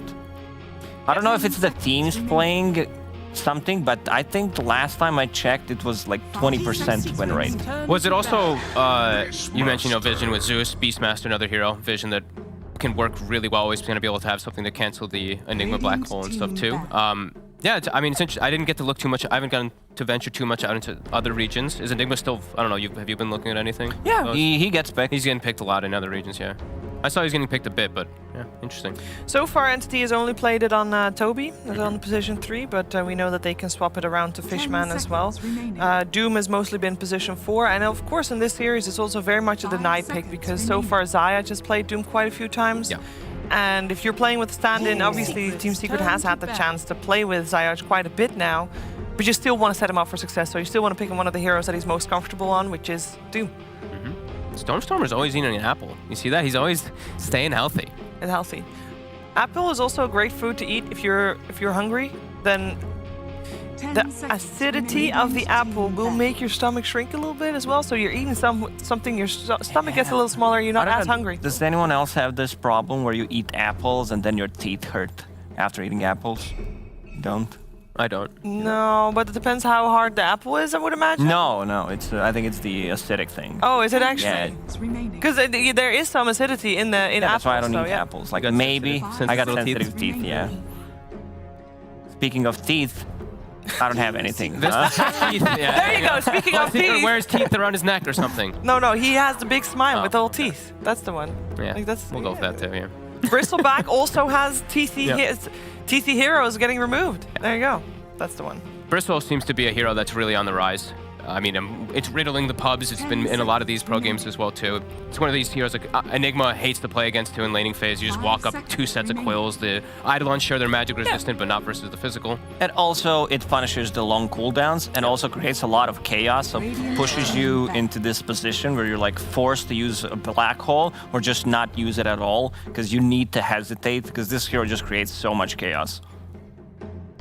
Sniper ban, that's the one I like. Maybe not in the banning phase. I would rather like to see Sniper being picked because Entity so far, they did very good. They managed to beat the Goon Squad and they also beat the Gaming Gladiators with the Sniper pick.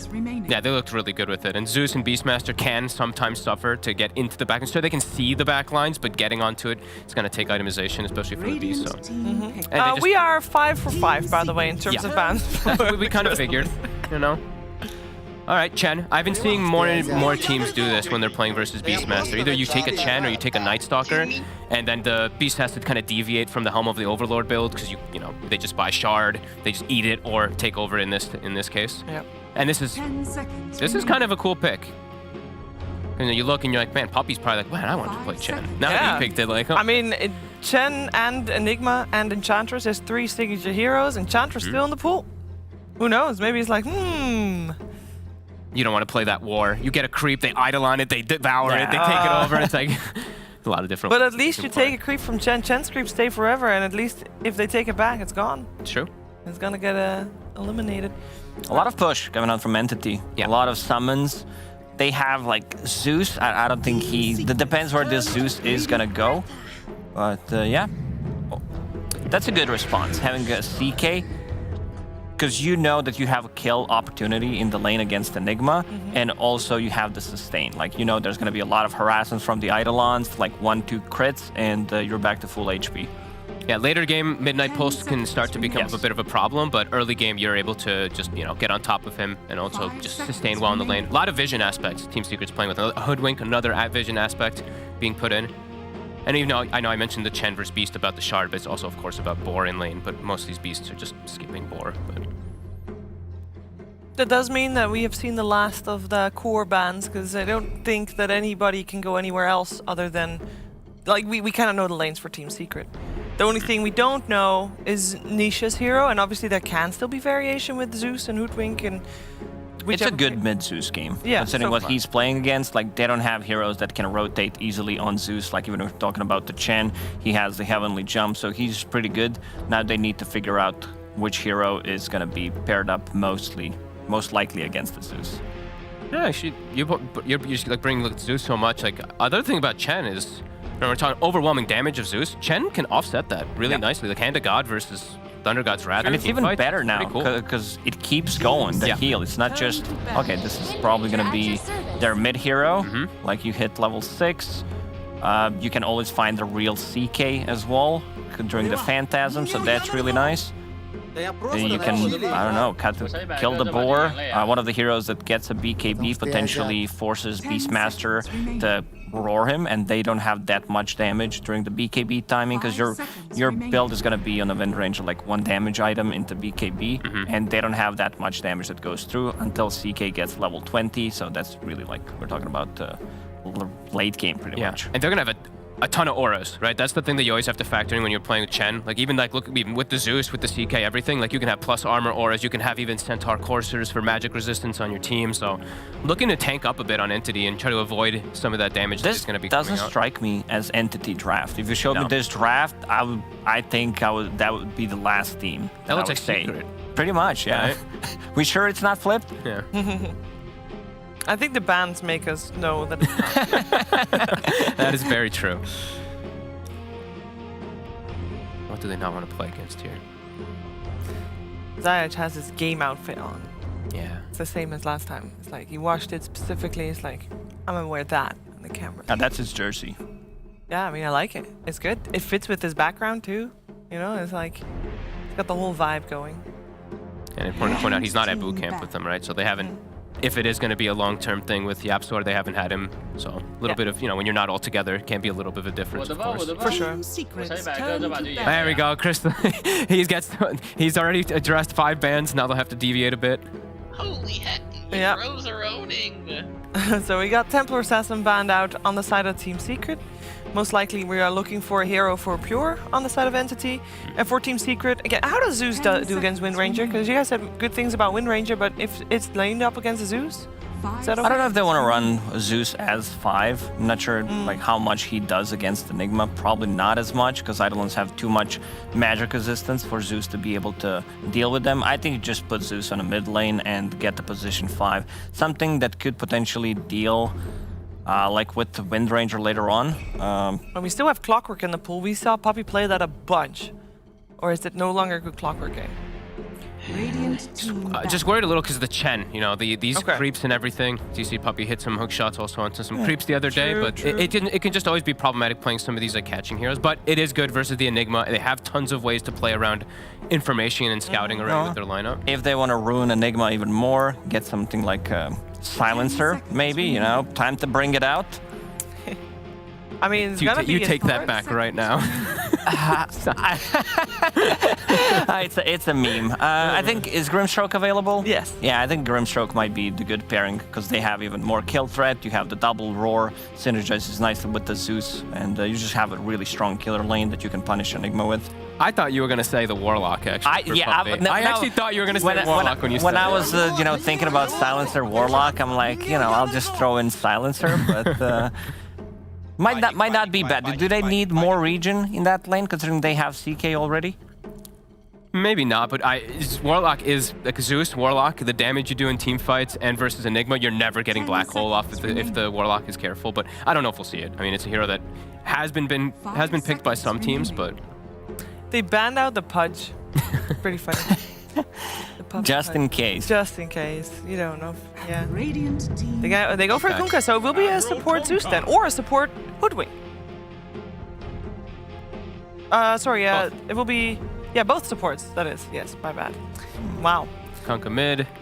Gives them a little bit more team fight. It feels like they kind of needed it. Now that they picked it, it makes more sense. They have a lot of ways to clear now versus Chen also. Just the cleave is pretty devastating. Also versus Wind Ranger, you have always guaranteed catch now, right? You have this X marks the spot. That can be really good. But now they switch it. They just take a bat so that the bat goes versus the Kunkka, and bat has the first few levels. Of course, the Kunkka does great, but then as soon as you hit like level 4, you get the Flame Break. You have kill threat onto the Kunkka. And that's a carry Wind Ranger. Oh, look at that. Okay. Do we like this? We've seen it before. I think it's fine. They just wanted to have something better for the lane setup on the mid lane, because Wind Ranger, like, she doesn't win against Kunkka, and Kunkka giving them that catch. Pre-BKB, you mentioned the Batrider Kunkka matchup. I think Kunkka does, like, yeah, Batrider has an upper hand, but you can, the first TP you're gonna use is probably gonna be to, like, just get out and come back with the X mark the spot, refill, and then play a bit more carefully. You need to invest into early movement speed items. I'm looking at the boots of speed on Kunkka, even an extra wind lace, and you also want to have like stick, of course. And yeah, you're not going to be playing lane too much, but you're going to be mostly jungling. I like this. Who has Kunkka? Is it Secret? Secret, yeah. Yeah, I like Secret's draft. I have to agree. I think like there is moments of kill threat that Bat always has on these mids, but I've seen Nisha do this matchup a lot, and you play the farm game. That's literally all you're doing. You're shoving the wave in, going stacking your small camp, farming over and over again. And they do have, I think both heroes should be able to stack. So Zeus should be able to stack the Ancient and the hard camp too to enable the Kunkka even more. And their vision is so much better this game. Being able to see Batrider and Enigma with Zeus Beastmaster, like even Hoodwink to one extent, it feels really strong for Secret. All right. Well, both my panelists think that Team Secret's got the upper hand in this game one, but let's find out how it's going to get played out together with Waga and ODPixel. Thank you very much, Steve. Yes, ladies and gentlemen, it's time for Team Secret versus Entity. Waga, should be an exciting matchup here between these two teams, and already we're seeing some exciting stuff in the draft alone. What's got you excited here? I mean, carry Windrunner, this is, I mean, it's not unheard of, but it's definitely rare. I'm excited just because as Entity, I'm a bit of a fanboy, you know, going back with Storm a long way, and seeing them play here against Secrets, they're going in a little bit the favorites, actually. They're 2-1 right now in the group, and Secret, of course, being 1-2, they need a win here. So Secret are going to try their absolute hardest here to get themselves in a better spot, of course. I mean, losing this would be terrible for Secret. Yeah, for sure, no. Indeed, they've had a bit of a rough time already, so a very important matchup for them here in this best of 3 against Entity. And sort of over with that draft, you know, the way that they did indeed switch the Wind Ranger to the safe lane for Pure. Do you think that was something that Secret could have anticipated at all, or do you think that did kind of surprise them? I do think it surprised them. I don't think they expected to suddenly have a safe lane Windrunner. I don't think that is expected. However, I still think Secret are pretty well in their wheelhouse here with this draft. Like they're not getting, you know, pulled into uncharted territory. They have their Kunkka. He's going to be able to farm. They can build up a CK who's going to have the Beastmaster aura later on. Like the panel pointed out, the Vision game is really superb for Secret, so it's going to be a tough game to play Batrider and Enigma. I have to say, draft-wise, I'm a little bit on Secret's side here. I think they got the upper hand, but Secret or Entity do have some powerful tools. We'll see if they can handle the laning stage in a good way. No, for sure. I think, yeah, as we said, they've got some different stuff. You know, we don't know what the potential of Pure on a Wind Ranger could be, but, you know, if any of his other performances are to go by, definitely reason to believe that he could have something quite magical in store here on the carry Wind Ranger. I mean, he's one of the hot players to watch right now, I would say. If you're watching the European region and you're a core player, +1, +2, and you're not watching what Pure is doing, I think you're missing out. He's honestly very, very skilled. So yeah, gonna be interesting to see. I think Windrunner has a strong power spike towards the very late stage of the game when she gets the 25 talent. Now, you usually don't play towards those early, right? Because you don't even know the game is gonna go that long. But if you reach 25 talent, she advances focus fire cooldown. Oh, hold up. Top lane, Toby. It's nice gonna be body fine. block by Katomi. I want to make sure it doesn't quite go down here. I mean, this lane overall, you know, would you sort of imagine Toby's going to be able to get a lot out of this and still take away a decent amount for the CK? Or, you know, just Secret sort of out kill potential with these two? I think this might be a problematic lane. I mean, there's a kill by Puppey onto one of the Eidolons. He knows how to play this and even gets the deny. Puppey doing a good job being a thorn in Enigma's side right now. And Crystallis should have a very easy time farming here, I imagine. Because of the lifesteal that CK has, he's a hard hero to harass in lane. And Enigma was nerfed. He's still picked as though he wasn't nerfed, I feel. Every team is still playing. Yeah, we're seeing a lot. Some teams, they just love the hero still. Yeah. A lot of teams, yeah. I mean, he reaches the same sort of power spike later on. Yeah. But his laning stage is weaker. You have that increased cooldown. It used to be 50 seconds, now it's 60 on the demonic conversion. So 10 seconds more cooldown per summon. That has big impact. A downside, though, for Entity in this game that I have to highlight is that Windrunner against Kunkka is such a bad hero to get X-marked on. Of course, at some point, you might have BKB against X-mark, but that's only going to work once. What if you get X-marked and that forces your BKB, and then you fight? Like, not a lot of save, right? Yeah. Sort of the Hand of God heal. There's no sort of way to sort of break Wind Ranger out of that sort of combo. Yeah, not against Kunkka or even Primal Beast or Primal Roar from Beastmaster. Primal Beast on my mind there.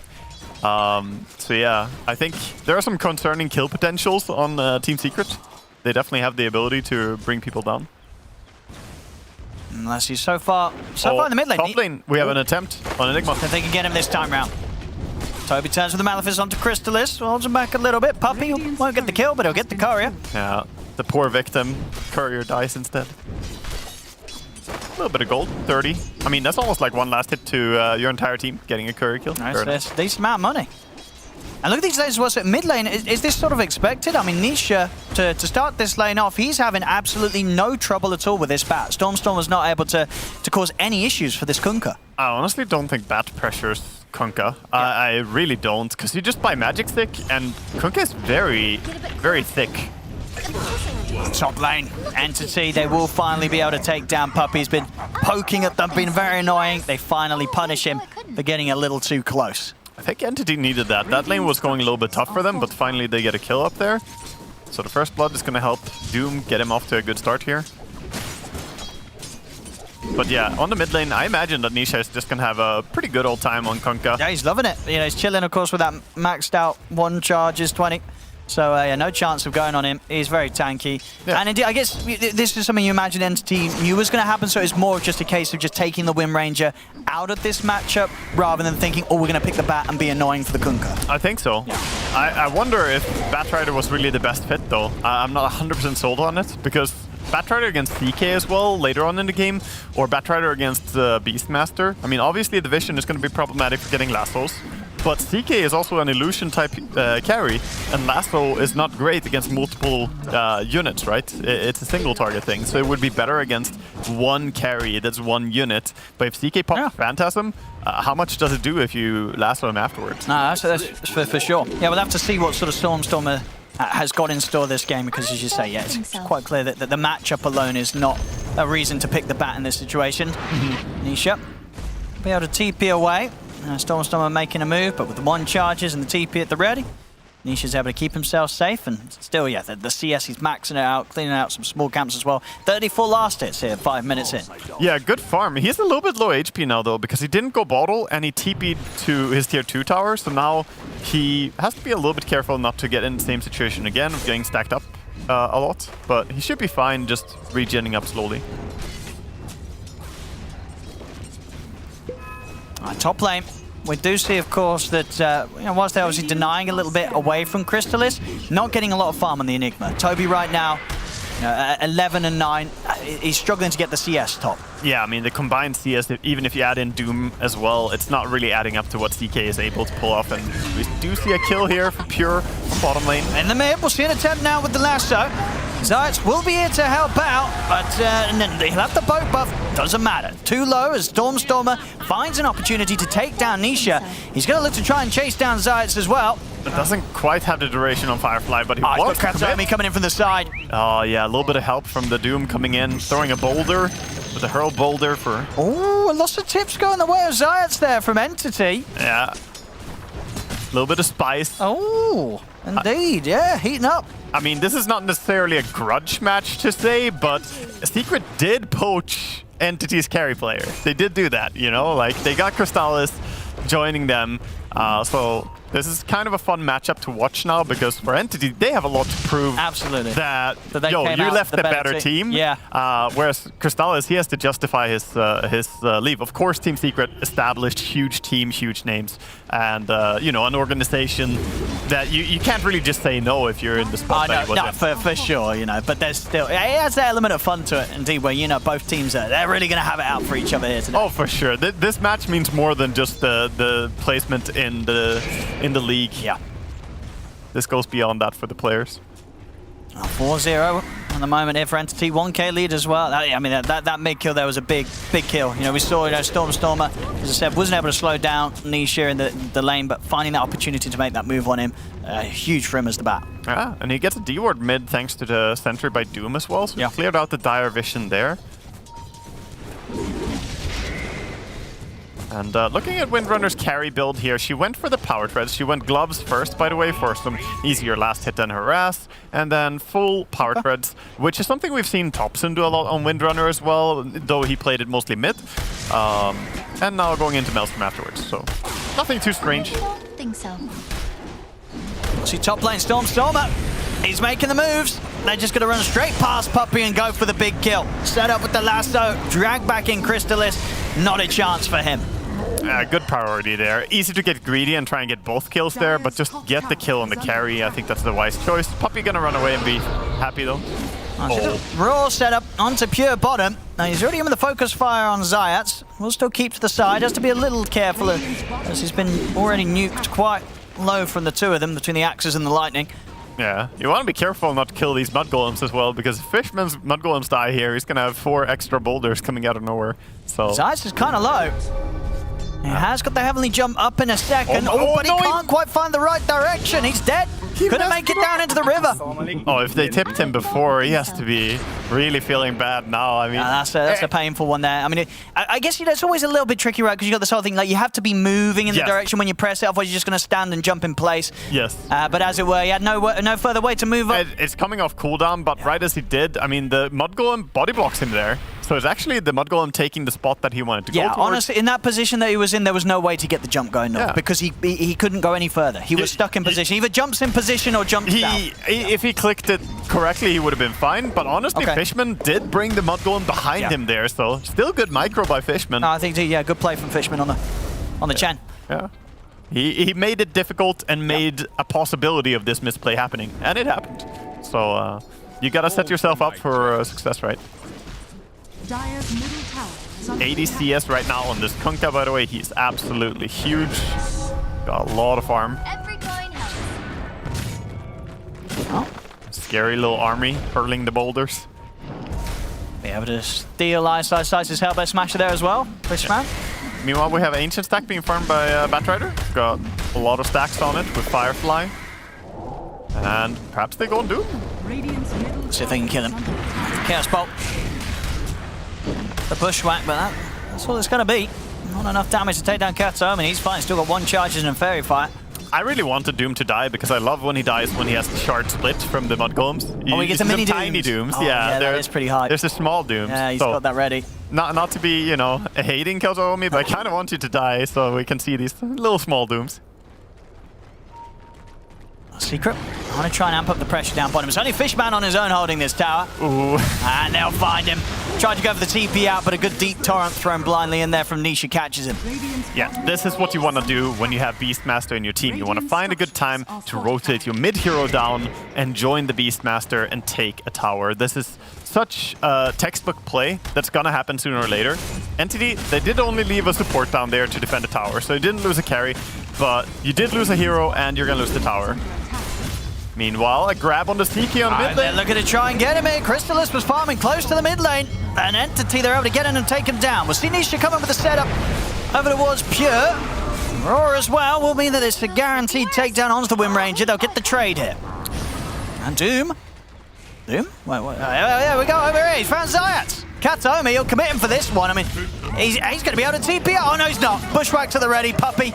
Make sure that he's not getting out of this one. He might be able to run. Actually, he's kind of tanky. I mean, speedy with the phase boots and the Windlace. Yeah. They'll get him with the first rock and the second, but you're right, he's just able to walk away from those two. They didn't have the damage. All right, I mean, that's quite a ballsy move there from Kato. He just walks in, dooms the Zeus, and walks out. Gets the kill. That's the thing. Doom has 11 armor. Yeah. He just devours the slow creep, the boar, and then just walks up. I thought that when he TP'd out as well, like, wait, can't you just leave? Can't you just go? He just left. Yeah. Say no and leave. 8-2 here. Entity continue to hold the lead. See, the Stormstorm are going for the BKB next.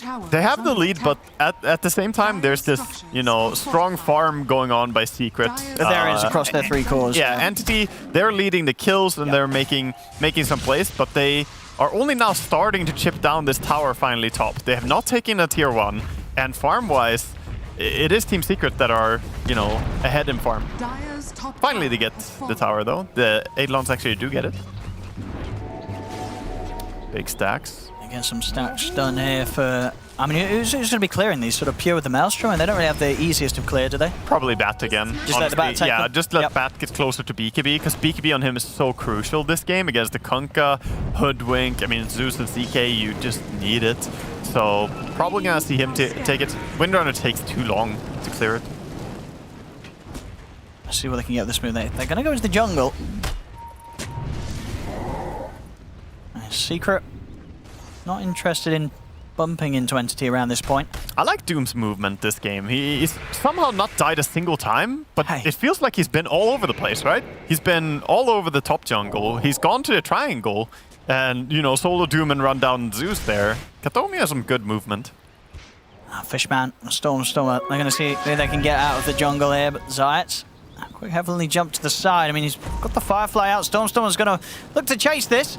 And, okay, doesn't want to commit. He knows that there's likely to be backup coming in. Top lane, it's time Katomi will be found.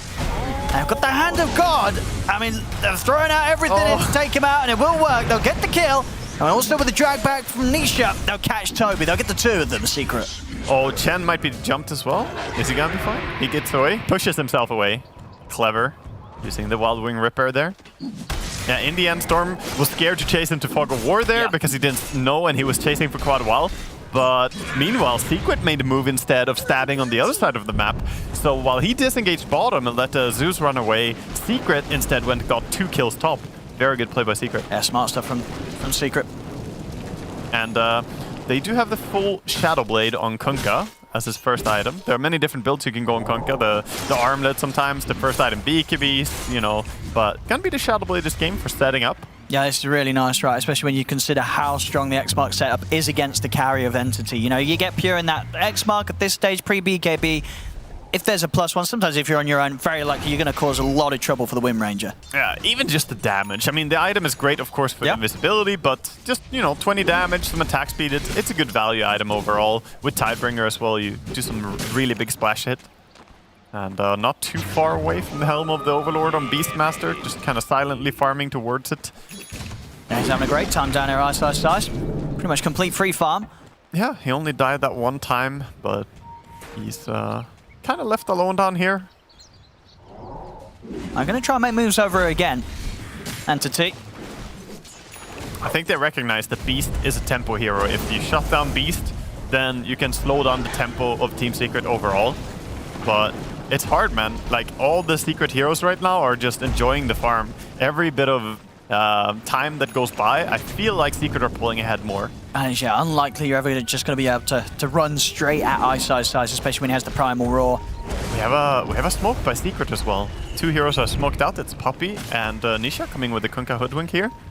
They're going to try and go around. He's going to be ready with the setup. He gets the next mark off. He's almost certainly getting a kill.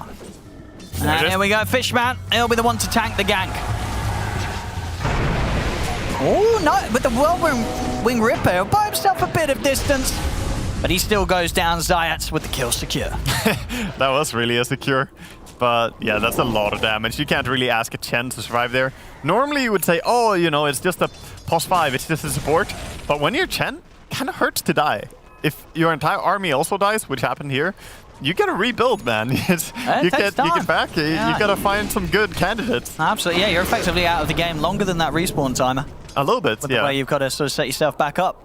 A little bit. Fortunately, he didn't use ulti for himself, so Chen still has ulti to help anyone else who gets ganked, and Zeus ulti is on cooldown.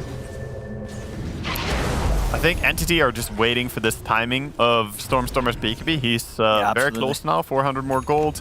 He's gonna have it. They've also got the Blink Dagger done on Toby. Of course, there's still many ways to stop that black hole. The jump alone could be nice. Almost got the grab on with the Hawk. The Hawk vision is right there. Yeah, I imagine Storm is definitely going to know that that's sort of keeping track of him. Well, step close enough, though, to find the opening. It is another tier 2. Doesn't look like he's going to get any help, though. Okay, it's coming in now, but that's just a little too late. These TPs aren't going to do anything. Secret, they get in and get the kill. Yeah, a lot of ultis being used. Stormstorm must not have noticed that the Kunkka was actually casting the X-Mark there when he was in Fog of War. I guess, I guess the Kunkka himself was in the fog. No, Kunkka was standing on the lane and he was animating the X-Mark. There's a little bit of a cast animation. And if Storm picked up on that, he would know that there was a Hawk, but he must have missed it just barely. Gets a little bit greedy, and as a result, he dies. His team doesn't want to fight without him, so tier 2 tower down. It's good timing as well. 17 minutes, Secret taking this. This is exactly what you want when you got a Beastmaster on your bottom lane. The first good push. Yeah, first big victory here for Secret, getting an opening. Yeah, you can see the X-Mark soon. Yeah, actually, that was before. Yeah, the X-Mark that you saw before. That was where you feel that maybe you could have seen that. No, yeah, it was before that even that he saw it. Number one. Well, into the pit they go. Pure with a focus fire. I'll look to take out this Roshan, and by the looks of it, something the Secret's not going to expect at all. They're not in any position to contest this. Entity's going to be able to take this one. Yeah, very good use of the Windrunner there. That's smart play. If you can't defend your tower, at least go for something else. Yeah. And this is going to secure Windrunner at least a little bit, since she's still far away from... she's doing the Maelstrom trick to get BKB faster. She's disassembling. You see her disassemble spamming? This is a nerdy thing, because you gotta do it all the time. What do you mean, like? Yeah, so he's spamming the disassemble on the Maelstrom. Okay. If you leave it as Maelstrom for too long, yes, then you cannot make it a BKB anymore. Why? But why not? Because you cannot disassemble Maelstrom after a certain amount of time. It's not got a recipe. Doesn't matter. You can't disassemble it at all points in time. If it locks, it locks. So you have to constantly disassemble and disassemble. I thought the flat-out rule was that if it doesn't have a recipe, you can't disassemble. Is that not really a flat-out rule? No, but you can disassemble anything the first 10 seconds when you buy it, right? Yeah. Yeah. So that's what he's doing. He's disassembling it over and over until he gets the BKB. Very cool. Very cool. Yeah, it's honestly a tedious thing to do, but now he has BKB earlier than he would if he was waiting for Maelstrom and BKB. Yeah. And now he's just gonna rebuy it. So this is actually something people did a lot on Windrunner before. It is a little bit mechanically intense to do, but it's cute that he's doing it. And it doesn't surprise me at all that a mechanically skilled player like Pure sees this and goes, yeah, of course I'll do that. Oh, there we go indeed, yes. So now just the 800 away from having the two of them. Mid lane though, the push is coming in. Secret. That's a big dragon. That dragon has 19 armor right now. Like, that's hard to go on. Even just killing this black dragon when it teaches the tower. I mean, that is the one thing. When you look at Entity's lineup, do you feel there's going to be some sort of damage issues, or I think so. There is sort of between them, unless they hit sort of what these big ults, the Dooms and the black holes. Yeah, listen, I was not really on board with this draft from the beginning. You like Secret's draft. I like Secret's draft a lot more. Yeah. I think it's easier to execute. I think that Entity, like you said, have damage issues across the board a little bit. Especially against these heroes like a CK and a Kunkka, you need a lot of damage to get through those heroes. Oh yeah, you wish you had a lot of AoE damage, but between Doom, Windrunner, Chen, Batrider, there's not a huge amount of AoE. Yeah, Enigma has some AoE damage, but a lot of that can be circumvented just either by stopping the black hole or by just not standing on the midnight pulse. No, absolutely. Yeah, I'm definitely seeing it now that this game is, it has to be insane level of execution for Entity to be able to take this one. I feel, Secret, they're up 4K. Yeah. And as you said, with the much sort of easier lineup to play out, especially when they've already got a lead as they do now. Yeah. So Entity, they've got to make some sweet moves, some sort of big pickoffs as well. They have to cleanly get in, take heroes down. They're probably just going to sort of have to use their resources on a lot of independent, heroes like Pure going on one with a focus fire, Stormstormer grabbing another with a lasso, Kataomi getting on someone with a Doom. They've got to be able to do that in a way that also allows them to guarantee the kills, though, which it could be difficult. Yeah, it really could be. I like what Secret are doing, though, using the Helm of the Overlord to try and get some vision into the enemy jungle. He retook a Warpine Raider. Yeah, look at it, that's massive. There we go. Probably dead here. This one should die, though. See down bottom, I mean, we're trying for the setup here. Katsuomi's in with a jump onto Puppey. Turn with the boat combo onto Katsuomi, and of course the boat buff will pass over Puppey. Puppey's going to be able to jump back to the side of the Ultima. Toby's in with the black hole. Jumps forward, catches both Zayat and Nisha, but they're not going to quite be able to take him down. As the three-man stun back over to the trees. It's going to be a clean-up here for Secret. Entity's got to run. Stormstormer's in trouble. His BKB comes to an end. Secret take him out. I think very much we're seeing what you talked about there, Wagger. Just in these team fights, it's difficult for Entity's heroes to really get many kills. I mean, they used so many abilities just to go on Zeus and Hoodwink there, and they only killed the Zeus still. They tried everything, right? Blast hole, black hole. And yeah, they're just lacking real right click. I think this early game is super difficult. A lovely escape from Puppey there. And indeed, it's a nice black hole. Yeah, but who's killing Kunkka during it? Like, nobody can. And this is where... Oh, and that was, as you know, what got them all as well there. It was the shard from Hoodwink. I believe, Puppey sent it back over, gets caught by a bit of damage, and bam, they all got, the three of them get stuck to the tree line. Oh yeah, the shard is really nice.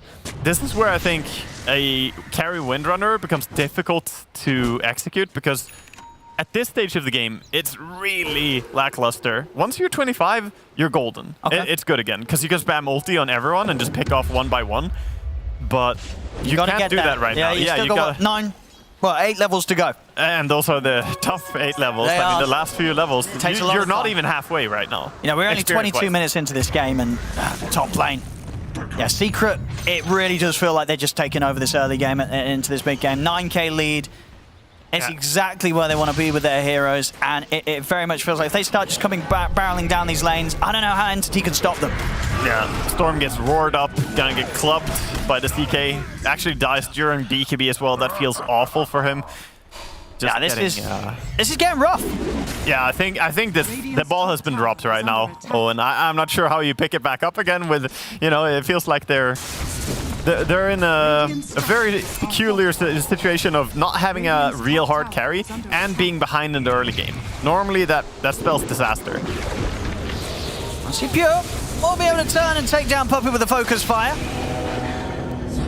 They're coming with the TPs, yeah, with that outpost control. Chrysalis is ready to head over and pick up the kill against Fishman.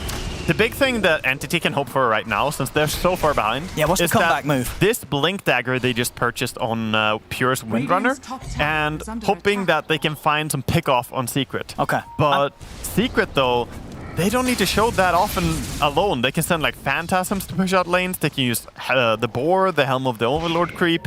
It's not that obvious where you're gonna find the pick-off. Oh, yeah, it seems difficult, absolutely. I mean, and the thing is as well, if Pure wants to go with like the BKB Blink, focus someone down with the Maelstrom and the Focus Fire, like he's going to get Roared. They have Roar, they also are going to have the boat buff coming out over whoever he's going on to. It's not that simple for Pure to just commit and get a kill in each of these fights. No, and at some point there's probably going to be the Pierce's spell immunity on Reality Rift as well to pull you back in. So yeah, and look, going for this build as well, Chris, is perfect, right? Blink Shard and then the MKB. Once he has the MKB and that talent, it's such a difficult game, almost an impossible game for a carry Wind Ranger.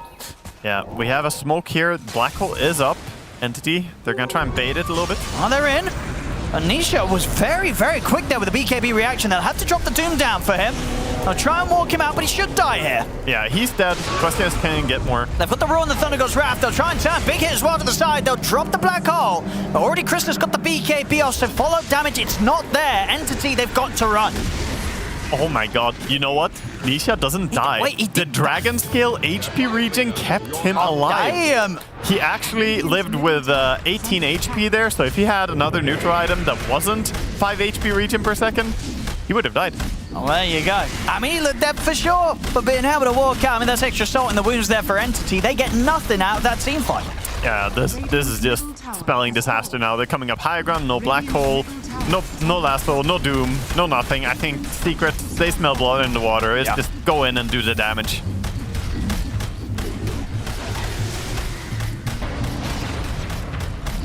Yeah, there's no way that you can defend with these heroes against the push of Secret. When it has a Beastmaster as well, he's popping the drums, adding even more attack speed here. They get the melee reaction, they're gonna back out cleanly. 25-minute. I think they could have kept going. I'm gonna say I think they could have kept going, but I also think they are the stronger team late game, so why not just back off and wait for your own ultis and then repush? See, Pure, she's gonna be able to get the jump on towards Chrysalis, but a straight TP out will be a solid answer. Yeah, good play. If he waited one more second there, he would have died, so good thing he realizes. Pure's got to be careful now. Secret's heading over, running towards them all. Now going to be able to find Fishman across the cliff. Puppey snipes that one with the ulti as well. That's the nice thing about having X-Mark and Hoodwink in the same team. You can just be like, here, this is where they're going to end up. Yeah, it's and then you just catch. You charge up your ulti on Hoodwink. Easy pickings. It's a smart draft. Their draft really makes a lot of sense. And it does feel to the point where, yeah, Entity, they might just big brain themselves too much with that switch it up at the end, being like, ah, yes, they're going to have a mid Kunker, we're going to pick the bat mid, and then, yeah, Win Rate Pure, you can play this right, yeah, you take it to the safe lane. You know, they tried something a bit different, and it just doesn't seem to be working here. I'm all for the flexibility and being creative in your draft. I just am not... I'm not even necessarily against the carry Windrunner so much, but I think Batrider didn't solve the issues that are going to be lacking in the remaining draft, because at this point, Windrunner is the only one with big damage in the team. They're both single target. Yeah, exactly. I'm not sure what hero, maybe something, I can't remember if Lina was banned, if that could have been the Storm hero here. He's obviously really comfortable with that hero, but I think they put themselves in a very difficult spot. I also don't like, I said it to you when we were watching the draft phase here, that I don't like Chen, Doom, and Enigma in the same team. Not the three together. It feels slow, it feels a bit passive. Nice Shackle. All right. Okay. Seen him get the Doom out, but already Ice Dice. He's just jumped the back lines. He's in under Toby there, take out the Enigma. Pure's going to try and chase in to help finish off the kill on Nisha. Yeah, they don't want him to live. Focus down this Kunkka. They will get him, but they've lost 2, and now Pure and Katsuomi, they've got to get out. Now get up to the high ground here, blink away. But Crystallis, he's in with a chase, jumps forward, catches Pure, it's 4 dead on Entity. Big. Has to feel good for Crystallis, killing off the new carry for Entity as well, showing his value here. But indeed, especially as they were pointing out during the draft, in a game where, once again, as we've seen likewise with other teams when they draft against Secret, against a team that banned out so many of his heroes. You know, he goes to show, you know, I'm a flexible carry, and he has proved it. I feel like, honestly, in the games where teams have targeted his pool of heroes the most, it's actually been the games where he's done the best. Yeah, I think it's funny. I mean, we can see he's silver tier, right, on his CK, but any carry player of the level, especially of Crystallis, they're going to be able to play other things as well. It's just you're still so scared of his trademarks that you just have to respect him. And against Secret, I think it's the right choice of banning it, but... Well, you would still sort of target heavily, if you're going into this I still think he's a star player, and I mean, Entity probably know it better than anyone. He was great when he was on Entity as well. True. And they know his strengths probably better than anyone else. I see Stormer. He popped the BKB, but his TP was still on cooldown. Ooh. So he's just got to run. And they're going to find him. 2 hits from all the illusions and the hero, and he gets clobbered. It's starting to get really messy here. 23 to 11, 18k lead. Yeah, there's also this Aegis he has for 4 more minutes. Kunkka might show himself here again. He is going to show. See what they can do here. He'll have the boat buff. Pure popping the BKB. He'll probably have to run with that. That was a really good quick shackle by Pure. I mean, Fishman is going to go down here. He's definitely going to die. See to the side as well. Puppy and Zayas to see if they can catch more. Radiant's middle barracks. Just the reactions of Windrunner there was really nice, though, because he gets Tidebringered by Kunkka out of nowhere, and he immediately doesn't shackle the Kunkka, but shackles the melee creep next to him onto the Kunkka behind him. And those shackles are hard to do because you don't have an angle. The farther away you are, the more forgiving it is. If the creep is right next to you, it's so easy to mess that up. So, good reaction. Of course, not risking the Lincolns blocking the shackle on Kunkka. But this is 20,000 gold lead, Owen. 30 minutes in, yeah, Secret. With the Aegis, with a push lineup. And they needed this as well, you know, we said Secret. Some of their series this tour have not looked great, but this game one against Entity as well, that's been absolutely showing off and showing up in a lot of the performances so far. You know, this is a huge way to start the series for Secret against Entity. Yeah, and I also think they're like one of the teams that they directly should see as a competitor for that spot to the major. I mean, Entity have been looking really strong so far. There's the push, Secret. Ready to start teasing with the idea of a second set of racks. They've already forced out the BKB from Stormer. Radiant's top barracks has fallen. Kunkka with a good little wraparound. Pushed bottom, coming back to his team. I like the method that they're using here on Team Secret. They're not rushing too much. They're being slow, methodical. Radiant's top barracks are under attack. Like, they're in no stress to just end immediately. They still have 2 minutes on this Aegis. Take the time, sit on the triangle, farm up a little bit. Because they already knew all the abilities are up, basically. Sure, you forced out BKB, but don't get too antsy to just walk up high ground early and throw away your lead. Bounty. Now with full Ether Lens on Zeus as well, and if we're keeping up with item progressions here, he's going to have the Aghanims and the Ether Lens, so he can sit at a very comfortable distance and be useful. Of course, that means that both Hoodwink and Zeus have Ether Lenses. That's really frustrating to play against.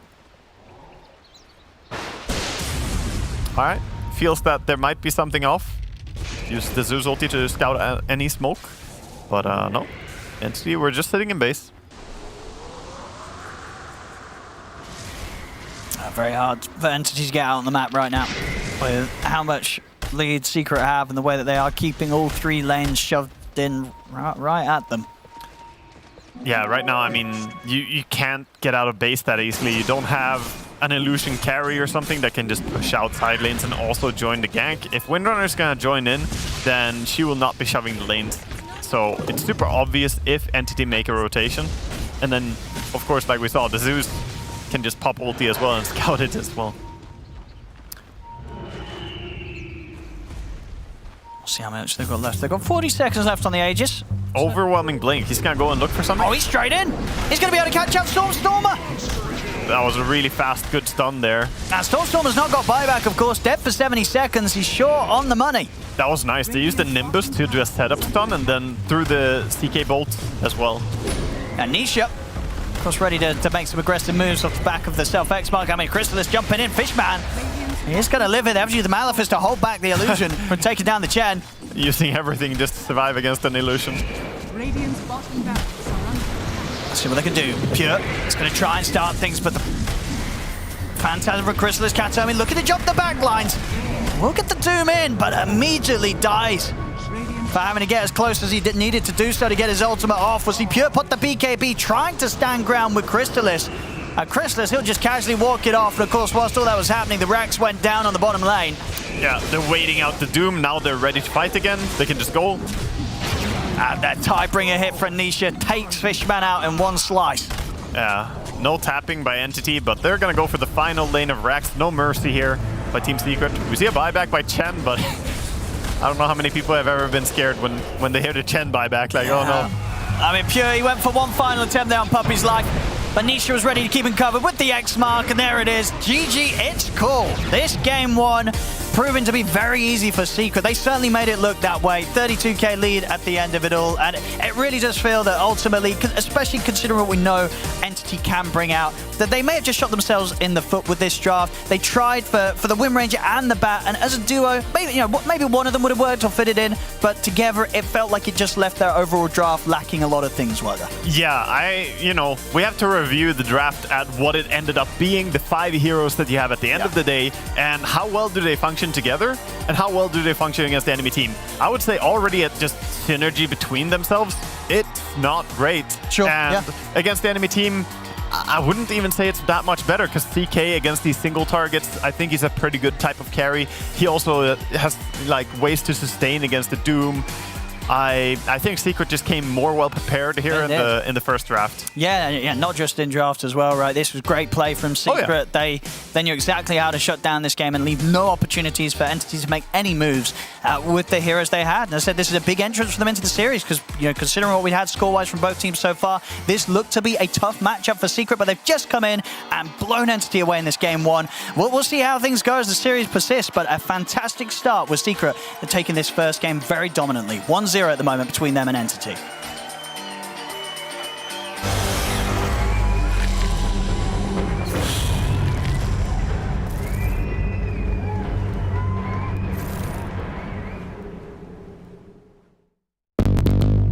What's your style?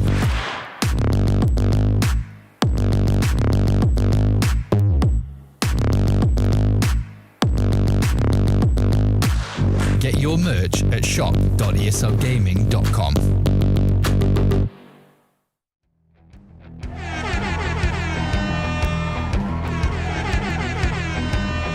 This DJ is breaking all the knobs off. Let's go.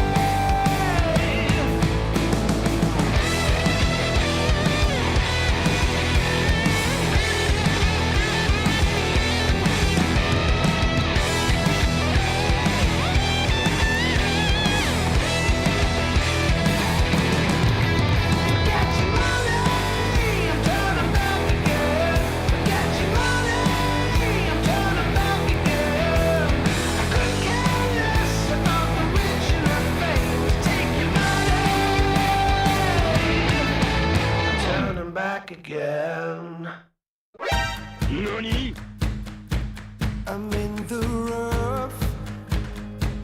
I know I'm hardly a diamond, but come back, darling, and clean me up. Think I lost myself. I've been talking like someone else, yeah.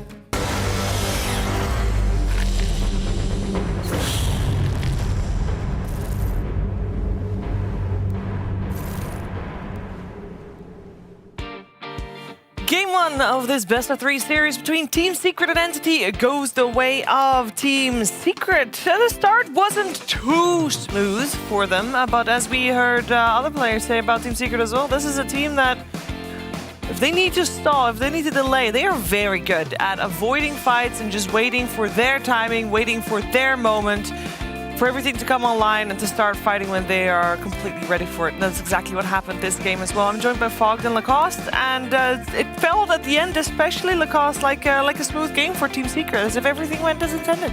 Yeah, pretty much. They needed to get the ball rolling. I'd say the same thing for Entity's draft, where it's a very difficult draft to execute. You need to be very ahead. Like, this is a very snowbally draft, having Enigma, Batrider, and Windranger as your cores. That means you need to be able to do a lot in the early game, get some kind of advantage, and transition that into Roshan. I mean, what they did kill the Roshan. They were just not ahead, I guess, as they planned. Yeah, I think it just overcomplicated things. In Secret, they kept it sweet, they kept it simple. They picked Kunkka, you know, they picked Nisha, a hero that he's super confident on. Their draft, it looked stable. They had a million different vision aspects. Like lanes, like you said, you know, I think the score was like 8-2, maybe 9-2 or something like that.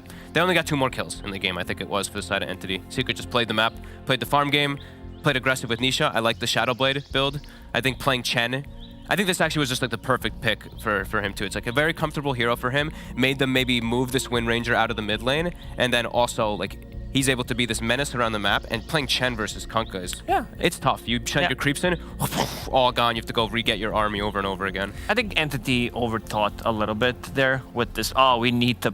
It was more about punishing Kunkka as their last pick. Yeah. And they're like, we're going to pick Batrider and dominate, you know, make Kunkka's life miserable. But he played this lane perfectly. He was even ahead. He knew exactly that when he can TP out, when he can play aggressive. There was one death early on, but that's like whatever. Like, he got the job done. He was staying on top of the net worth, and that's what mattered for Team Secret. Yep, and when we have Team Secret versus Entity, Chrysalis versus old team, of course, for the player versus player from Ace's Predator, we went for Pure versus Chrysalis. We chose Damage Done for this one. Fogged, this matchup, you got yourself a CK versus a Windranger. It's not a very fair matchup, I feel. No, definitely not, especially if you start to fall behind in any means in the game, and honestly, like, it was such an impossible Windranger game. As soon as Kunkka comes out, you're addressed in multiple different forms. Even when you get BKB, there's a roar. Yeah, we were talking so about it in the green room, just not being able to, like, even get a kill. Kunkka lives in one of those situations. You pop the Doom, you use the Windrunner's ulti and the BKB. It's like, your whole team fight is gone. This is it. Unless you land a 5-man black hole, which never happened. We saw like one good black hole on multiple heroes, and then you see Puppy using a bushwhack.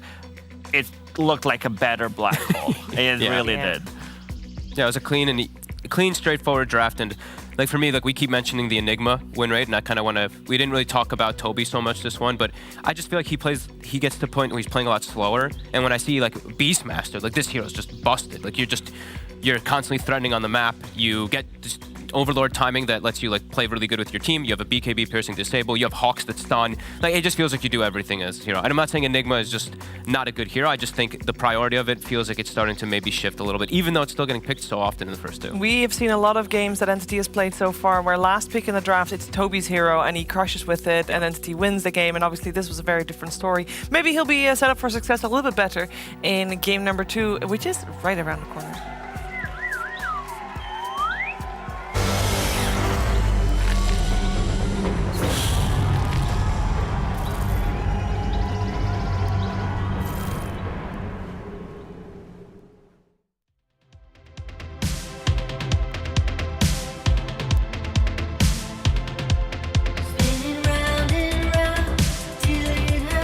Now I'm falling down in reverse. And when you call me out,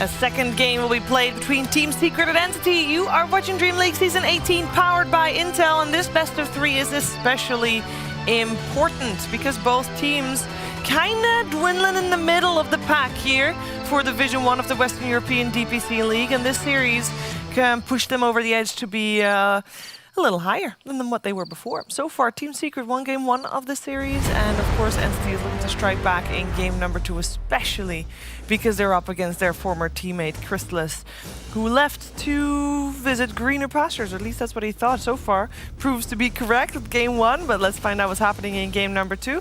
I just asked during the break, he didn't hear it, but I asked like if this will be a quick 2-0, and Fog's like, no, it's all depending on the draft. Yeah, I still feel like it does. I think Entity, it's the same thing that kind of I felt happened the other day when they were playing versus OG. They get locked into a style. They're like, we're gonna play this as carry, or you know, or they just see like the draft where like we have to move this, and then we're like, wait, we ended up with this as our carry. You know, this is not what they want. Draft. I mean, you can't go back. You can't pick your heroes. I think Chrysalis is having much better performance overall than at the start of the season, because you know it's a lot of pressure on him.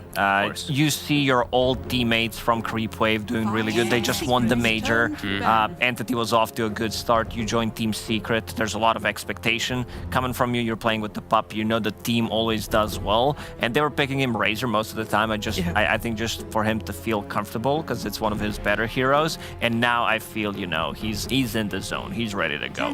He looks more relaxed. Yeah, he does. Yeah, I think like when you're this type of like a superstar, like pub player especially too, like and all that, you're this very good player. You can't just like limit him to one hero, right? One style. This guy plays.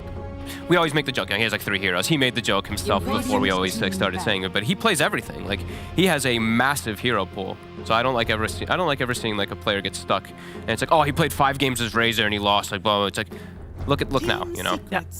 It's his Templar Assassin game that he had last week. I believe it was against Tundra. He really showed up, and I think that was one of the first times where we saw him on a hero that was not typically his. And he definitely, ever since, has felt just more relaxed, as you guys are mentioning. We got Entity on the Radiant side. First pick once again for Team Secret on the Dire side. And we got... Razor is available. Razor is available. They've actually banned out the Zeus. That's a lot of respect for that I hero. think that's a good way to approach this draft, because they had Beastmaster and Zeus. It's way too much vision. Both of these heroes deal a ton of damage. What they provide... Like, the lane didn't go too well, I would say, especially for Zeus. Zydes didn't get much done. Beastmaster got the farm, and yeah, eventually you get the levels. You as a Zeus, you get the XP, you get the gold from it. Beast is just so annoying. Like, of course it's the summons things, but even in lane, most carries, like you're just getting axe spammed, and you're like, dude, I need to. They have Chen with Headdress and with even Aura, and you can't offset the damage that's coming out. It's just a really, even though it's been nerfed and stuff like that, it's a really annoying hero to play. I like what Team Secret have. I feel like Entity is, again, this is gonna be their like Fishman Clockwork, one of his better heroes overall. Enigma.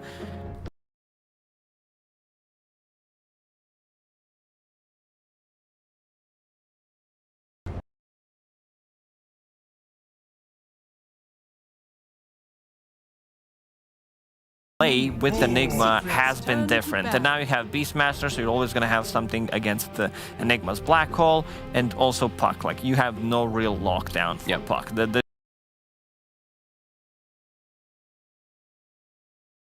This hero just feels really good to play right now. Didn't get any buffs. Like, you go for the Witchblade, you always deal with the supports. Very easy to play hero, I would say. There's like, you see Beastmaster Puck, you're like, well, this is very easy to execute. You can't miss Aurora, you can't miss Coil. On the other side, like, if we miss you,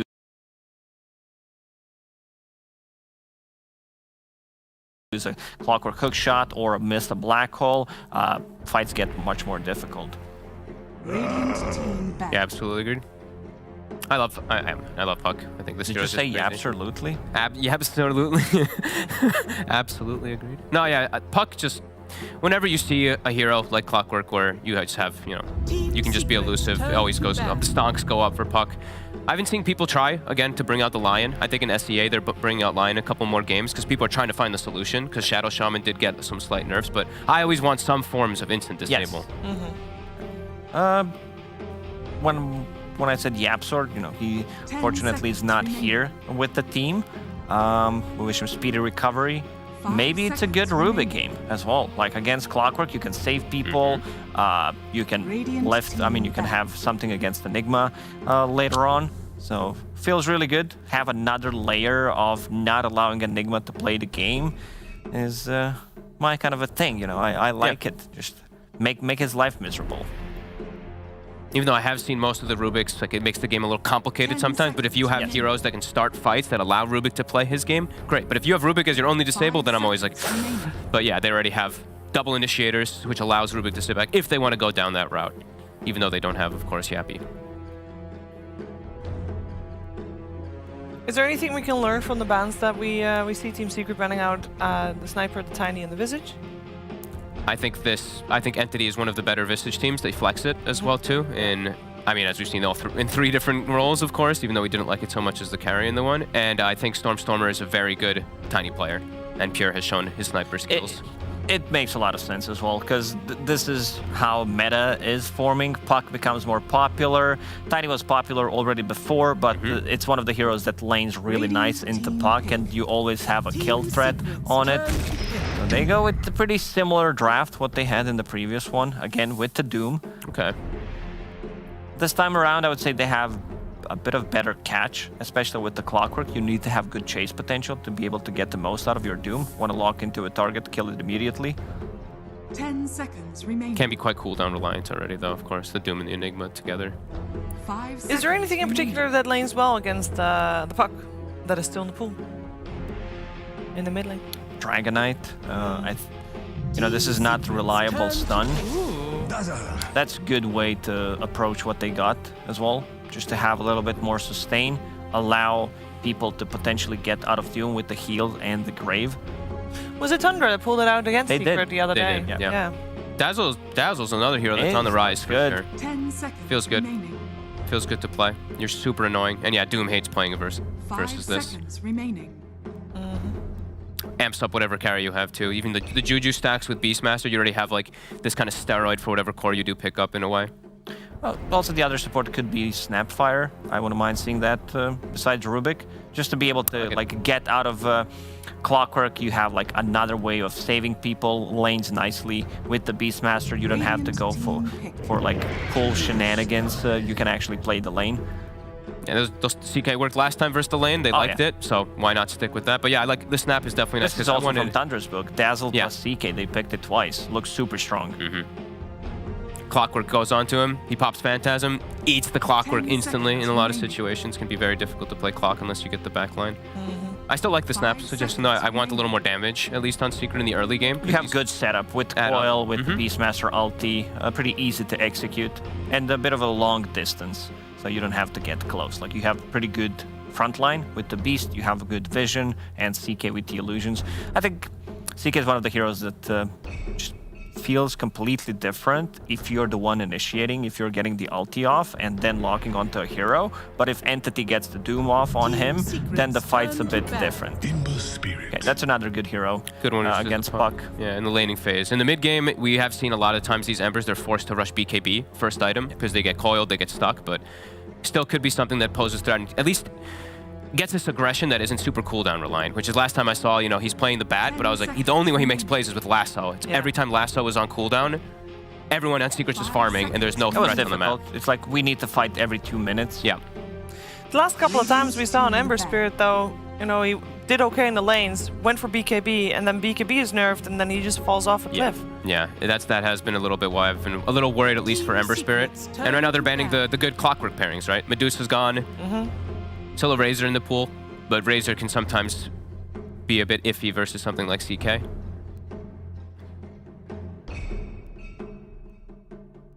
And they're still banning out the Hoodwink because, you know, Dazzle's probably going to be the 5. Hoodwink is also going to be a very annoying catch, as we saw in the last game. 5 seconds remaining. What other carry to pair with Clock? I mean, it's usually just one of those range carries. They'll make TA. It's a good ban. So Razor and... Is there any flex potential for Team Secret, or are we saving Xayah to 0 for last? I think so. Save it for last, yeah. Then I have to ask about the Treant and the Techies.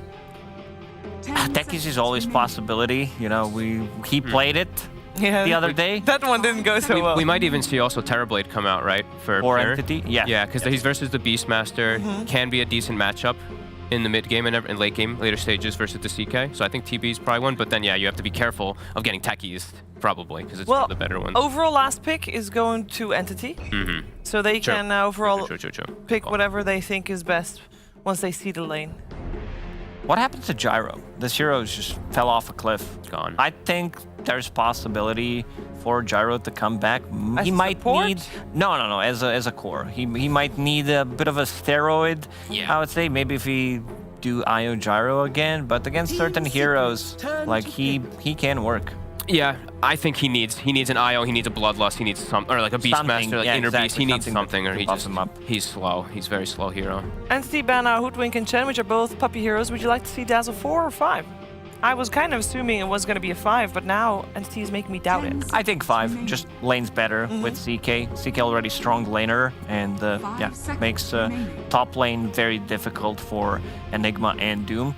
Radiant team. Still like Snap. Fire. Yeah, Snap. Mentioned it earlier already. Still in the pool. Always going to be extra forms of Lockdown versus Ember. You get Shard, you get Cookie, etc. And it's a Wyvern. So which one's the cores? Carry Wyvern? Mid Wyvern, carry Ember? Carry Ember, or the other way around? It's Stormstormer Ember. Doom on Pure. I they're think doing the same. It's overcomplicating things, yeah, I feel like. Exactly. Like they pick 4, let's call it normal heroes, and then for the last pick, you go with Wyvern. Like, doesn't strike... Sure, against CK, other than that, it's not that good of a Wyvern game anyway. No, like, you also pick into Puck, into Snapfire, where you're gonna like just set things up for potential Mortimer's Kisses and also Puck. They don't have lockdown for Puck. Like, the only reliable lockdown they have is the chains from Ember Spirit, which is still kind of eh. And it is Ayat's actually playing his Dazzle, who's decked out. Look at this Dazzle. Yeah, his Dazzle is... he's got all the items. All the pixels. I like it. Yeah, I think I even think like Dazzle versus Wyvern's pretty nice too. You can offset the curse. You can brave the target that gets cursed to save too. Get some I really think they outdrafted themselves. Agreed. Like, even harder than game 1. Ooh. Too cute. Too much trying to overcomplicate things. I'd say so. Just not sure what happened to them. It felt maybe they're like, oh yeah, we're off to a good start. We have these like ideas that we brought into the game with picking heroes like Sniper, Carry Visage, and yeah, I think it might got into their head. Well, let's find out if they can still force out a 3rd game to this series, or if they're able to execute this slightly unconventional draft. We're heading over to Waga and ODPixel. Thank you, Sheev, and welcome, ladies and gentlemen, to Game 2 of Entity versus Team Secret. Waga, we heard there from the panel some concerns with Entity again trying something a little different with Pure playing the carry Doom. Do you agree? Do you think this draft, do you maybe see more potential here than with the last one, or do you also sort of feel that this one might be even harder? I'm still very reserved. As much as I like being experimental and trying out different stuff, I like this draft more than the last one. But I did not like the last one that much at all. So it's a pretty low bar. Yeah. I do like the harmony in Secret's draft. Looking at Secret and the heroes they have together, it honestly just makes me smile inside. As a Dota player, I look at that, I see so many ways that you can play off each other's abilities. I think the only one that stands out a little bit is the Dazzle, but he has justification for being in this game because of Doom. You know, he was picked for good reason. And it's, you know, it's strong against the Doom. It's strong against the carry Doom. Yeah. You know, this is a Doom that's going to have priorities. So if you're making his life hard in this game, you're going to feel pretty good. And it has some synergy too. It's a bit synergetic with summoning units, which Ice as Ice will do, and the CK illusions. So yeah, honestly, from a draft point of view, I have to say Secret makes me, you know, this one sparks joy, and Entity, it does not spark joy for me yet, but hopefully their plays will. Let's have a look. They had a rough game one, Entity. See if they're able to do something a bit more here. May start off with, nice. He should be able to outrun this. Yeah, 2 for 2 on the bounty runes. No real winner there. Someone has to take that rune. Leaving it. Get the gold. Get the D-ward as well. Nice. Okay, let's have a look at some of these lanes. So this time around the mid-storm on the Ember against Nisha's Puck. How's this one going to go down? Oh, that's Ember favored for sure. It's not nice being Puck and getting Slider Fisted all the time, so we should be seeing Storm pulling ahead here, just because of how much harassment damage you can take as Puck. Sometimes we see people buy Ring of Protections to try and help mitigate that. Bottom lane, it's a pretty brawly lane. I think Beastmaster and Dazzle have a bit of an edge against Doom and Wyvern, but then again, I'm not very familiar with carry Doom, haven't seen it that much, you know. I mean, what's the build going to be? Do you like rush a Midas? Do you try and get like super farm? Probably you do go for a Midas after like face boots into Midas perhaps, and then just go for typical tempo items, stuff that makes you faster in terms of movement speed, like drums even as a possibility. Even for carry Doom, you probably still go rather standard itemization outside of maybe adding a Midas for greed. Is it sort of like the carry win range, another sort of level 25 kind of thing? You know, you want to get that cleave talent, don't you? Yeah, the cleave talent is obviously... It's a good talent. I mean, it's tempting down the road. It could be big in this game. You got to get there, though. Against CK? Yeah. It could become relevant. That's the strat. It's a level 25 rush here. Now, once again... if we make it there, Owen. But they first have to survive the hurdles to get to level 25 against this Secret draft, which is looking very competent. What about on this top lane? What we got? Is it going to be another decent start for Chrysalis? Look at mid. Wow, he took a lot of damage. He was really low there. Nisha pushing his harassment onto a Storm, but he has his bottle. He's fine.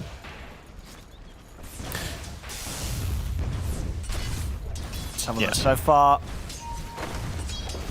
Not having the easiest time CSing bottom pure. No, he's being constantly bothered. Like I said, it's a lane where Secret will be pretty aggressive early on due to having this Shadow Wave to heal up all the time. They will be able to force the issue a lot. Meanwhile, top lane, the lane we haven't really talked that much about. Of course, it is Enigma, so gonna hold back the lane against the CK, as we saw before. And meanwhile, the Clockwork and Snap having a bit of a scuffle in the jungle here. I think Snap should be trading really well here. She also is prepared with double Mango, so she can spam her nuke all the time.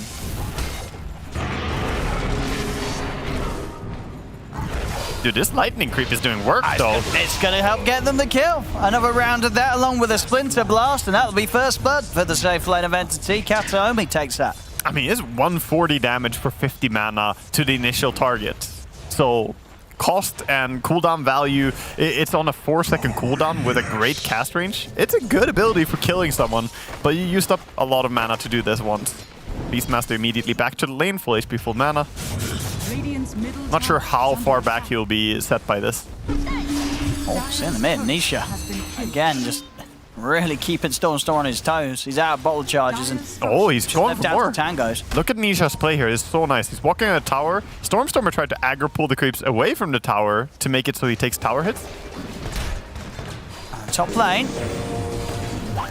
Poor Puppy. The cookie's at the ready. He's out of it. Meanwhile, back down bottom Entity. They'll get another kill. Pure and Kataomi with the damage and the chase down. Yeah, as low as mana as they were. The lightning is doing so much work. He has a soul ring now as well, so he used that and was spamming extra lightnings with it. Bottom lane is proving to be more difficult, I think, than Secret expected. At the same time, though, you have to say this Puck is playing really well. Nisha, for a lane that can be pretty problematic for Puck, he is doing really fantastic. Dire's middle tower is under attack. Yeah, just trading damage excellently against Stormstormer.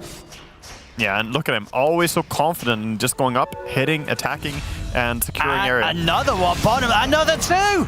Oh my god. All right. I mean, they're crushing it. This Doom Wyvern safe lane duo, not something you'd see every day. They've already got 4 kills between them at 4 minutes in. Carry Doom coming to a pub near you. definitely off to a much more impressive start than the carry Wind Ranger. Yeah. You know, they've found something here that looks to be pretty good. Great. It doesn't get much better of a beginning than this. And no TP ready for Dazzle, so while Beastmaster TPs down and starts body blocking the creeps to have the creeps close to his tower, he is going to be alone for a bit. So this pull is uncontested. It is a stacked camp. Wyvern going to be able to deny quite a few creeps here.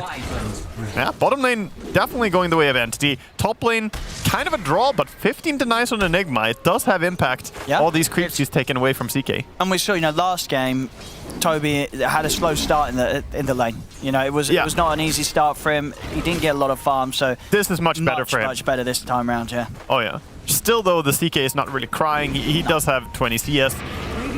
Bottom lane again. Here we go. Ready to try and chase it. Science, we'll get the poison touch off and we'll sort of hold back Pure from running them down. But again, just good damage thrown out from the Wyvern and the Doom, making this a bit of a tricky lane for Ice and Zayas to step up to. Yeah, it's not so easy. The Doom is rather tanky when he stands in the lane. And just spams so much damage from far away with between the Scorch Earth and Lightning. Look at him, he's throwing it all the time. You show yourself to harass a little bit, you get take a Lightning to the face. You'd imagine that the Magic Stick charges would make it, you know, not that painful, but 140 is a big initial damage from it. That's a lot, yeah. They're taking much more away from them than the charges can give back. Funny thing as well is that they struggle to get rid of the raindrops that Doom has. You can do it with the Wild Axes, but you can't kill off these raindrops with Dazzle since you only have physical damage. It's going to be very spooky now down there. You know, Phase Boot's coming out for Pure and he's close to having the 6. So a lot of easy kill potential now, considering how the start of this lane's gone. Oh, a little bit of a catch doing some damage here, but no Eidolons, they just died. Kind of bad timing to try out for a kill.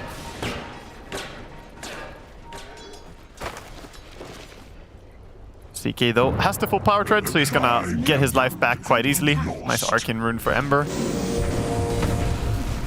So maybe try for Fishman here. The Mango and the Rift. He's going to have backup from Toby though. That will allow Fishman to get out of there. They won't give up any kills to the CK. Top lane is starting to look kind of rough for Secret now as well. I mean, CK was doing fine, but look at the denies racking up on that Enigma. He's now 26-24, and the CK has to start jungling. They're setting up to go. Pure doesn't want to overcommit. Yeah, you have to be wary about the Puck TPing in. You've gone away with killing them multiple times, but Puck, you have to expect that he's going to be wanting to join these side lanes. Oh, he has no TP right now, actually. It's coming out on courier.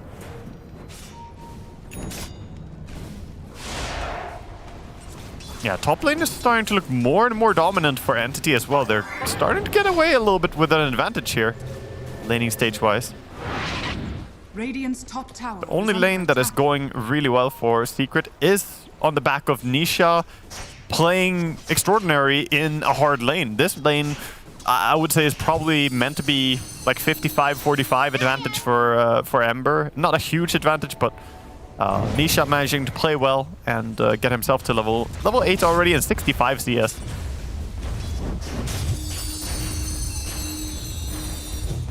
I mean, which lane would you imagine we're going to see Nisha try and move towards soon? Has to be bottom, I think. Yeah, I don't think you go top, because even just the risk of the black hole.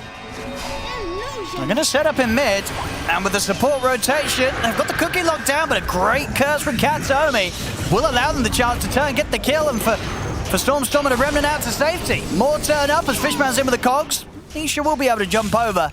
A very nice response there, Katsuomi, making sure he was prepared for that secret dual support rotation towards the mid lane. Yeah, and we see the itemization here as well. Doom is going for the Midas and his skill build, no point in the Infernal Blade. So greeting up with the Devour and using mainly the Scorched Earth to his lane. I think it's smart that he's not going for his third skill as well, because mana-wise, if he had that along with Chain Lightning, there would be no way he can use all his abilities. Might as well max out QW. Is under attack. And CK never finding any uncontested time farming jungle, and small camp being blocked. He's kind of having a hard time getting his momentum here. Stormer will be in for the bounty rune. Won't go for anything more though, wants to stick around towards the mid, make sure that Nisha can't put too much pressure onto the tower. Nisha is very close to a full Witchblade. that's when he's gonna start getting really strong and able to find a lot of solo kills. Because you have all the damage you need to get pickoffs then. Tower is under attack. The stacks in jungle have been scouted here by Dazzle, but can he do too much about it? As he's alone, he has to walk away. Radiant's bottom tower is under attack. For that 10-minute power in. Those are some big stacks they have on the Dire Triangle. Already they have a triple stack on the Ancients, triple on the big camp as well. Probably gonna see Puck go and clear the big camp there.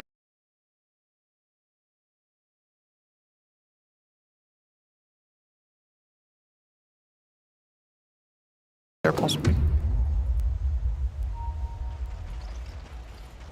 And for now, just a pretty calm game, but at the same time, a little bit of invasion and bullying going on by Entity. I feel like they're doing more to put Crystallis in a hard spot farming than Secret are doing against Doom. I think Doom has had a pretty clean start here, and now with his Midas, he's gonna be ready to TP out and get some more levels in gold.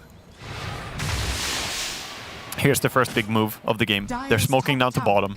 Secret are doing the same rotation we saw last game. You have a Beastmaster on the offlane. You want to rotate down there and use him to take a tower. He's got the Dominator. Tower's gonna fall super fast. And again, we see a support sitting on the tower. Are we gonna see a repeat of what happened previous game? Well, should be a pretty clean kill, unless he'll get the curse off. See Stormstormer heading over, changed as well. Nisha will drop the Dream Card, but they're in with the hook shot on top of it all, so they'll lock Nisha down. That stops everything, and now Doom coming in, chasing down Puppy as well. That was a really good catch. That curse was crucial. Yeah, buys them that little bit of time for the rest to turn up and get the trade. Yeah, that's gonna be a free kill. Gonna go the way on Toby as he uses his Eidolon to get the last there. I mean, Doom is gonna get farmed no matter what. He has the Q and Midas. Might as well steal from him. Get that Blink Dagger on Enigma. So it's just gonna be the Midas into the BKB. That slows down this tower falling a little bit, and Winter Wyvern again TP'd down here after he died, so he's ready to spam his W and try and delay as much as possible. And Wyvern is probably the most annoying hero after Caudle for defending towers. Like, how do you push against this? Absolutely, yeah, you can just clear the waves from such a safe distance. Yeah, fly into a tree line too. Already level 1, that's 10-second duration flying, so he just disappears the moment you try and go on him. Of course, you do have the Hawk, but look at him, he's just out. Finally, it looks like maybe they will be able to get the squeeze on this bottom tower, but a lot of time invested for it. CK though, happily farming on the back of all this, is finally gonna get his armlet coming out soon. He is only 100 gold away now, and looks like he wants to take the triangle, farm the safe area. Radiant structures are fortified. CK doesn't really clear stacks though. They stacked a lot for him here, but CK, when you play CK, is like, yeah, thanks for the stacks, guys, but you know, it's time. It's not that easy. I'll be here for a while. He'll probably be here for like 2 minutes now farming. If he wants to clear the Ancients as well, that will take a good old time. I'll see if it's going to give any chance for Entity to maybe head over them themselves. I mean, with the amount of time that they won't see Crystallis out on the map. Yeah, I imagine they know what's going on because no one is farming top right now, but they also probably don't feel safe enough to move into a triangle. Okay. And meanwhile, they are the ones who want to wait for Toby to get items, right? They have Enigma. It's not like they have the worst late game here. And Secret, they do have really strong teamfight heroes. So walking into a dangerous territory, you might just get punished. Yeah, I like the CK camera. We finally see him. There we go, finishing up the small camp, or the big camp, I should say. Smaller of the two. And indeed, he wants to farm the Ancient, so I think he's 1 minute and 20 seconds-ish in now. Seems about right. About 2 minutes to farm all of this. Yeah, he'll get him done. Yeah. But yeah, still a bit of farm needed to catch up. Currently seeing the poorest of the cores in the game right now, Crystallis. He stacks it again. He wants more. The good thing for CK is that he's in a very safe spot, so even if it takes a long time to farm here, he's effectively right-clicking non-stop, which is the fastest you can farm on CK. You can't really ask for much better than non-stop auto-attacking creeps. So, yeah, you don't clear stacks fast, but that's like CK's one weakness as a carry. He farms kind of slow. And we have a move towards mid. Beastmaster now wants to look for another tower. They're already mounted up on this tower with Beast nearby. Will Entity be able to react to this? Wyvern is far away. He's the main defender. Doesn't seem like he's going to be in time to really spam. The damage is already being dealt. Radiant's middle tower is under attack.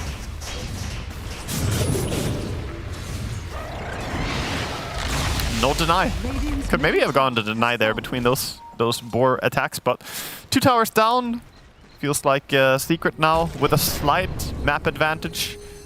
But Entity is still probably expecting this. When you play against Beastmaster, you will lose a lot of towers. Yeah. It's gonna happen. No, and they're gonna feel that, you know, Pure is getting good farm. BKB is done into the Blink Dagger next. I mean, he is ridiculously farmed on Doom. Yeah. He got that Doom net worth going on. Stonks to the moon, 9.4k gold right now. And is that the full? Yeah, he's got it, yeah. Yeah, the full way thing. over. Fishman, I'll try and start things on Desires. The cookie from Puppy will save it. In fact, with Dream Coil and the kisses, they've got enough to bring down Stormstormer. Silence as well. They need one more kiss to hit. They'll do it. Just enough to bring down Stormstormer. They've also got to find Pure with the Roar. Pure has to put the BKB around Toby. He's going to jump in. It's a 4-man black hole though, Toby. He'll jump in. It does get put to an end by the silence, and he'll still die. So will Pure.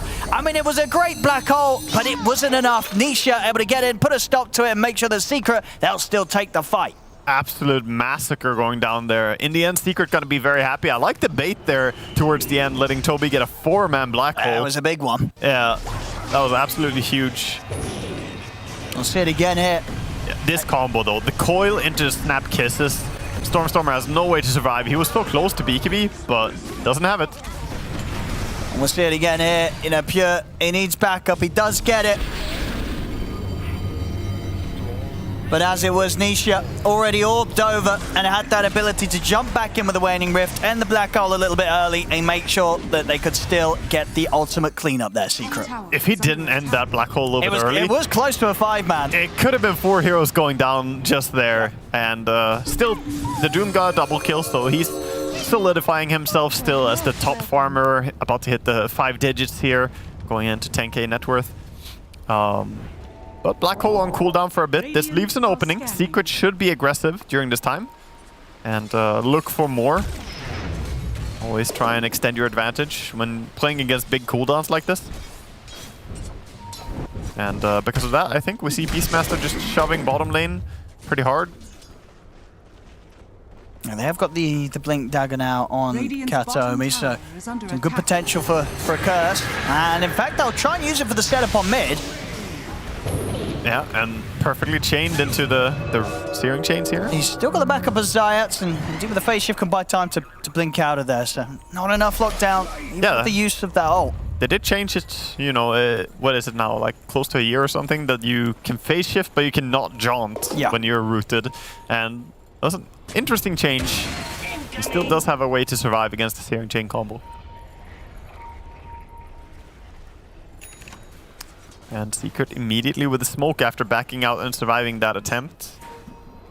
They know that there's no curse, there's no black hole. Map is very open for them right now.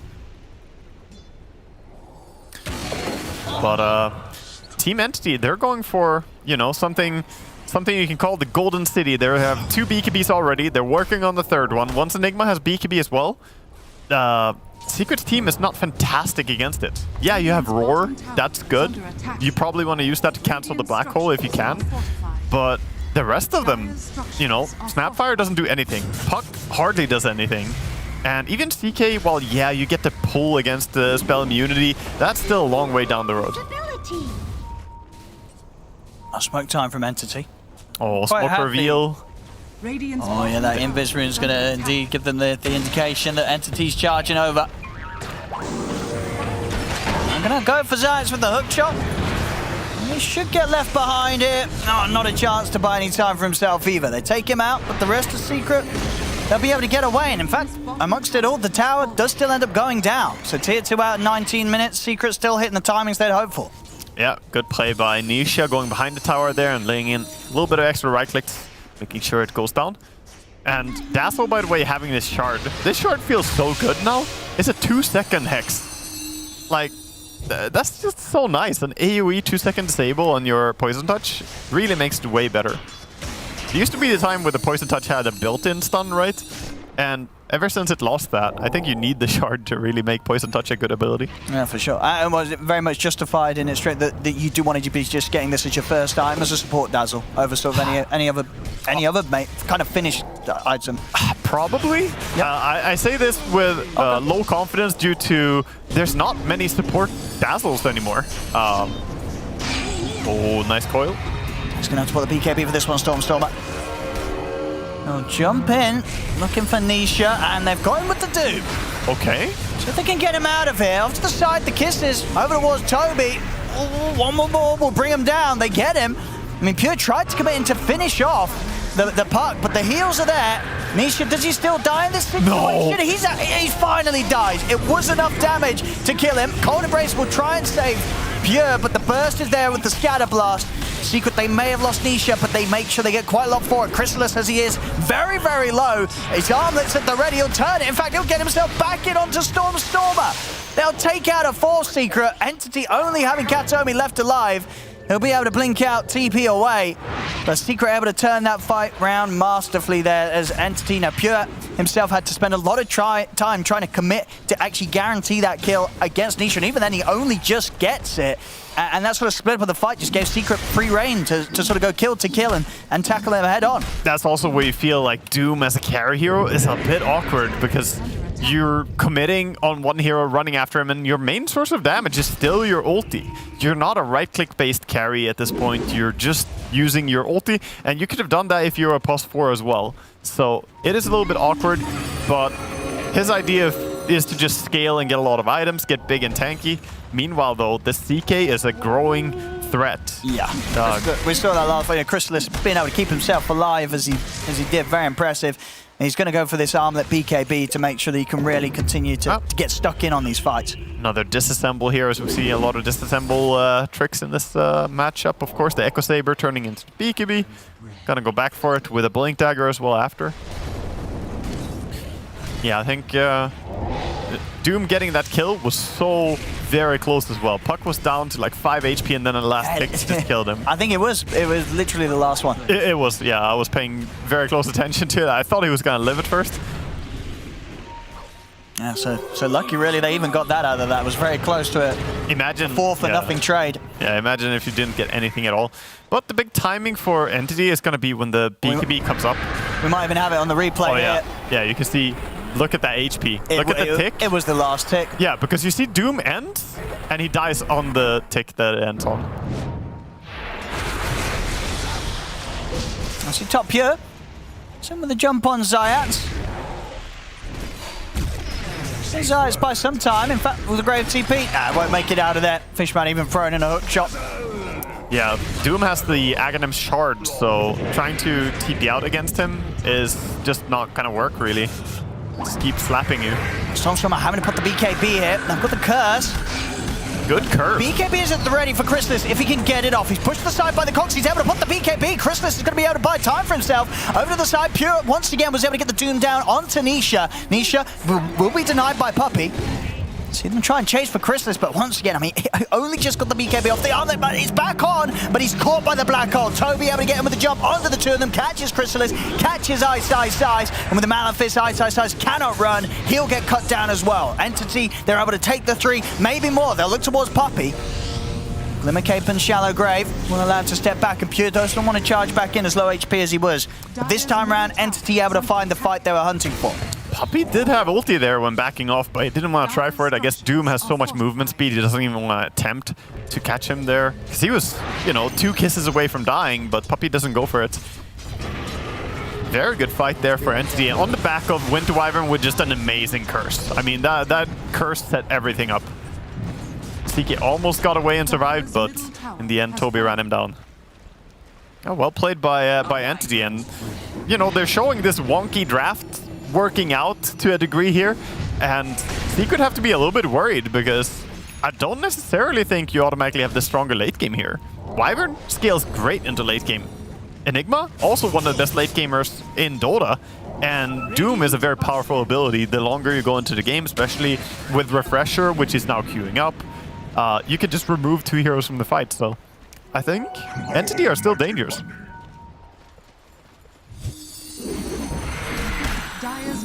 CK desperately wants that Satanic, I think. I wonder if he's gonna finish the Blink Dagger even, or if he wants the Satanic before, because he's taking a lot of damage.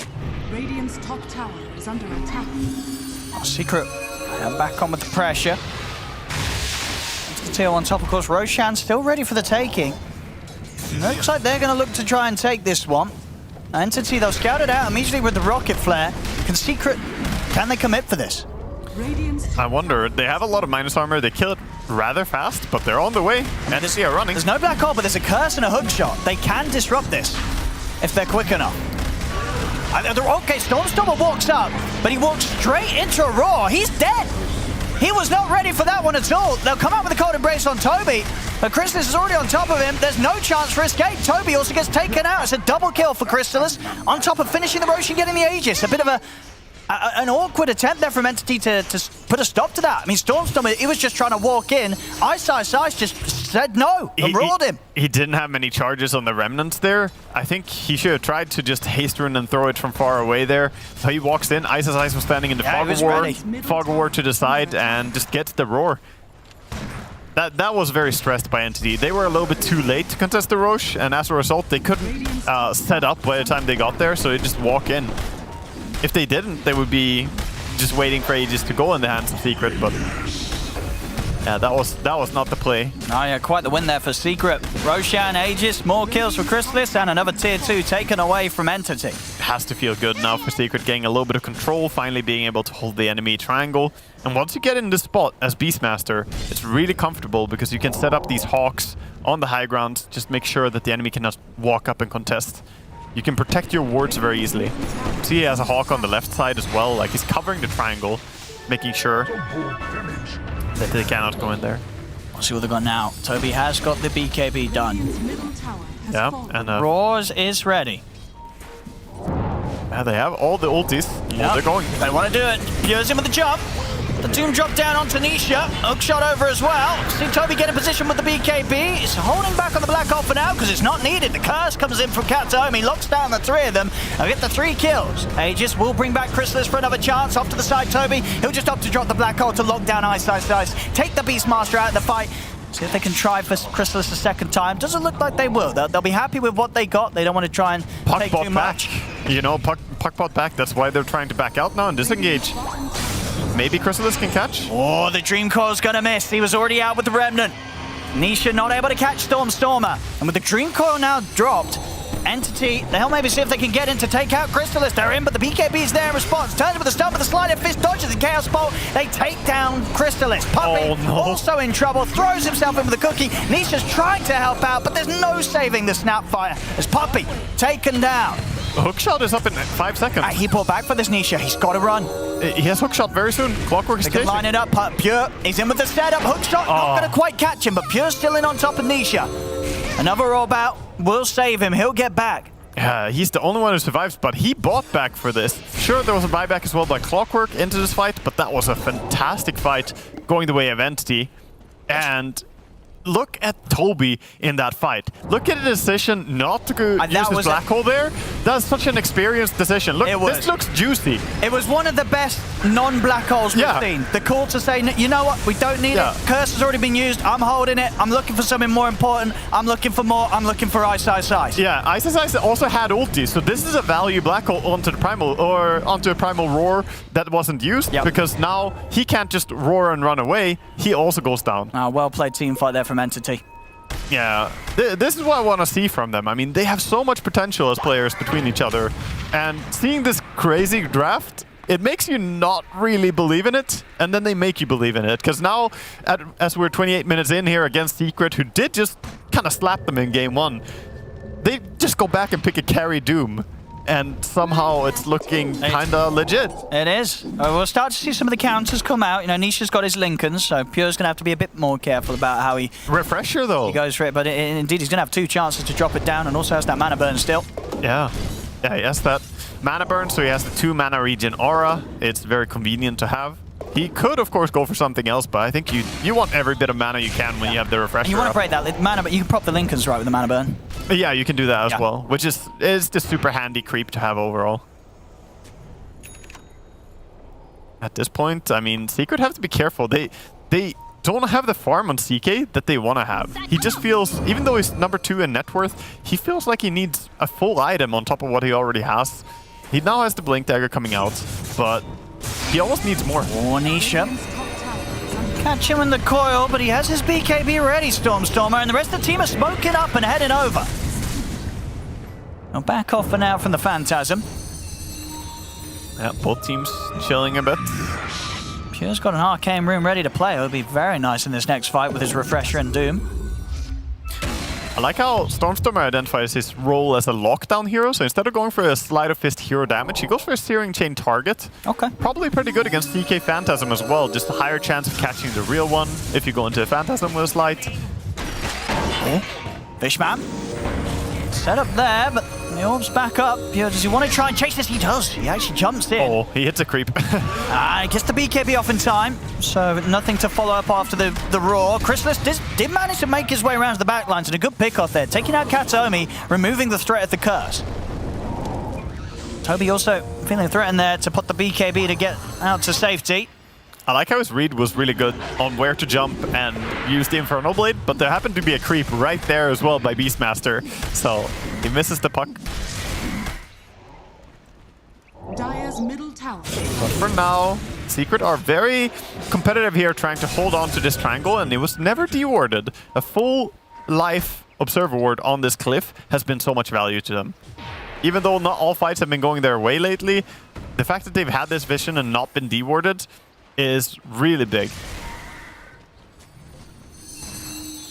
And that's just the control you get when you have these hawks flying around everywhere. It's difficult to contest if you're Entity. Waning Rift cooldown talent is now online on Puck. That is an absolutely huge talent. It's also a very big quality of life talent because Illusory Orb and Waning Rift have the same cooldown when you take this talent. Which, you know, it's just neat. It works. Every time you have Q ready, you have W. It makes it much easier to play the hero. Secret being much more careful now. I have got a second Lincolns in their lineup now. Shadowblade.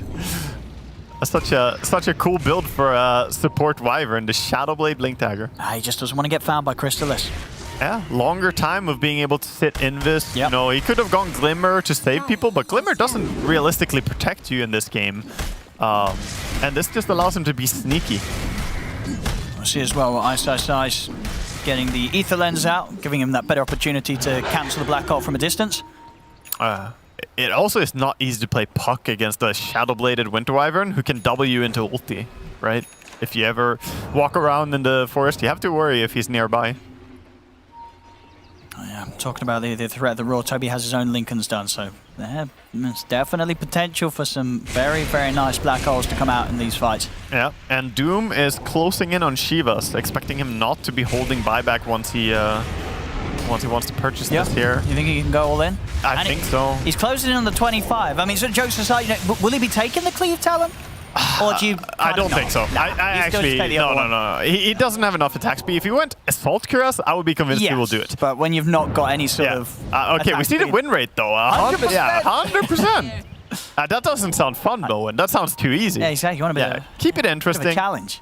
No, in all honesty, 2.1% more Infernal is kind of crazy. Especially against the CK, right? Against CK, against Beastmaster, they're gonna just burn down. Even against Snapfire, she's a pretty high HP hero. Yep.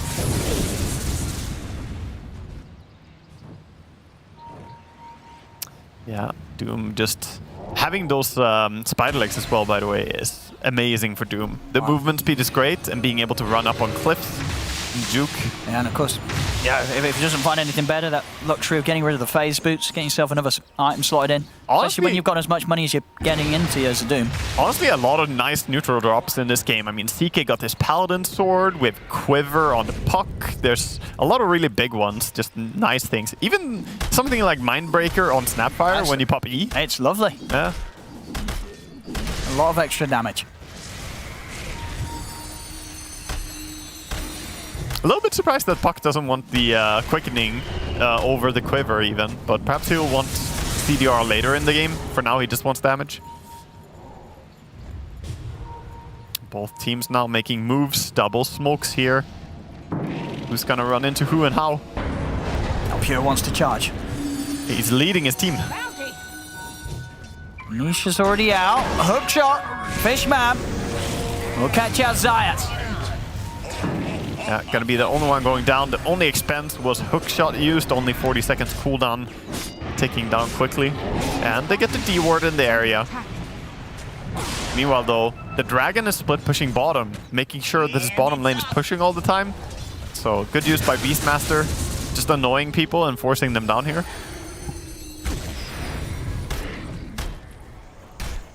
I like the Ether Lens on Beastmaster. He went Ether Lens just to have a bigger chance to get the roar out in this game and surprise people by being able to reach.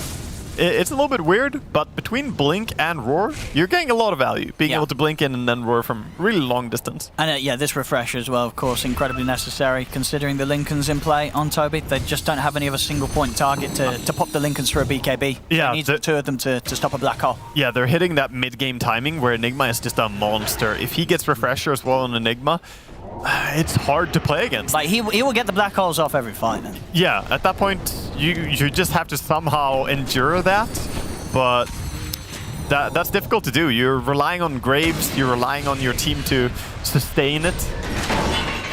And again, we see a poor little support getting smacked by Doom's Infernal Blade.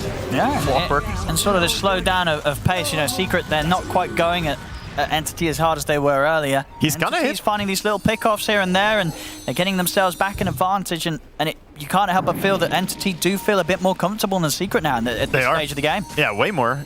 The gold is like even, and I would say that CK is the harder carry if gold is even, but the overall 5v5 composition, it is Entity that are leading. And not quite able to break through the Lincolns to get the Doom down in time. Nisha's out to the side.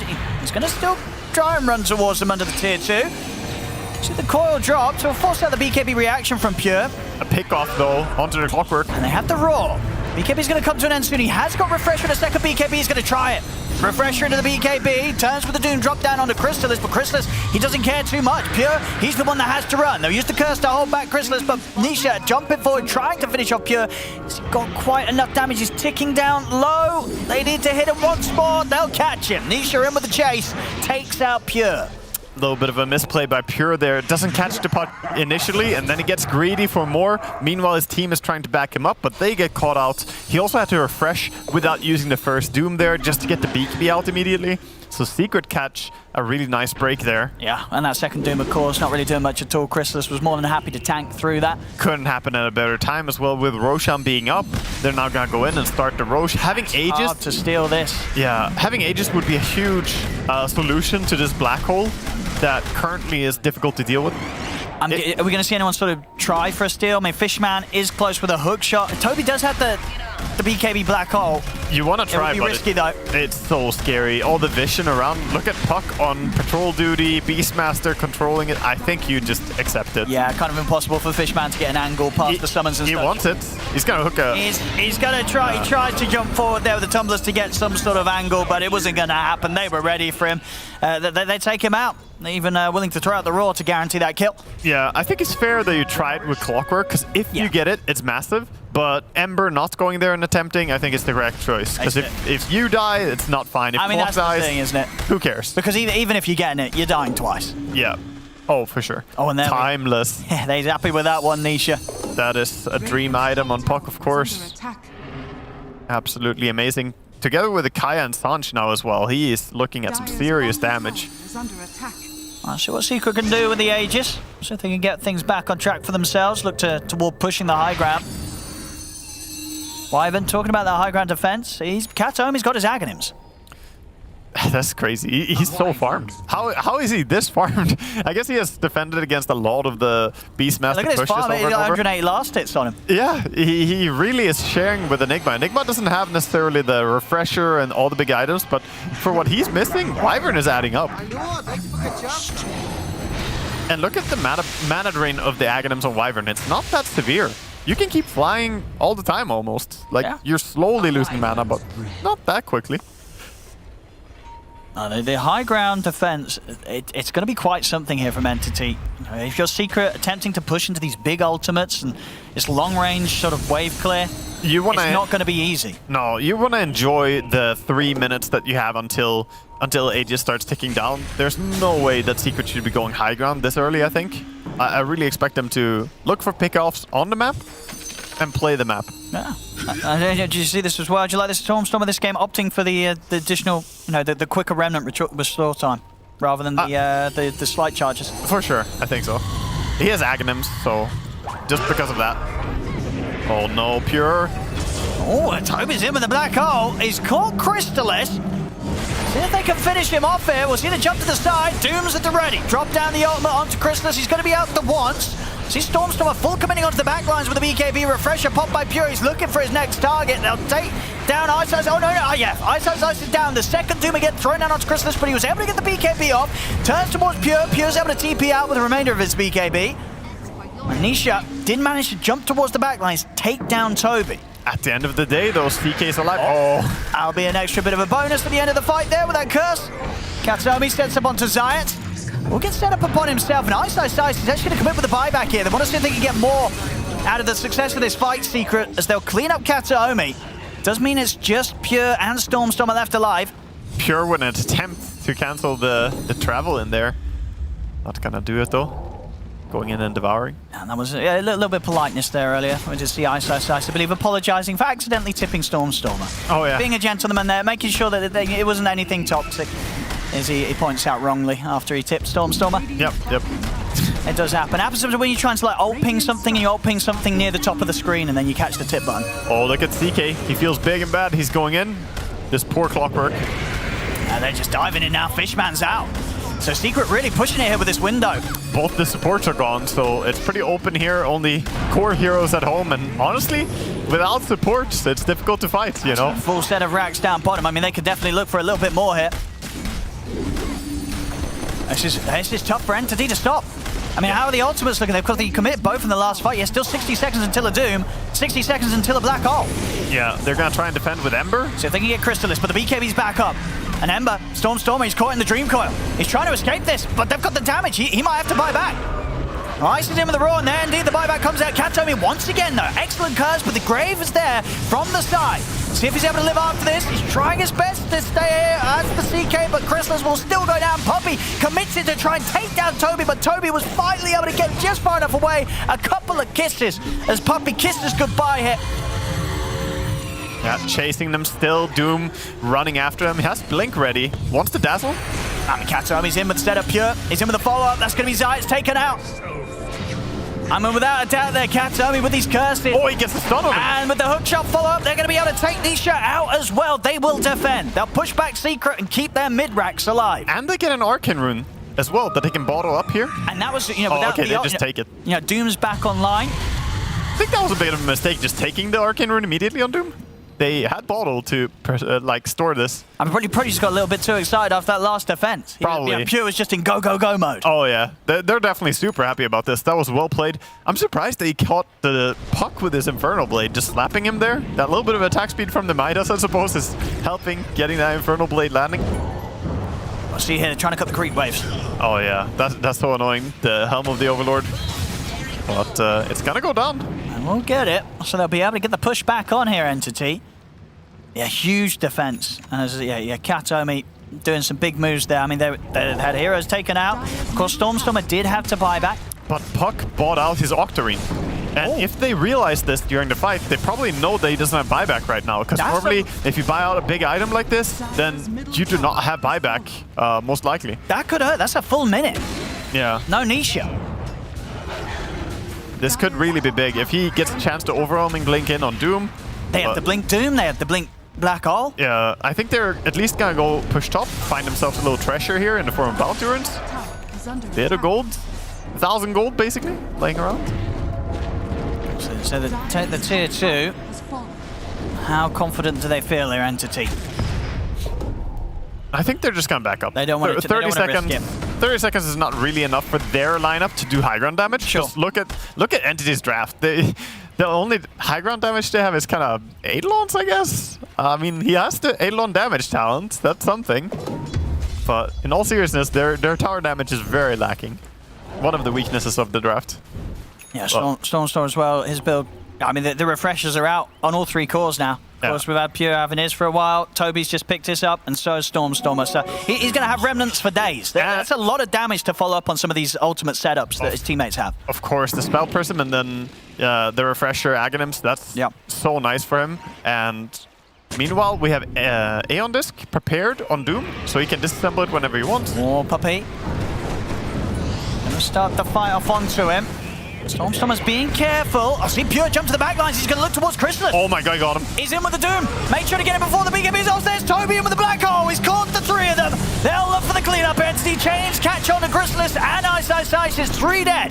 For Secret, Nisha's got to try and run. He'll be out to the side with the orb. Pure also picks up Puppy on the way back over. Nisha is trying to get something in return, looking towards Katomi. He's not even going to quite get him. Katomi's able to live. Nisha jumps back in. He still really wants to find something, but he won't get the angle on the Wyvern. Entity they take out 4. They lose nothing themselves. Pure is so fearless in the way he initiates. Like, he knows that he's really tanky and that he's really big, and he knows he has Wind Wyvern behind him who has his back, and even Black Hole coming up as well. So he just goes in there, gets a beautiful catch. And here we go with the push. Straight down the mid. There's buybacks available on Chrysalis and Puppy. Not the same here for Ice. Again, still on cooldown. Resources are available. They still have 1 Doom, 1 Black Hole. The push is not fast, but it is persistent. So Nisha and Zayat have got their work cut out here if they want to try and slow down this push.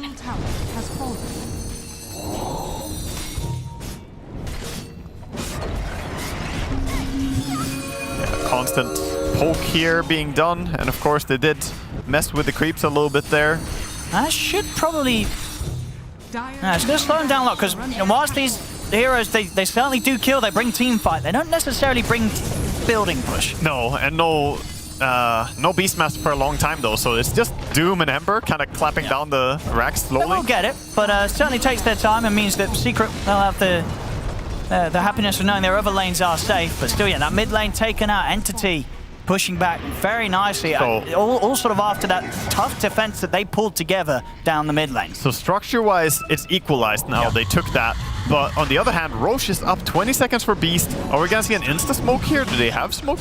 They don't even have smoke on the side of Secret. And it's tough, even if they get over, as you say, with all the ultimates ready on Entity, and no Beast. Got such an insane team fight around these confined areas. Yeah, and without having Beast for extra vision and the Roar, which I'd argue you need this Roar.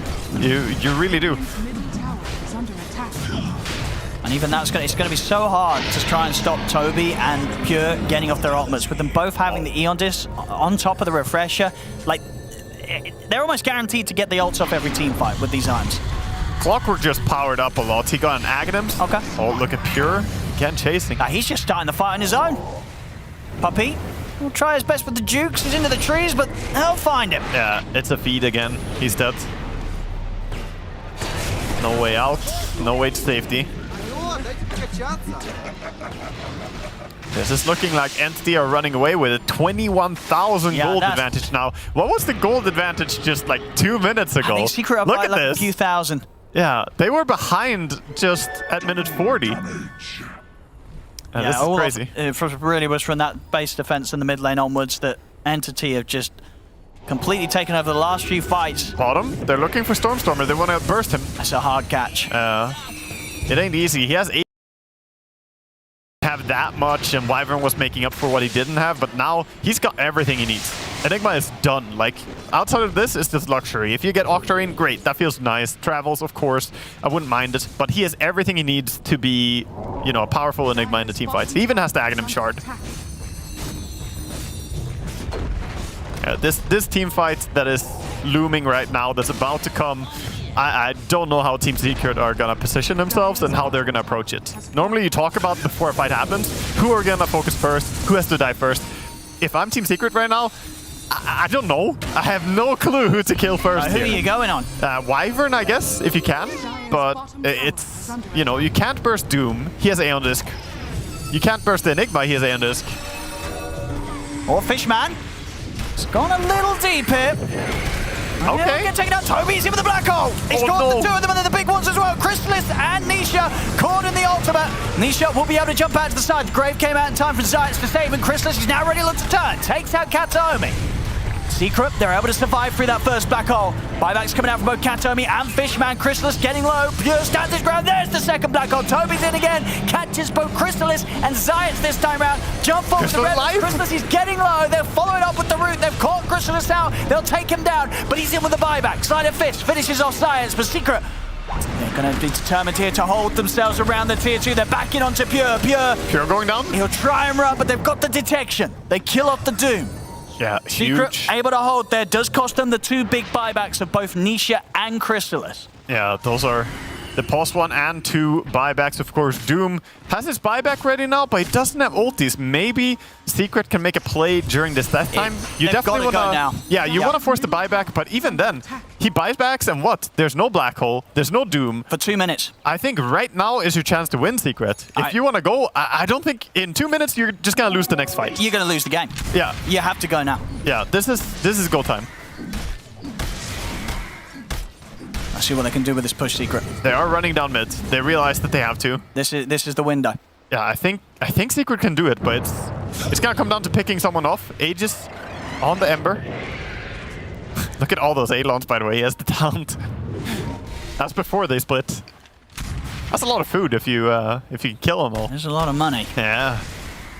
Oh, we see an entity have a fantastic time in the fights with their ultimates, but without them, how well can they hold? Nisha, he's already in with the jump. They're going to look straight towards the Enigma. They get the roar in as well. They pull him back in with the cold embrace from Kataomi. We'll save him for now. Finally, it comes to an end, and so does the BKB. Toby's out of the game. They haven't bought back the Doom. They're holding Doom buyback, and they're not going throne yet. They're just pushing the racks.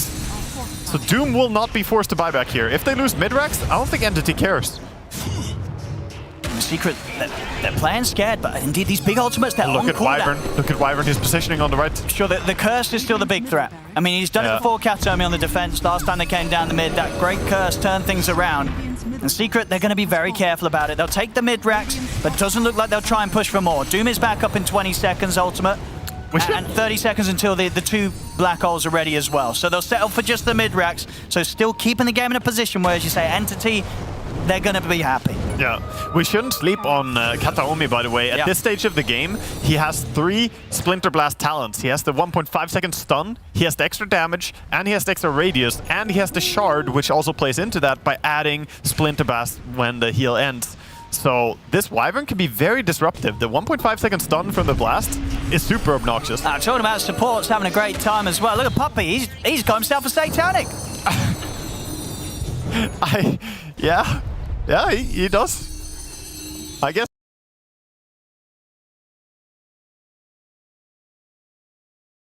It will be good against the Inferno Blade when he gets jumped by Doom. He can get some HP back. I'm honestly not sure what he should itemize, but I don't feel like this is it. I feel like Aghanims could be good to maybe pick someone up when they're doomed, spit them out somewhere else, or even grab someone out of the black hole with Aghanims. Of course, against Shard, that's difficult to do, though. The Shard of black hole will pull you in. I don't know. This is some guess the hero itemization. Like, look, what would you have guessed if you saw this?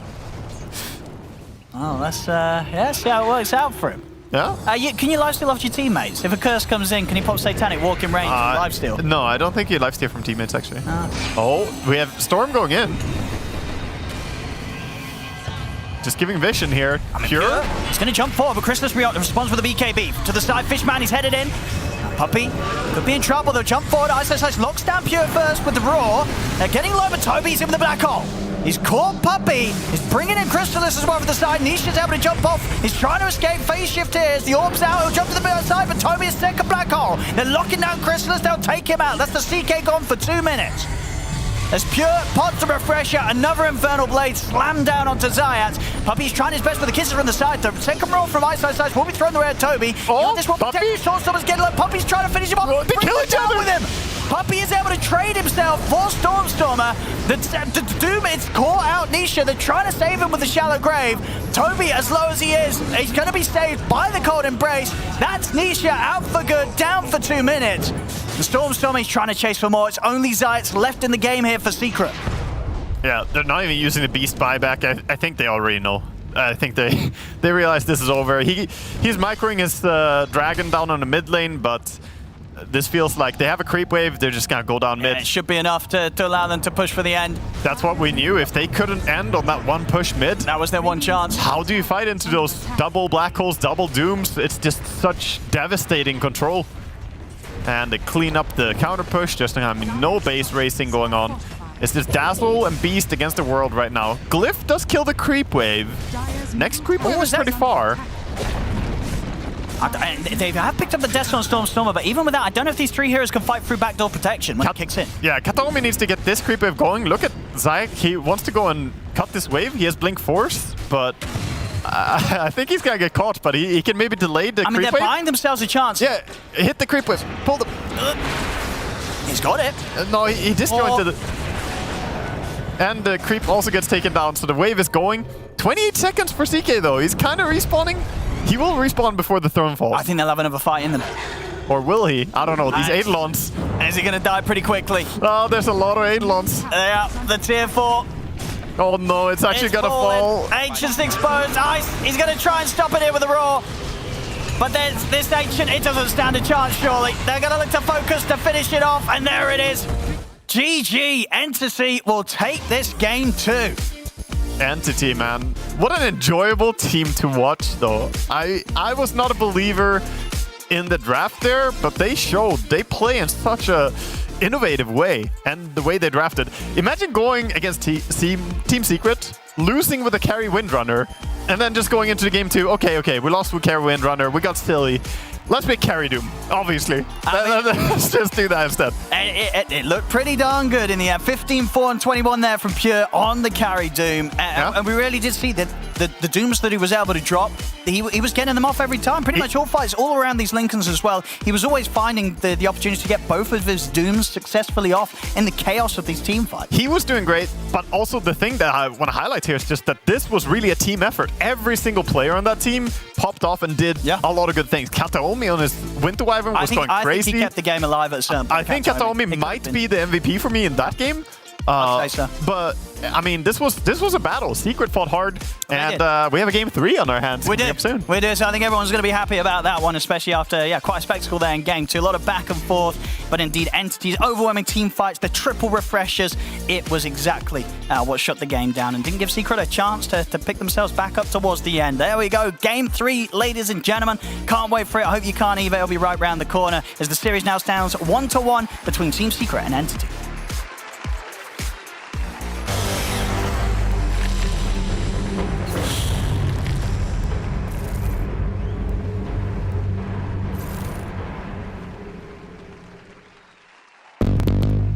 What's your style?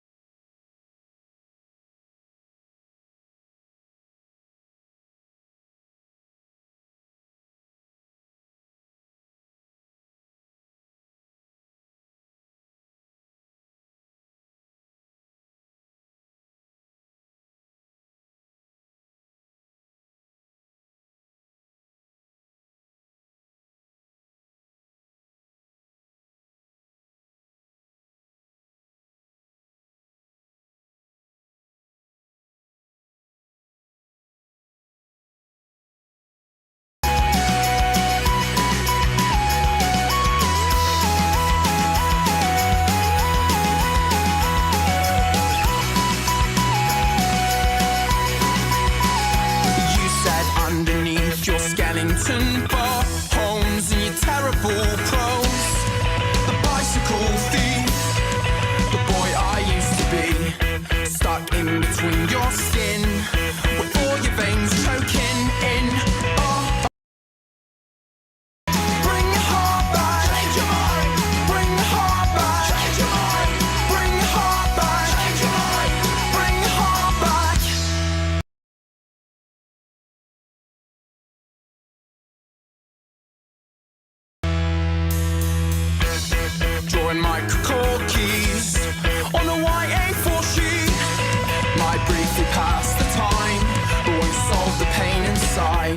and all your friends are screaming, but you're barely out of breath.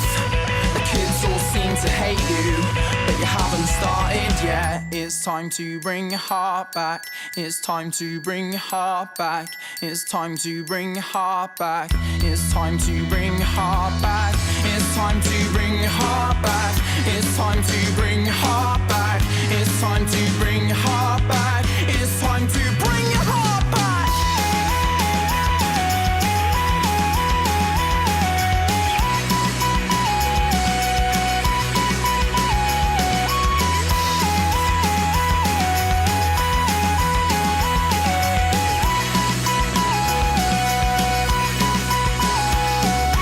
Beat young heartbeat.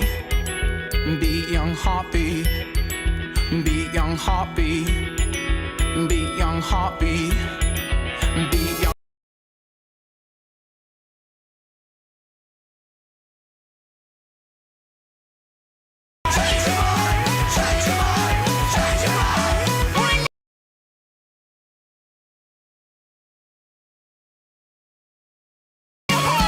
Change your mind, bring your heart back. Change your mind, bring your heart back. Change your mind, bring your heart back. Change your mind, bring your heart back.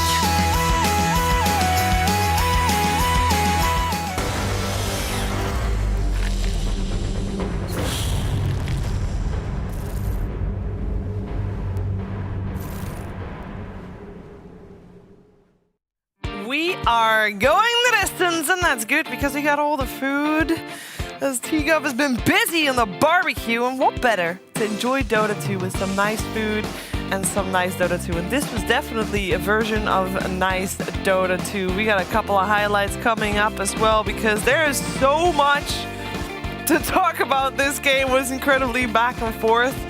And Team Secret does end up losing this game, but at some point it looked like they were winning, and then it was back and forth, and I'm here with Lacoste and Fogged. And I wonder where Fogged wants to start with breaking this one down, because it was a little bit all over the place. Katomi God. Katomi God. You know, there might have been a carry Doom in this game, but I think the carry was actually the Wyvern. He's setting up these curses, the saves, like everything all over the place. He, for me, was by far the MVP. The way lane started, like usually Wyvern is not a strong laner, especially when paired up with a hero like a Doom. But they got so many, they got like 5-6 kills at the bottom lane. He was playing so aggressively. I like that a lot. Like sometimes you see people just, you know, oh, let's play it safe. But he pokes with Wyvern, see what happens, see how much damage he can do, and then they go for the kill. Just some really nice positioning. I think we've been praising him for quite some time now. His Marcy performance, especially. We talked about how he, you know, knows when to go in, when to play aggressively, when to play defensively, and yeah, it's just the positioning is the key, and I think he understands it the most. Yeah, like you're mentioning, defensive and aggressive. You know when to do those type of plays. Wyvern is a hero that has a lot of similarities with that. You have to know when you're going to freeze, when you're going to actually go aggressive with your curse, when it's just a setup. Yeah, he was spectacular. I like that you mentioned he went greedy, right? He went treads. He bought a null. He goes for all these greedy type of items, and it paid off. But besides just him, Toby, of course, landing some super sick black holes, very clutch moments, and Secret overall, like the game was very close. It was like, I think that mid push that we saw there in the clip was kind of where the game really started to turn in Entity's favor. They just like completely messed up, like playing a bit too aggressive on Secret, got caught out, and yeah, it's a wild game that can go either way, but some amazing spell casting from Entity with a different style draft, which I mean, I didn't believe in the Doom, but I really enjoyed the way that they played with it.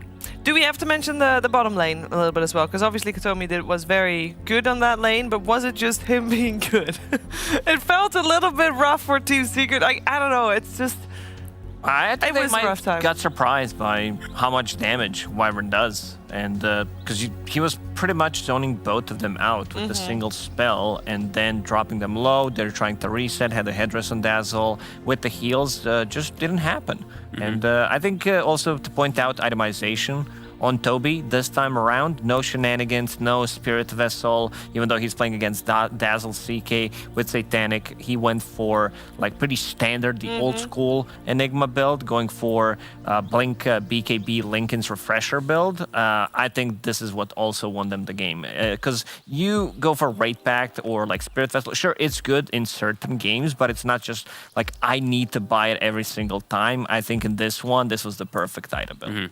I think also, we just want to touch back, like the Doom lane also, I think is this chain laning creep, right? I think this like damage from both of that and the Splinter Blast, it was something that they just unexpected, like you said. But yeah, treat to watch. Stormstormer, he had a little bit of a quieter one, but I think it's because his teammates just had these like explosive moments. Yeah, absolutely. I mean, this was a very fun game to watch, and it gives us a lot of hope and promise for game number 3, which is coming your way after this break.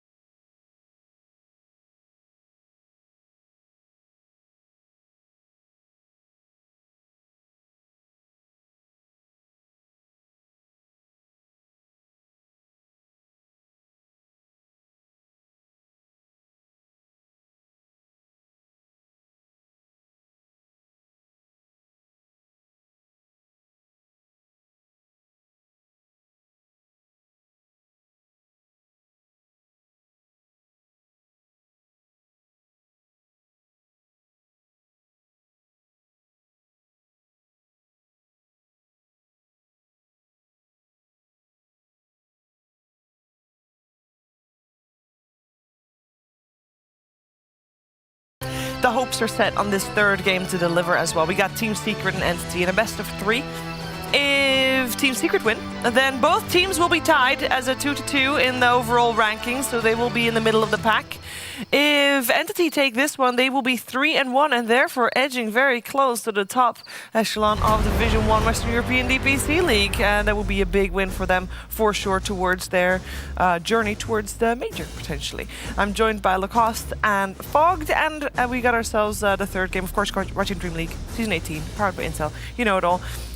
So far, we've had both games open up quite similarly, with Entity picking up the Enigma, and the first game obviously didn't work out, Lacoste, but Game 2, we saw why they first faced that Enigma, and even though the hero is not that successful in other absolutely. teams' hands. The first game was not the great showing of it, but in the second game they showed like the full potential of what the hero can do, especially once we get to that late game, the double BKBs.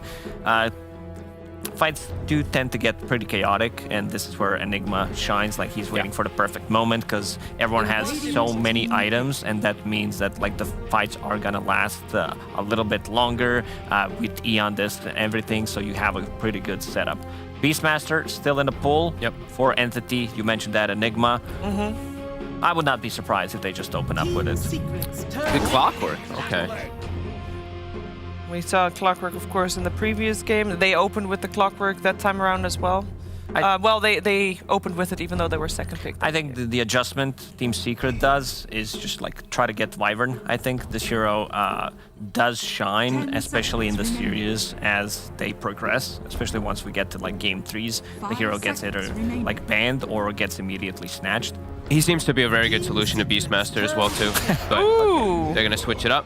Go for the Enigma, take them out of their comfort that they have gone for, and okay, very different approach. Don't give me Beast again, give me something new. Who plays the Enigma? Puppy? That would be Puppy or Zayats, yeah? One of the two. Interesting. Yeah.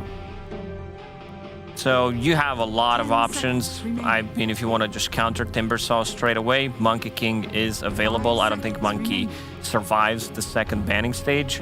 If you need something, it's also one of the heroes that if he gets the Wukongs off, he kind of threatens the kill on Enigma as well. You're not going to feel too comfortable going in and trying to find a good black hole. Or, I mean, do they want to do that in their, familiars? Do they want to do their Visage? Do they want to do their Beast for them too? Visage is in the pool. They do have a little bit of options at the moment, which style they want to play. Because it is very flexible, but yeah, I could definitely still see them going for the Monkey King as well. It's a big microphone there on the screen. Oh, okay. That is a massive microphone. We got Puck picked up. Of course, we saw it lose previous game, but it was also the reason why Secret was able to win at some points in that game. The Puck feels incredibly strong. It's good against Enigma. Nisha was styling. He was. Getting like, maybe not like a little lucky, but having like this, like forethought before the fights would start. He'd be like poking in, phase shift with the orb already out, ready for the black hole to try to cancel. There's a lot of cool moments. So yeah, another really good hero. And again, they do protect Puck with the tiny ban. Seems to be pretty standard in the last week or so, where you just don't want to play into hero. Because Puck is not versatile. A lot of heroes that can be switched up in different roles. Puck is not that hero at the moment. Like, we have not seen Puck being played at anything besides position 2. 5 seconds. Remember, we used to see Puppy playing it as the 5 a while ago, of course. Now it's been a couple years, but... Radiant team ban. They do respect Sniper. They respect it, yeah. 3 times in a row. The thing about the Enigma also in this game, though, you are playing it to Clockwork. It can always be a bit tough to play the Enigma in this matchup because, of course, the hook shot, but also just you always know where he is. Rocket Flare is incredibly useful versus these backline heroes, but 5 seconds remaining. See how else they protect the Puck.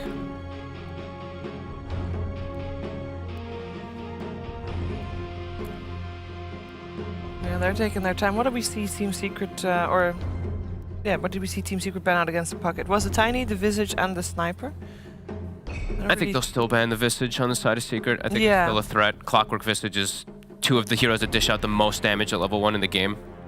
It's also, it can be flexible, as we have seen them try. Ooh. Banning out the Lycan. Even though they have Timbersaw, they still banned Lycan. That's kind of interesting, because I don't remember, maybe I'm wrong, but seeing Nisha play Timbersaw. Yeah, I don't think so. We've seen how many carry Lycans have we seen? We've seen like 1 or 2, I think, right? Not from these teams, but I remember seeing 1 carry Lycan, I think. I mean, that must have been quite a while ago then. Or you mean this week? I think. As in this tour. This tour.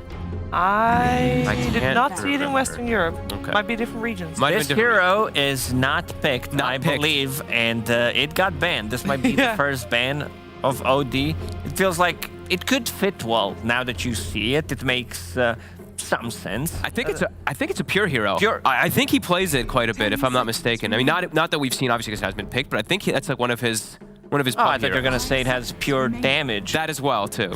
That's why. Yeah, and also it's a save for Enigma's Black Hole. Yeah, interesting. Huh. Yeah, both teams are, well, mostly entities, taking a lot of time to think about the bans that are coming in for this one. Is there anything in particular, because Enigma Timbersaw opening is fairly unconventional. Is there anything we should be worried about on the side of Team Secret? I still think Monkey, just strong laner overall, and now you have like someone to keep them in place. You have this Puck to be able to lock them down, set things up for Wukongs. Can be scary though, playing into two heroes to do cut your tree. You know, the midnight. I've seen so many games where this Monkey's setting up and then just gets chopped. But people are picking Monkey into Arena anyway. Yeah, it's true. 10 seconds remaining. It's mostly about that, that lane dominance and the advantage you can get for sure. I love the change of like the meta between these two teams, if you will, between game 1 and this third game in terms of bans. There's only one that is directly towards Crystallis with the Bloodseeker still.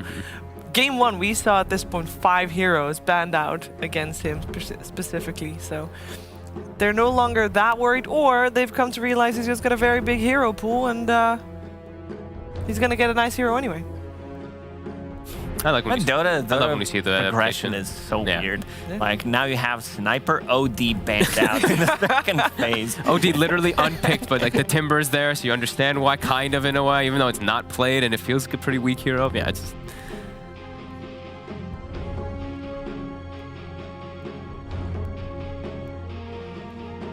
Yeah, no, this time Team Secret taking a lot of time to think about this one. Wyvern's still in the pool. I think this is still a hero they have to be a little bit cautious of because they have the Enigma. It's always there for the cancel. Katomi just looked like such a monster with his setups and saves too. Do you think Team Secret wants to pick it in themselves? I could see that. I mean, the combo with the Enigma Wyvern was amazing. Right? They kind of played off each other really well in the last game. Because they banned out the Doom, which means that they might have thought that the issue on the lane was specifically maybe the Doom, the hero on itself. But they are also not instantly picking up what they want to play here, so it's interesting.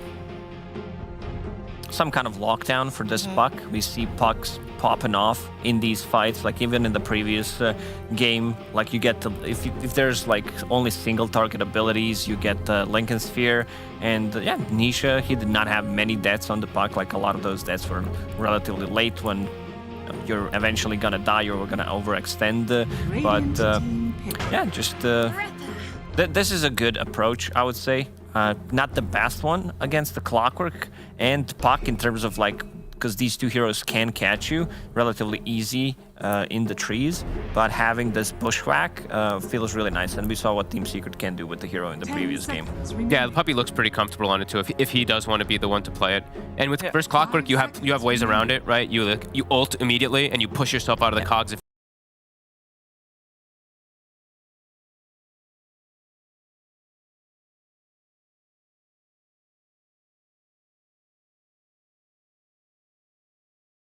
If you're the one that's jumped, so you have some ways to play around the match. I think they might lane this Enigma as position 4. Yeah, I think lane so it as with well. Timbersaw, because you can go to jungle and have Timbersaw get the free lane, and then you just get the items, have like position 3 and position 3.5.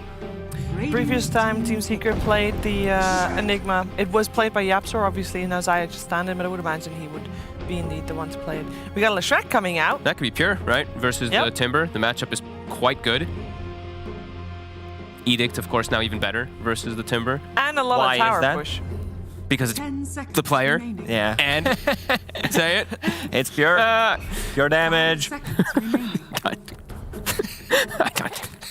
You gotta say it. I mean, it's the law. Yeah, it's the Once law. you get there, go past 30s, it's the only way to live your life correctly. The dad jokes continue. Is Leshrac on itself? Because one thing that I found on Entity previous game is they were not really pushing towers that fast. Leshrac fixes that issue by himself, right? Absolutely. He's also one of the heroes that can like still kill Enigma when while being black. Yeah, exactly.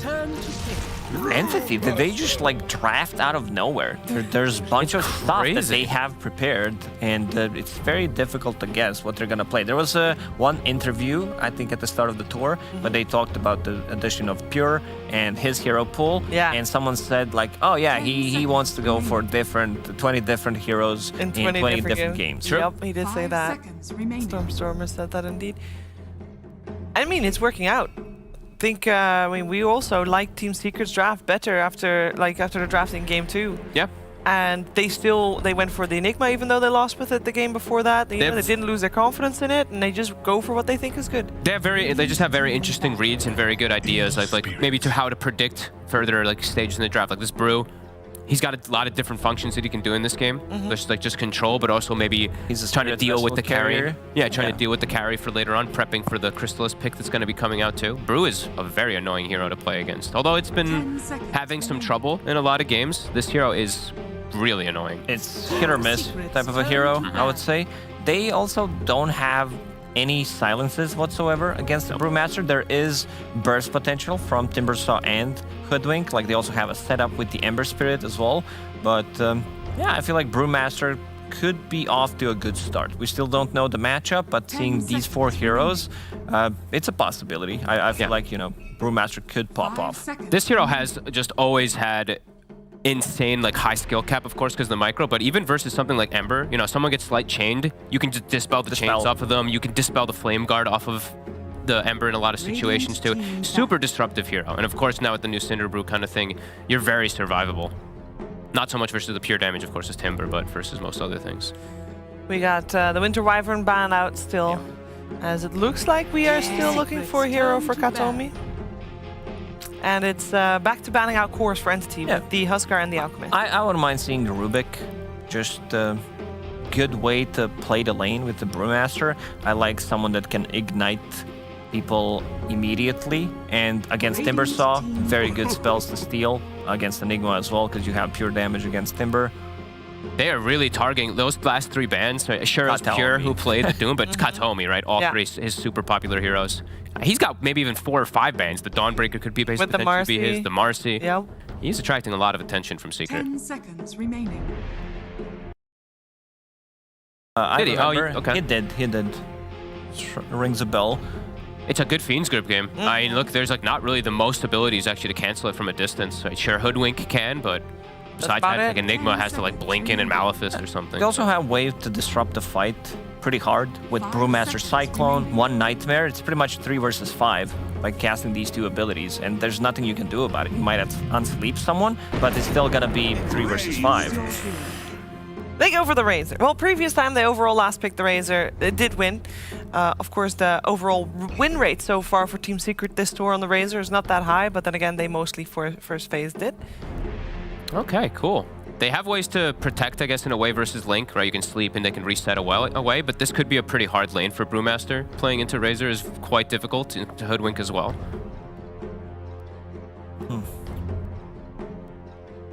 They're a bit on the clock. Like Leshrac scales nicely, but if we're talking about like super late, I mean, so does Brewmaster. Maybe I'm getting a little tricked here. It seems like Entity has their own vision of the game, where they don't need necessarily to play these late game carries, and they can still scale well. I'll give them a chance here. I like the Brewmaster. I think what's the it's gonna be Bane Kataomi, so the lane shouldn't be as hard. Yeah, I'll go with them. I feel like this last track could potentially pop off, especially like it's a very snowbally lineup from Entity with Puck, Brewmaster, and Leshrac. They do put a ton pressure on the map and also on tower, something that they did lack in the previous game. So, yeah. Also could potentially like be really annoying of how many, like who do you have to deal with, right? Like Lesh, you have to make sure you burst him, but also as a Brew is disrupting you. Also watch out for Fiend's Grip. Yeah. I don't know, actually. I'm a bit torn. I kind of like Entities this time around, but Secret, they do have a very comfortable draft behind Ice. So if he feels very comforted as Timber, we've seen him pop off, but could be tough. Could go either way is what I'm hearing, and that's the way we like to see it. We're heading over to Odipixel and Waga for Game 3. Thank you, Steve. Yes, it's time now for the deciding game 3 here between Secret and Entity. And of course, you know, as a continuation of the series, we're again seeing some exciting stuff from Pure. Arguably not as sort of off the wall as like a Carry Doom or of course, Carry Wind Ranger. It's time to Carry Lesh. This is something in sort of patches gone by has been pretty hot stuff. Yeah, I mean, they're bringing it back some blast from the past between the Maelstrom Disassemble Spam Windrunner to the Carry Lesh now. They're definitely, you know, using history here in their draft, you could say, away. And they're also making history here, trying to play an entire best-of-3 series without picking a single traditional carry hero. They're just a little bit of an unorthodox team, and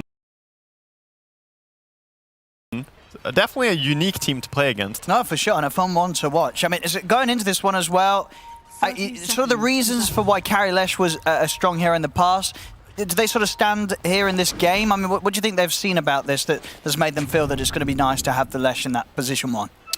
I think they just wanted something that's high tempo, but not something that's going to be weak early, because they play this game in such a, let's say, aggressive manner. And Leshrac has a ton of damage. Literally every single ability he has is damage ability. So if he just has a good start, gets a few items, then he can turn up the pace so much.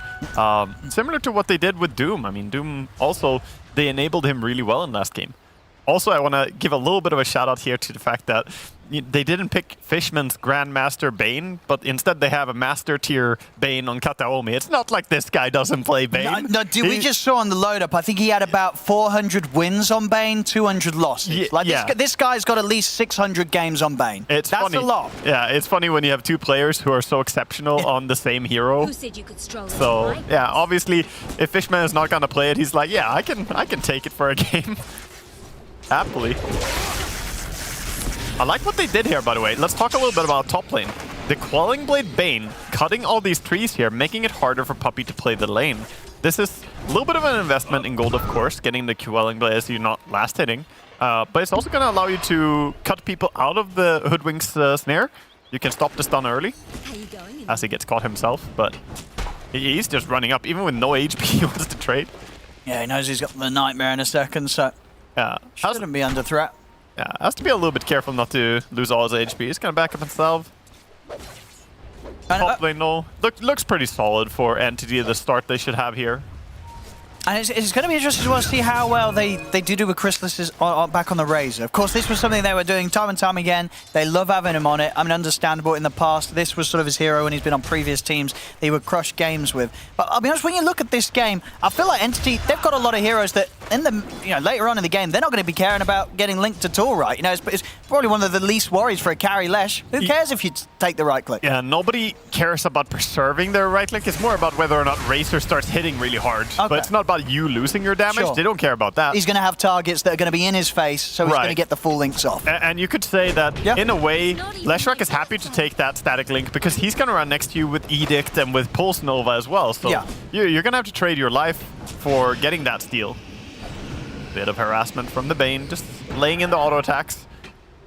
We also have a swap on mid lane, of course. This time we see Stormstormer playing on the Puck, and we have Nisha playing on the Ember Spirit. So this matchup, Nisha did play really well when he was the Puck. He did. He has sort of like a wave and a bit of CS ahead of Stormstormer's Ember. Yeah, like after the laning stage. Yeah, I think Nisha is very, very mechanically skilled in lane. Honestly, Stormstormer is a fantastic player, but I think his strength shines in his communication and the ability to see where to go and when. I think that's like his standout quality. Of course, his laning is still really good. Nice light dodge. Top lane should be the first blood here. First blood for Toby as they take down Puppey. Yeah. If Chrysalis can get Toby in return, it's a good link. One more hit. And indeed, they might not have got the first blood, but Secret, they will get the kill for the carry. Yeah, they're going to be happy with that still on Chrysalis. Chrysalis gonna go back to farming. And TP back to top lane by Puppey. And we have tangos. Pass the tangos. Those tangos, por favor, right? It's nowadays without the salve, you're not getting any of those anymore. Bottom lane, the Timbersaw Enigma lane. Rather difficult lane to straight up contest here for Entity, but they're trying to keep them away from pulling. Still, though, the Dire creeps are going to be pulled. I don't think this is an easy lane for Leshrac. Even though Timber is not the scariest. We see him fighting off a little bit here. I'll farm the cogs. I like it. And overall as well in this game, how good of a game has it ended up being for Ice? Like, are there many heroes that will have good threat of killing a Timber later? I mean, you always have to look out a little bit for getting hook-shotted into Fiend Script or something. There's a lot of combos that can kill you.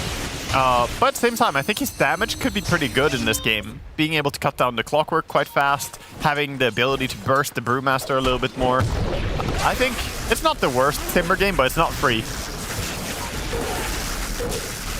That's a good link top. Yeah, big linked. And doing some right clicks afterwards as well, getting value. Zoning people out. And meanwhile mid, we see rather even now, slight advantage for Nisha, but there are still 3 creeps to kill for a puck as well, so yeah, this is almost dead even. Yeah, the only lane where we're seeing a bit of a difference really been that top lane.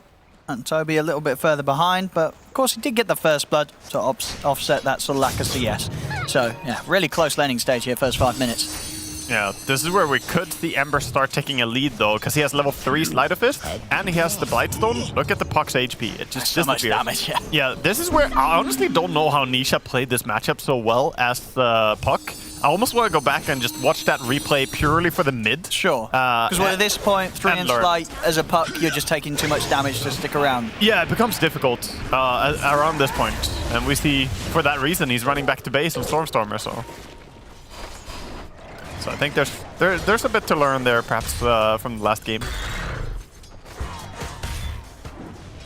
Bottom lane is still very statically about this big camp, as Dire seem to always have the lane a little bit in their favor. That's the effect of Enigma, just denying, of course. And Timber being slightly too difficult to harass for Leshrac here. CS-wise, they're both happy though. Both are getting decent farm. And what are we going to sort of see from the carry Lesh in terms of a build? Are you sort of building for the setup with the Yules, or do you have to sort of rush these sort of items that are going to keep you alive and tank you up? It's going to be curious to see from the carry. I think he's going to get some mana first. So yeah, he's already sending out the energy booster to get himself some mana in the lane. But from there on, yeah, I think Yules Scepter is worth it. Travels is also definitely worth considering. I would like to see him go high mobility and high mana region, basically, so he can play the entire map and soak up a lot of the farm, and then go from there with bigger itemizations. Also an item to consider is the Shroud. Shroud is insanely good on Leshrac nowadays. It was one of the big things reading the last patch, was the Shroud and Bloodstone were buffed. Those are Leshrac items. Lesh is the only hero you might actually see buy Bloodstone. I was going to say, yeah, Bloodstone. I haven't seen that item in years. No. Honestly, I miss the old Bloodstone, if I'm going to tell you.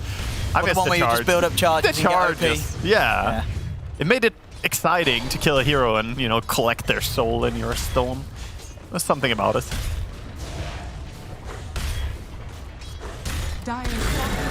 See, top lane. The chase down onto Toby. I mean, continue to just have a bit of a tough time in this lane, but yeah, as expected.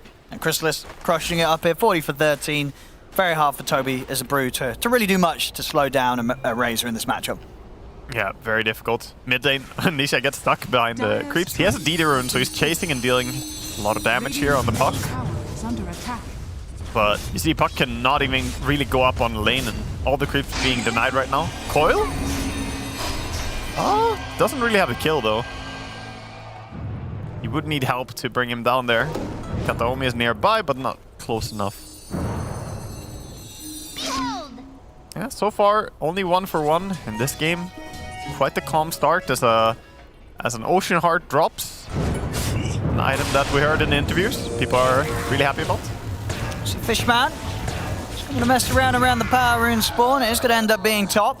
Yeah, and it's controlled by Kataomi, and Storm is going to go over there and get it. Still though, that's a kill for Nisha, and look at the stack he's farming now. This is going to be neutral items. All the neutral items. Let's go. Oh, you want to be careful about killing it in Sleight of Fist, actually. You can't drop neutral items while you're in Sleight of Fist. Wait, what? Oh, because it doesn't consider you near? Yeah, you're not actually close. So oh, damn, I didn't know that. There you go. Yeah, specific mechanic knowledge that's somewhat useless, but honestly not useless. They're chasing down. Okay, not gonna kill. Same thing is true for Ricky. If you tricks a trade, you also do not exist technically. No, it makes sense, but it doesn't. But it makes sense, yeah. Yeah. Indeed, because you're not there, but you are. So I guess you can like, solve it. No one here. We can't drop it because it's not within range. Exactly. So you gotta slide early or have another hero nearby you when you slide. Well, there you go, ladies and gentlemen. Top lane. We'll make a move as soon as the Dream Core is back up. Their rotation towards the top will allow them to take down Puppey. Yeah, and Ice is Ice. Still pretty happy here on his Timber. He's getting people coming in. Enigma with Malphus. Should be able to get him in. Yeah, no way out of that one. Jack Farm is going to finish him off. With the full hood, I mean, at this point you just ignore the Timber, I think. It's too much resources to try and kill him. You don't really have the tools to kill him at all. So Timber is just going to be fully ignored and you move somewhere else. But as they go try and pressure top, I think the Timber might just stalk them and they leave Razor bottom instead. Of course, they're going to take this tower first. Get rid of it, but it is going to be secret again with the tower advantage in the early game. With the first tower taken. I think they took the first tower every single game. Rune control, spawns top. A little bit luck for Storm, gets the haste rune. And how sort of things for timings for carry Lesh? Like, does this sort of hero transition nicely into the late game, or are you looking to roll over? I think you, around like minute 35 and onwards, you're gonna start struggling against the Razor, honestly. Because Razor, at some point the ulti becomes very strong. And Razor becomes difficult to control when he gets that movement speed talent as well, the 21% move speed. Catching the Hoodwink. Wise choice to snap immediately though, I think he gets away. Okay, good run. But yeah, Leshrac definitely a little bit of an earlier timing for his power spike. He could be very strong later on in the game. If he was against something like Terrorblade, then his Aghanim would be great. These illusion heroes. But in this game, Aghanim's on Lesh doesn't look very good. You're against Ember and Razor, I don't know. It doesn't seem like you can shine with that. For now though, he's going for Casual Cloak into Kaya. Is his item build. Which I can agree with. Kaya is super valued. Yeah, I guess it sort of speeds up the farming. In terms of being able to spam the spells a bit more freely. Concerned about the cost. Oh, all right, just dropping the black hole for that one there. Poor old Fishman didn't stand a chance. I can get behind that as well. Just use black hole. If it's the first black hole of the game, just use it for any single kill. Even if it's just a lowly support, kill him. Do it. You're not going to gain much by holding on to it if you don't have Blink Dagger, if you don't have, you know, a reason to hold the black hole. Just use it. And now with that, they can push bottom a little bit.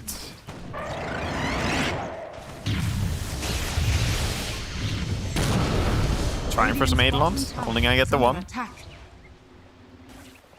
Rune spawn again. Gonna spawn top again. So Nisha twice in a row. Probably feeling a little bit bad right now. Yeah, he's never getting them. Yeah. No luck.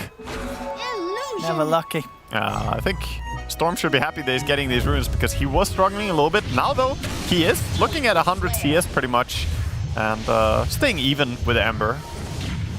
See if they can get some here in the jungle. They know that Secret's still hanging around. Zayat, he will be the focus. Stormer's it. He can get the kill on his own. I look like he did so much damage, but it's just Enigma without any stat items is kind of squishy at level 6. Only 860 max HP. Kind of dies to a single puck like that. For now, rather slow start to this game. Only 3 and 4, but we see teams kind of building. The Witchblade, of course, for the puck. Standard item. Over on the Razor, he went with a Falcon Blade for farming. And then trying to go into the BKB. Already has the Lincolns queued up as well, so he's respecting the Bane. Worried about that Fiend script. Yeah, I mean, when you look at what they've got with the BKB and Lincolns, he should be free to sort of just run through the fights, get a max static link off.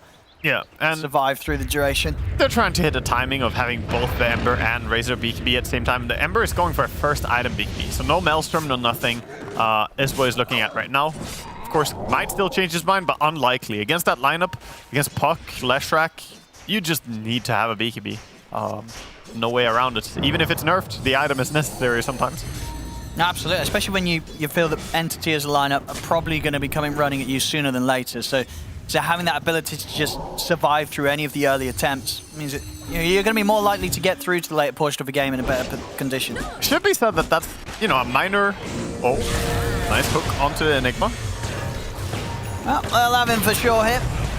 Yep, just going to go down. They're trying to come in to get some pickoffs, though. I want to see if they can get something in return. They'll get the setup onto Fishman. They'll take him out. Probably looking like he wants to fight, but I'm not sure they can. Pure sticking around. Yeah, he's got the 1 charges in a split. The Bushwhack will catch him, and he'll get the ult off. Grip. They're able to put the split. Great grip here to hold down Crystalis. As Secret, I think they pushed it a little too much there trying for kills. They'll have the setup on towards Ice. They look like they're going to be able to maybe take him down as well. They'll pop the stick charges. He's been silenced. He's got nowhere to run. Entity, they'll take another. They'll jump for Puppey as well. Nisha is trying to find something in return. Will get Pure, but he's caught by the silence. They might just clean him up as well. Nisha, he needs to get out of this one and put the slide, throw out a Remnant. The Illusory Orb missed because he just slided a Remnant. Wow, that was a nice dodge by Nisha. I mean, they might still catch him. Yeah, that's the Witchblade hit. Oh, the hook shot! It's there after the Sleight of Fist. The pushback on the cogs into the right click. Entity will take him down. Yeah, this puck doing so much damage throughout the fight. That was really ballsy to take that fight. That was the last second Primal split they got out as well in Brewmaster to set it all up. Yeah, Secret just went in on that. Yeah. They felt strong, and honestly, I think they'll be a bit surprised with how much Entity did get against them there. Entity, you know, Storm in particular, cleaning up quite a bit. Great positioning as well by Kataomi coming in. After a lot of abilities were already used, he shows up with the Fiend script there. You see how they try to burst the Brewmaster at start. And it looks like they're going to get him too. At the steering chains, everyone's just eyeballing him like, yeah, chain stun him. The question is, would he have got the ult off if the tree wasn't cut by Ice? Ice griefed it. Was he going to die without that tree being cut? I think he during would. The stun? I think he would, yeah. I think it would. If he managed to nuke, if he had like Chakram coming up and nuke above I mean, it's so hard for Ice to do any damage there though, right, without hitting the tree. Yeah, You know, I think he may have griefed that though. Yeah, that's the anti-synergy of having Hoodwink and Timbersaw same team. It is. One of them loves the trees and lives in them, you know, relies on the nuts for sustenance. Meanwhile, the other one wants to see the world burn. So, yeah. Poor little Hoodwink. You think Puppey is mad after that one? I don't know. I feel like, you know, he's a forgiving man. He'll give you one chance. Okay. And then the second, he's not giving you a second one. If that happens again. Yeah. He'll give you one. He'll let you off once. Yeah. There'll be one pizza party if you Timber Chain again. And what we got is Smoke up from Secret. They do have the Blink Dagger done on his way up for Zayt's. But Zayt's, he's not a part of this. He's elsewhere. Yeah, for now though, Leshak is not here in this fight, so I think Entity, they don't want to be there. They don't want to fight this. They also don't really have HP anymore. It's a little bit of a pause. The mouse. The mouse. The mouse, yeah. The cat. Well, we get a lot of mouse issues. Yeah. Come on, boys and girls, sort your mouses out. Ah, that was quick. Just change your battery. It probably is, isn't it? Do you use wireless? Honestly, I do actually. It's very nice. I do like them. But it didn't have a battery. It's just you plug it in the cable. Oh, yeah. You know, I'm not having to fiddle around with some AAs or any of that rubbish. All right. Where's your wireless mouse from? The 80s? No, I use a mouse with rechargeable battery, actually. Myself. Oh, you do? You have to change the actual battery? Yeah. It doesn't plug in and charge? No, I don't use it. Oh, you're living in the past. Yeah, a little bit. But it's a really good mouse, though, so I don't want to swap. Sure. True. Fair enough, friend. Yeah. I mean, once you find your mouse, you know you're good, aren't you? You don't want to swap it. It's rough, man. It's rough. It's really something you get used to. Yep. But I have to say, I don't think I see myself going back to wired after getting used to wireless. Nowadays, wireless is so good. That's true. Back to the game. Anyway, what we got? I mean, they started it talking about their mice. True. Their fault. We have a bit of a move towards top by Stormstormer. TP's up there and starts shoving. He doesn't have TP now, so he wants to play in this area. And we might see a move with this Ether Lens on Bane, by the way. It could catch him by surprise. You know, little things like the Ether Lens on someone like a Bane. You know, next thing you know, you're getting Fiend Script from across the trees, and you're like, whoa, you just get catched instantly. Okay, full split, committed immediately, and tries to kill. Tries to kill the Hoodwink. Not the easiest. No, he can't quite do it on his own. Yeah, just gonna have to run away. Take it easy. Clockwork, thinking if he can get a pick off. But in the end, It's just the two of them down here. So Brewmaster ulti forced. That's gonna feel good for Secret. However, he's pretty close to his Aghanim's. He's only 600 gold away. Meanwhile, speaking of Aghanim's, Kataomi has already queued up an Aghanim's. I love that. If we get to see an Aghanim's on him, that is a very strong item on his All game. right, yeah. I mean, if you're rich enough... He's got the philosophy.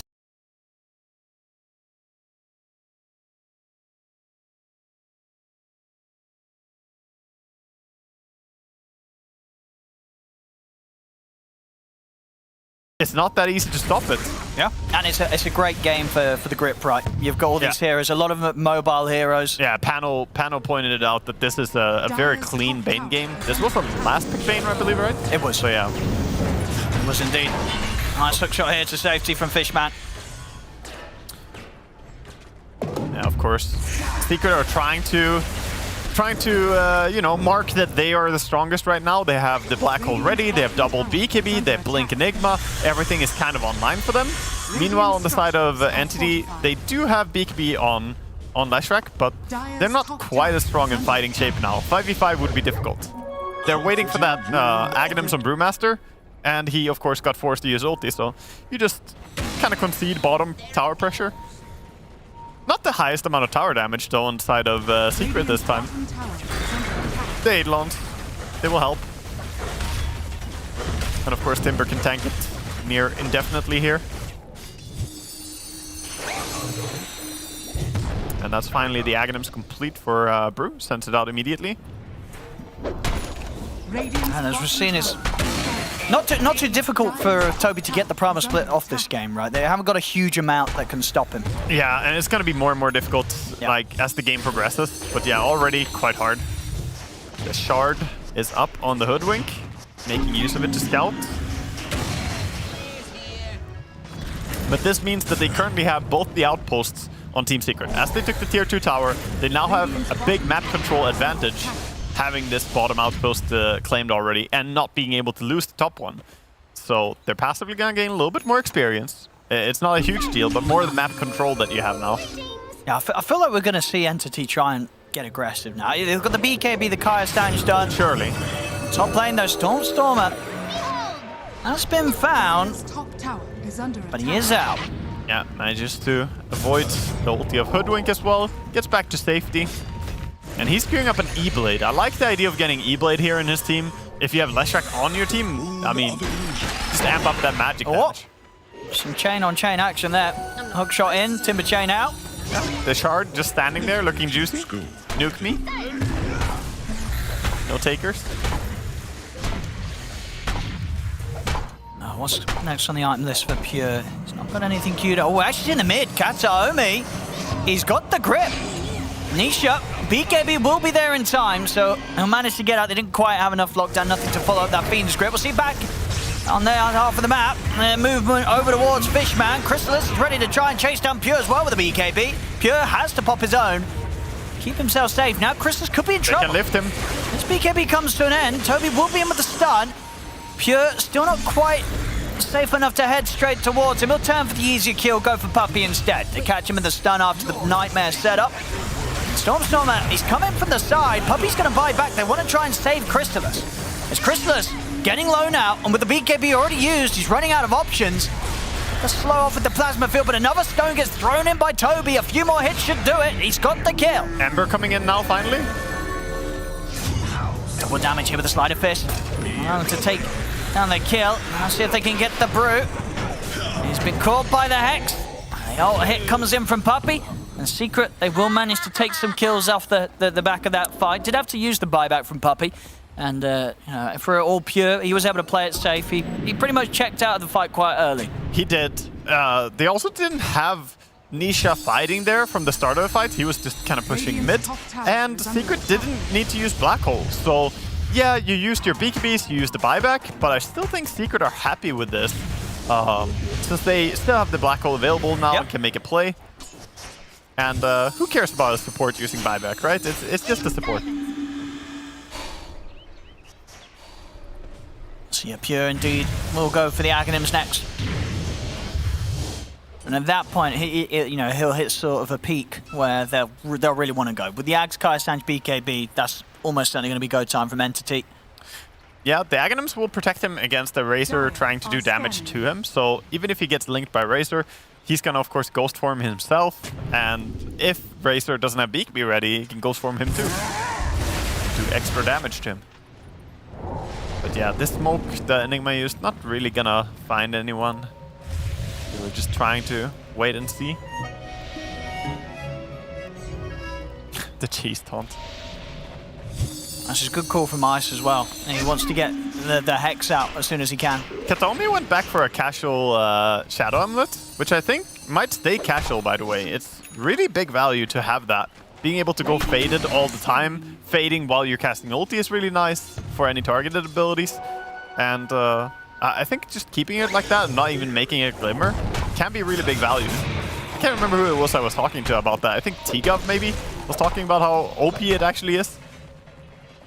Like, if you just spam it on yourself, there's no cooldown. So just do it all the time, and no matter if the enemy goes on you, you will fade.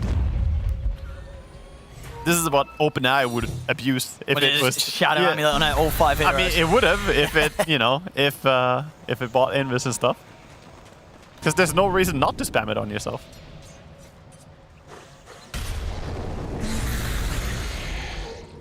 Secret. They're going to look to try and jump, but already Stormstorm used the coil to hold back Nisha. Puts the BKB, but Katom is ready and waiting with the Fiend's Grip as soon as the BKB has been used, locking him down. Or get another Slight Fist off, jump in with the Remnant to try and burst through them, but it's not enough damage to get the kills. Nisha, he has to back off. Toby will finish off Puppey. See Crystallis committing now with the BKB and static link over towards Pure, and Pure is absolutely dying to this physical damage from Crystallis. Crystallis takes Pure out with no struggle whatsoever. Entity, they have to back out of the fight. Nisha, he'll still stick around, but the Rocket Flare catches him. Fishman making sure that Nisha gets taken down before Stormstormer falls.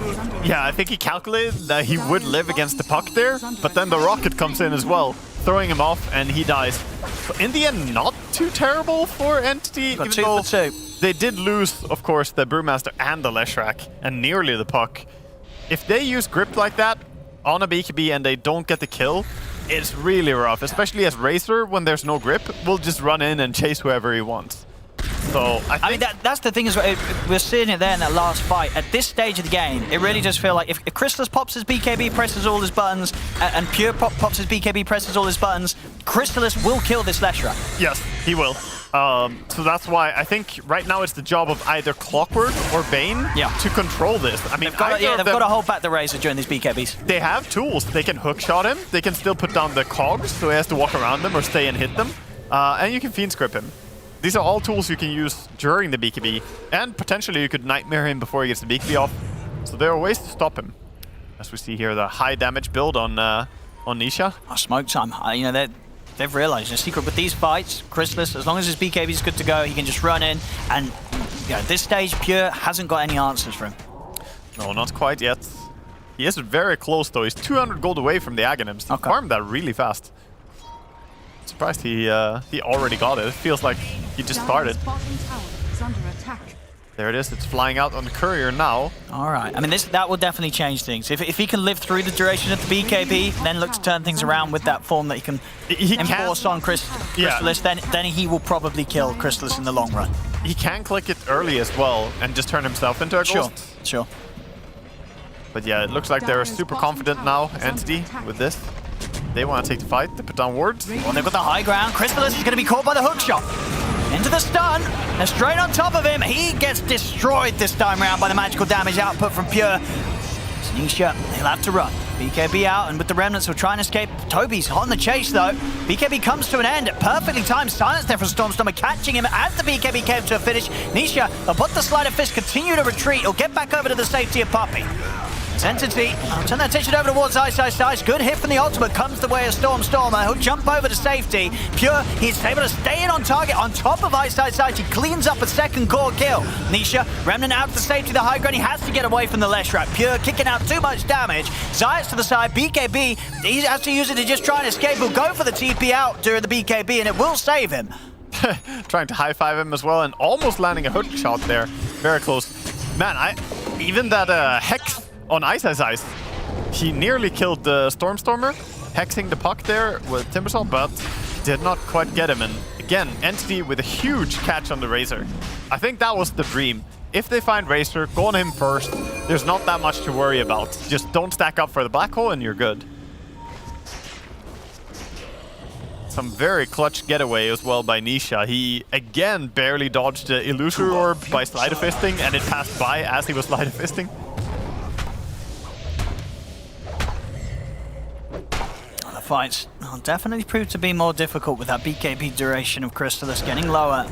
And Pure with that agonisms, as we saw last time round, enabling him to just do so much damage in the team fights. We're gonna get to a point where Brewmaster will have Ag's Refresher. There's no way to avoid that anymore. That's going to happen. He already has both the Perseverances and 460 gold, so he's 1200 gold away from the full Refresher Aghanim's combo. So 4 ultis, and at that point he can just run in with the Pandas and scout and find where Enigma is, find where the key targets are, and lock people down. The panel we're talking about how you bring people out of the fight. You nightmare someone, you lift someone else with a Panda. It's very difficult to take the fights. Similar idea to what Entity did in the previous game with the Doom and the Black Hole. Secret though, what Secret need to do is just, they need to enable the Ember Spirit and play around him. Trying to catch on Pure, but it's too speedy. Yeah, tries to catch, but they don't have the best lockdown, so the choice to build this Hex was good by Ice, but they still need to chain the Hex with the Bushwhack, I think. Outside of the Black Hole, they don't have that much. Searing Chains is not quite a hard lockdown.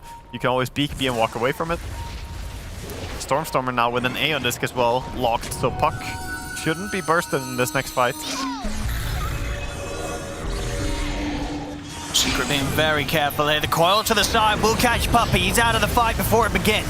See Crystallis coming on Stormstorm with the BKB. Zayas trying to get in position for the Black Hole. He'll drop it to try and catch Stormstorm with the hook shot to the ready. Fishman immediately putting a stop to the Black Hole. The Nightmare setup down to Crystallis. He has to run. The BKB is already used. He's got to get away from them. As Crystallis maybe chased into Stormstorm will want to commit for him. He does. Stormstorm's going to continue to try and chase him down. He's taken a lot of damage from the Eye of the Storm, though. May have dove a bit too deep. He'll assemble the Aeon Disc, given the chance to jump back out. A second split to the ready. Crystallis has to continue to retreat from this. Yeah, I think this is get out time for Entity. They both TP out on the post 1, post 2, so now Toby is alone in here with his Pandas. He should be able to get out safely, though, as he can end it on the Ember Spirit here. Ember Spirit? Fire Panda? Whatever. Entity losing the 2 supports themselves, and Secret losing 2 effectively, as that was twice the Puppey went down in that fight. Yeah, still though, that was the Black Hole committed and used.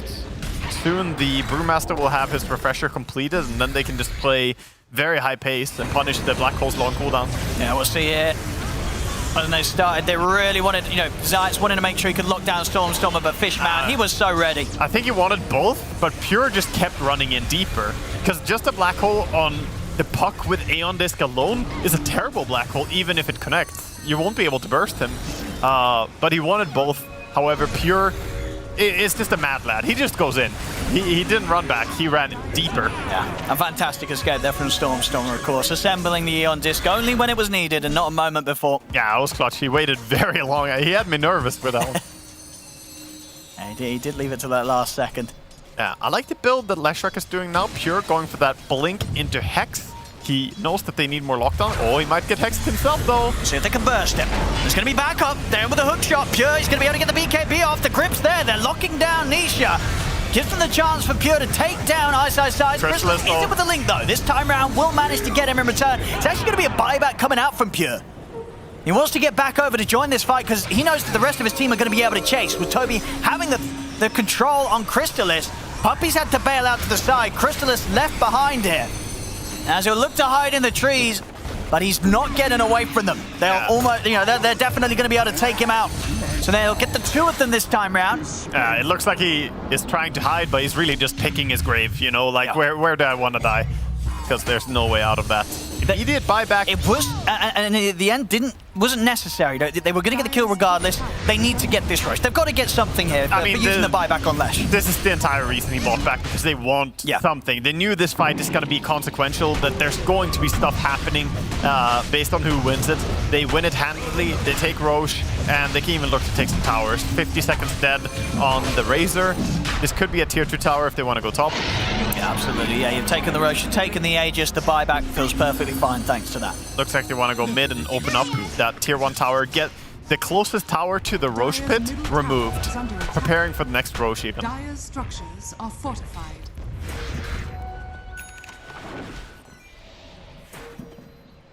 Yeah, aggressively just scouting around, make sure that if there's anyone around, they want to kill them. I feel like they could take the tower faster though, not using the edict to take the tower. And okay, they're moving to top.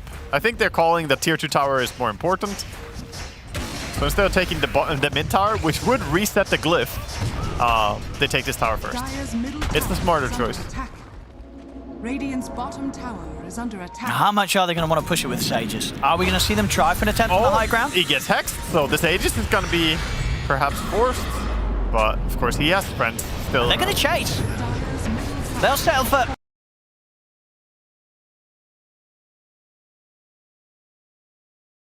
Kataomi. Kataomi gonna have to die for his course sins, the classical support life right there. My core didn't TP out in a safe location, so I am the one to die. This is why I could never be a support player. I don't have the nerves for it. Again, some big damage coming out from Nisha. He's got one Dessa, and he's getting the Daedalus. He's got it done. Yeah, he's going for the full right-click, physical damage build Ember. Identifying that if you look on the team of Entity, pretty low armor heroes. I mean, you have 9 armor Clockwork. Sure, the Puck has a bit of armor due to the Witchblade, so he's closer to 20. But overall, the armor values are not great. And once the Brewmaster goes into split, it's much easier to kill the Brewlings with physical damage than with magic damage. So yeah, potentially he could even start killing Brewlings together with Razor in late game. Of course, doesn't have the Battle Fury build, so not super fast at doing it. Only 6 Desolator charges. I feel like he should be at higher already, but he hasn't had the best fights ever since he got the Death, so it feels like Entity are taking the fight slightly on their own terms. A smoke up here behind Pure. Entity. Oh my god, look at Toby. He has the combination. These are the 3 items you want when you play Brewmaster. You got the Aghanims, you got the Refresher, you got the Aeon Disc, and even locked Aeon Disc is, you know, stronger than once it's completed. So you can pick whenever you want it to activate. Yeah, you're not stopping this man getting the Primal Splits off. No, he's going to he will split. Yeah. The only way would be to try and kill him during a black hole, but, you know, that's the only way they can do it. Yeah, and as we've seen, it's proven to be difficult for Zayats to really hold the big black holes. So he has got BKB, so a bit of a better shot of looking for them, but definitely still has to be cautious of Fishman getting those angles with a hook shot. Yeah, he definitely needs to find better opportunities to black hole, but everyone is spreading out so much. They're not close to each other. Puck is doing his own thing, Leshrac usually running alone, and then there's Brewmaster, which, I mean, that's not a good target. So it's really hard. And Clockwork even, he plays in random locations just looking for a hook shot. So this is not the type of team that groups up as 5 and then you get a big 5-man PGG black hole. Like, that's not what you're gonna get. Best he can hope for is perhaps catching like Leshrac +1. I think that's all you can wish for. I'm going to see them start things on towards Chrysalis. He's got to put the BKB. He'll turn, look to stand his ground against Pure. Pure's going to try and charge towards Nisha. Now turns attention back over to Chrysalis because the BKB comes. Razor. They have to set up for the stun. They'll bring Chrysalis low. They'll take him down. And to the side, they'll go for the feed script. The black hole will be dropped. In fact, it's going to catch the 3 of them. Will take the Aegis out of the hands of Pure and bring down Kataomi. The buyback from Razor, he's back in. See buyback as well from Kataomi. They want to continue this fight. The next splits out from Toby. The stun from Pure catches onto the 2 of them. Gets Poppy. Chrysalis, he's still got to be careful. He may have pulled back for this, but his BKB, of course, still on cooldown. Nisha trying to push forward. In on towards Pure. Pure still alive, though. They'll turn with the stun from Toby over towards Chrysalis. Chrysalis, he's got to get back up to the base. Oh, the Blink Dagger ready? They're kiting out Ice, Pure, lining up the stun. He's going to be able to land it. Pop the Refresher with Toby. He's going to have another ult ready to go. As he's up to the high ground, Ice, he's trying to run. Storm's looking to chase Pure. He's diving into the base. Ultra kill for Pure on the carry Lesh. Okay, they're just going in. They're diving. I mean, they could look to get him the Rampage. They're set up there with the coil. Pure's in with the damage, and there it is. Pure with the Rampage. Just the carry Leshrac here. Oh my god, what a statement going in and killing him there. After he bought back as well. That hurts. Out for 100 seconds. Diving in with like a 300 HP Leshrac into the tier 4 towers. Entity are playing like they have nothing to lose. Absolutely nothing to lose. Yeah, I think we saw some clutch moves there as well. I think like a nice nightmare came out at a point in that fight. Yes. To keep Pure protected from a heavy amount of burst that ISO was about to throw towards him. And that was with a pretty good black hole. They landed a nice 3-man black hole with the help of the shard. He pulled people in with Aghanim shard. But Yeah, so Pure ended up in there as well, but it may have even been intentional there from Pure. I think he blinked towards it. He was very low on the mana and the HP, so he may have just been looking for the reset off the back of losing his Aegis intentionally. Yeah, for sure. Meanwhile, we see Stormstormer just bullying. They can't even get out of the base. No, he's killing people. Oh, they'll have to come in with a buyback in from Puppey, but they won't be able to get the catch. He did end up kind of blocking that hookshot there, but this Arcane Rune, he's having so much fun. He's Octarine Arcane Rune. He's in the fountain right now. Storm, don't get crazy, my man. Be a little careful there when he's that close. He's making the space for his team to take out the top range racks. See if Toby can push for the melee. Ice is back in 5 seconds. Oh, the Hex. They've got to save him. And throughout the tree, they'll allow him to get the BKB off. Nisha's going to be able to jump back to safety. Now Ice heads forward over towards Pure. Some of the Hex, but Pure, he's fine. Ice not having enough burst to finish him off. They have Coil again. If they come out, I think they might try and Coil and fight even more. And there we go. There's 2 sets of racks there taken away by Entity. Yeah, only keeping the ranged mid racks, and it's not even looking very healthy. So everything is looking very much Team Entity now. And again, they're in a spot where there's so much lockdown between this Aghanim's Bane Fiend's Grip. You have the Hex on the Lesh rack, the BKB piercing disable of the Clockwork as well. It's very difficult for Crystallis. After he uses BKB on Razor, he feels like a creep in the fight. He just gets controlled by Brewmaster, and that's it. Yeah, the sort of low duration BKBs now. And of course, there's the state that BKBs in the moment, the long cooldowns, definitely making it difficult. It feels more difficult for Secret to fight in these late game engagements than it does for Entity. It's just hard for, like, this Crystallis Razor pick. It's hard to say who he should go on. You can't run next to Brewmaster because he's just in ulti form. You can't chase a Puck because Puck. And then there's Leshrac, but most of the time he chases Lesh, it doesn't really work out for him. At this point of the game, you're just not able to commit on a core and kill them during a BKB. Yeah. You're not going to be able to kill them quick enough. And that's the struggle. With the added effect that nobody cares about losing their damage against him. You know, nobody wants to auto-attack on Team Entity anyway. They're all spellcasters.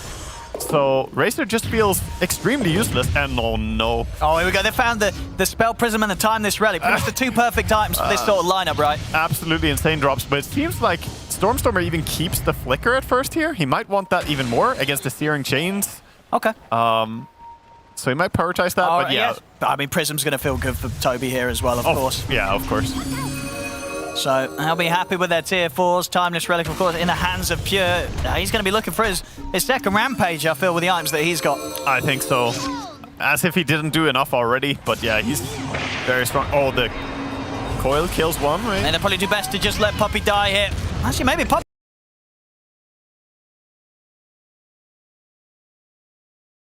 will get out. It's actually going to be Zayas that dies instead. Yeah, now with the Shard on Leshrac as well, with the Timeless Relic, that stun is dangerous. Don't get caught in stun, because you might just get stuck forever. They're turning into a very difficult game now for Secret. They're down 15k. Yeah, and this obnoxious Puck. Can they burst him? They're going to try. Nisha commits him with the BKB. Pure, he's ready to turn fire here with his own BKB. Charges over towards Crystallis. Crystallis getting controlled by Katsomi. They can't put a stop to the grip. As Crystallis down for 90 seconds. Buyback, of course, still on cooldown. They catch the stun as well. Pure, he's able to find Nisha. The cores are down. There'll be a buyback coming out from him. Zayats did buyback, but pretty much immediately died. So Secret now without Crystallis and Zayats for over a minute. Secret, they're trying to hold on to this. This is just too rough, man. They don't have any tool to fight this. And they're ready to dive in. Looking to go behind the tier 4s. Pure, ready to add more kills to the scoreboard. And they'll tap out.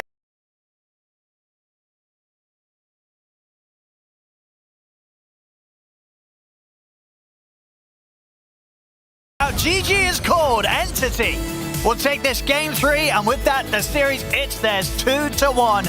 And, you know, after a rough first game of the series, Waga, we saw them sort of stick to the approach that we sort of love to see from this team before, where they just come in with different strats, things that other teams are just not doing anything close to, and and they're able to make it work in the last 2 games. I'm so happy to see it. I mean, I'm obviously a huge fan of Team Entity. I'm biased as all hell, trying to keep it unbiased, but I'm very happy to see the way they deliver. They play exciting Dota, they play really good Dota, and I think difficult to counter Dota. Secret, they couldn't really handle this style. How do you prepare for this team? I don't think you prepare for them other than studying replays and trying to come up with ideas, because no team really plays the same way in EU Division 1 or Division 2. Yeah. Entity have their own identity.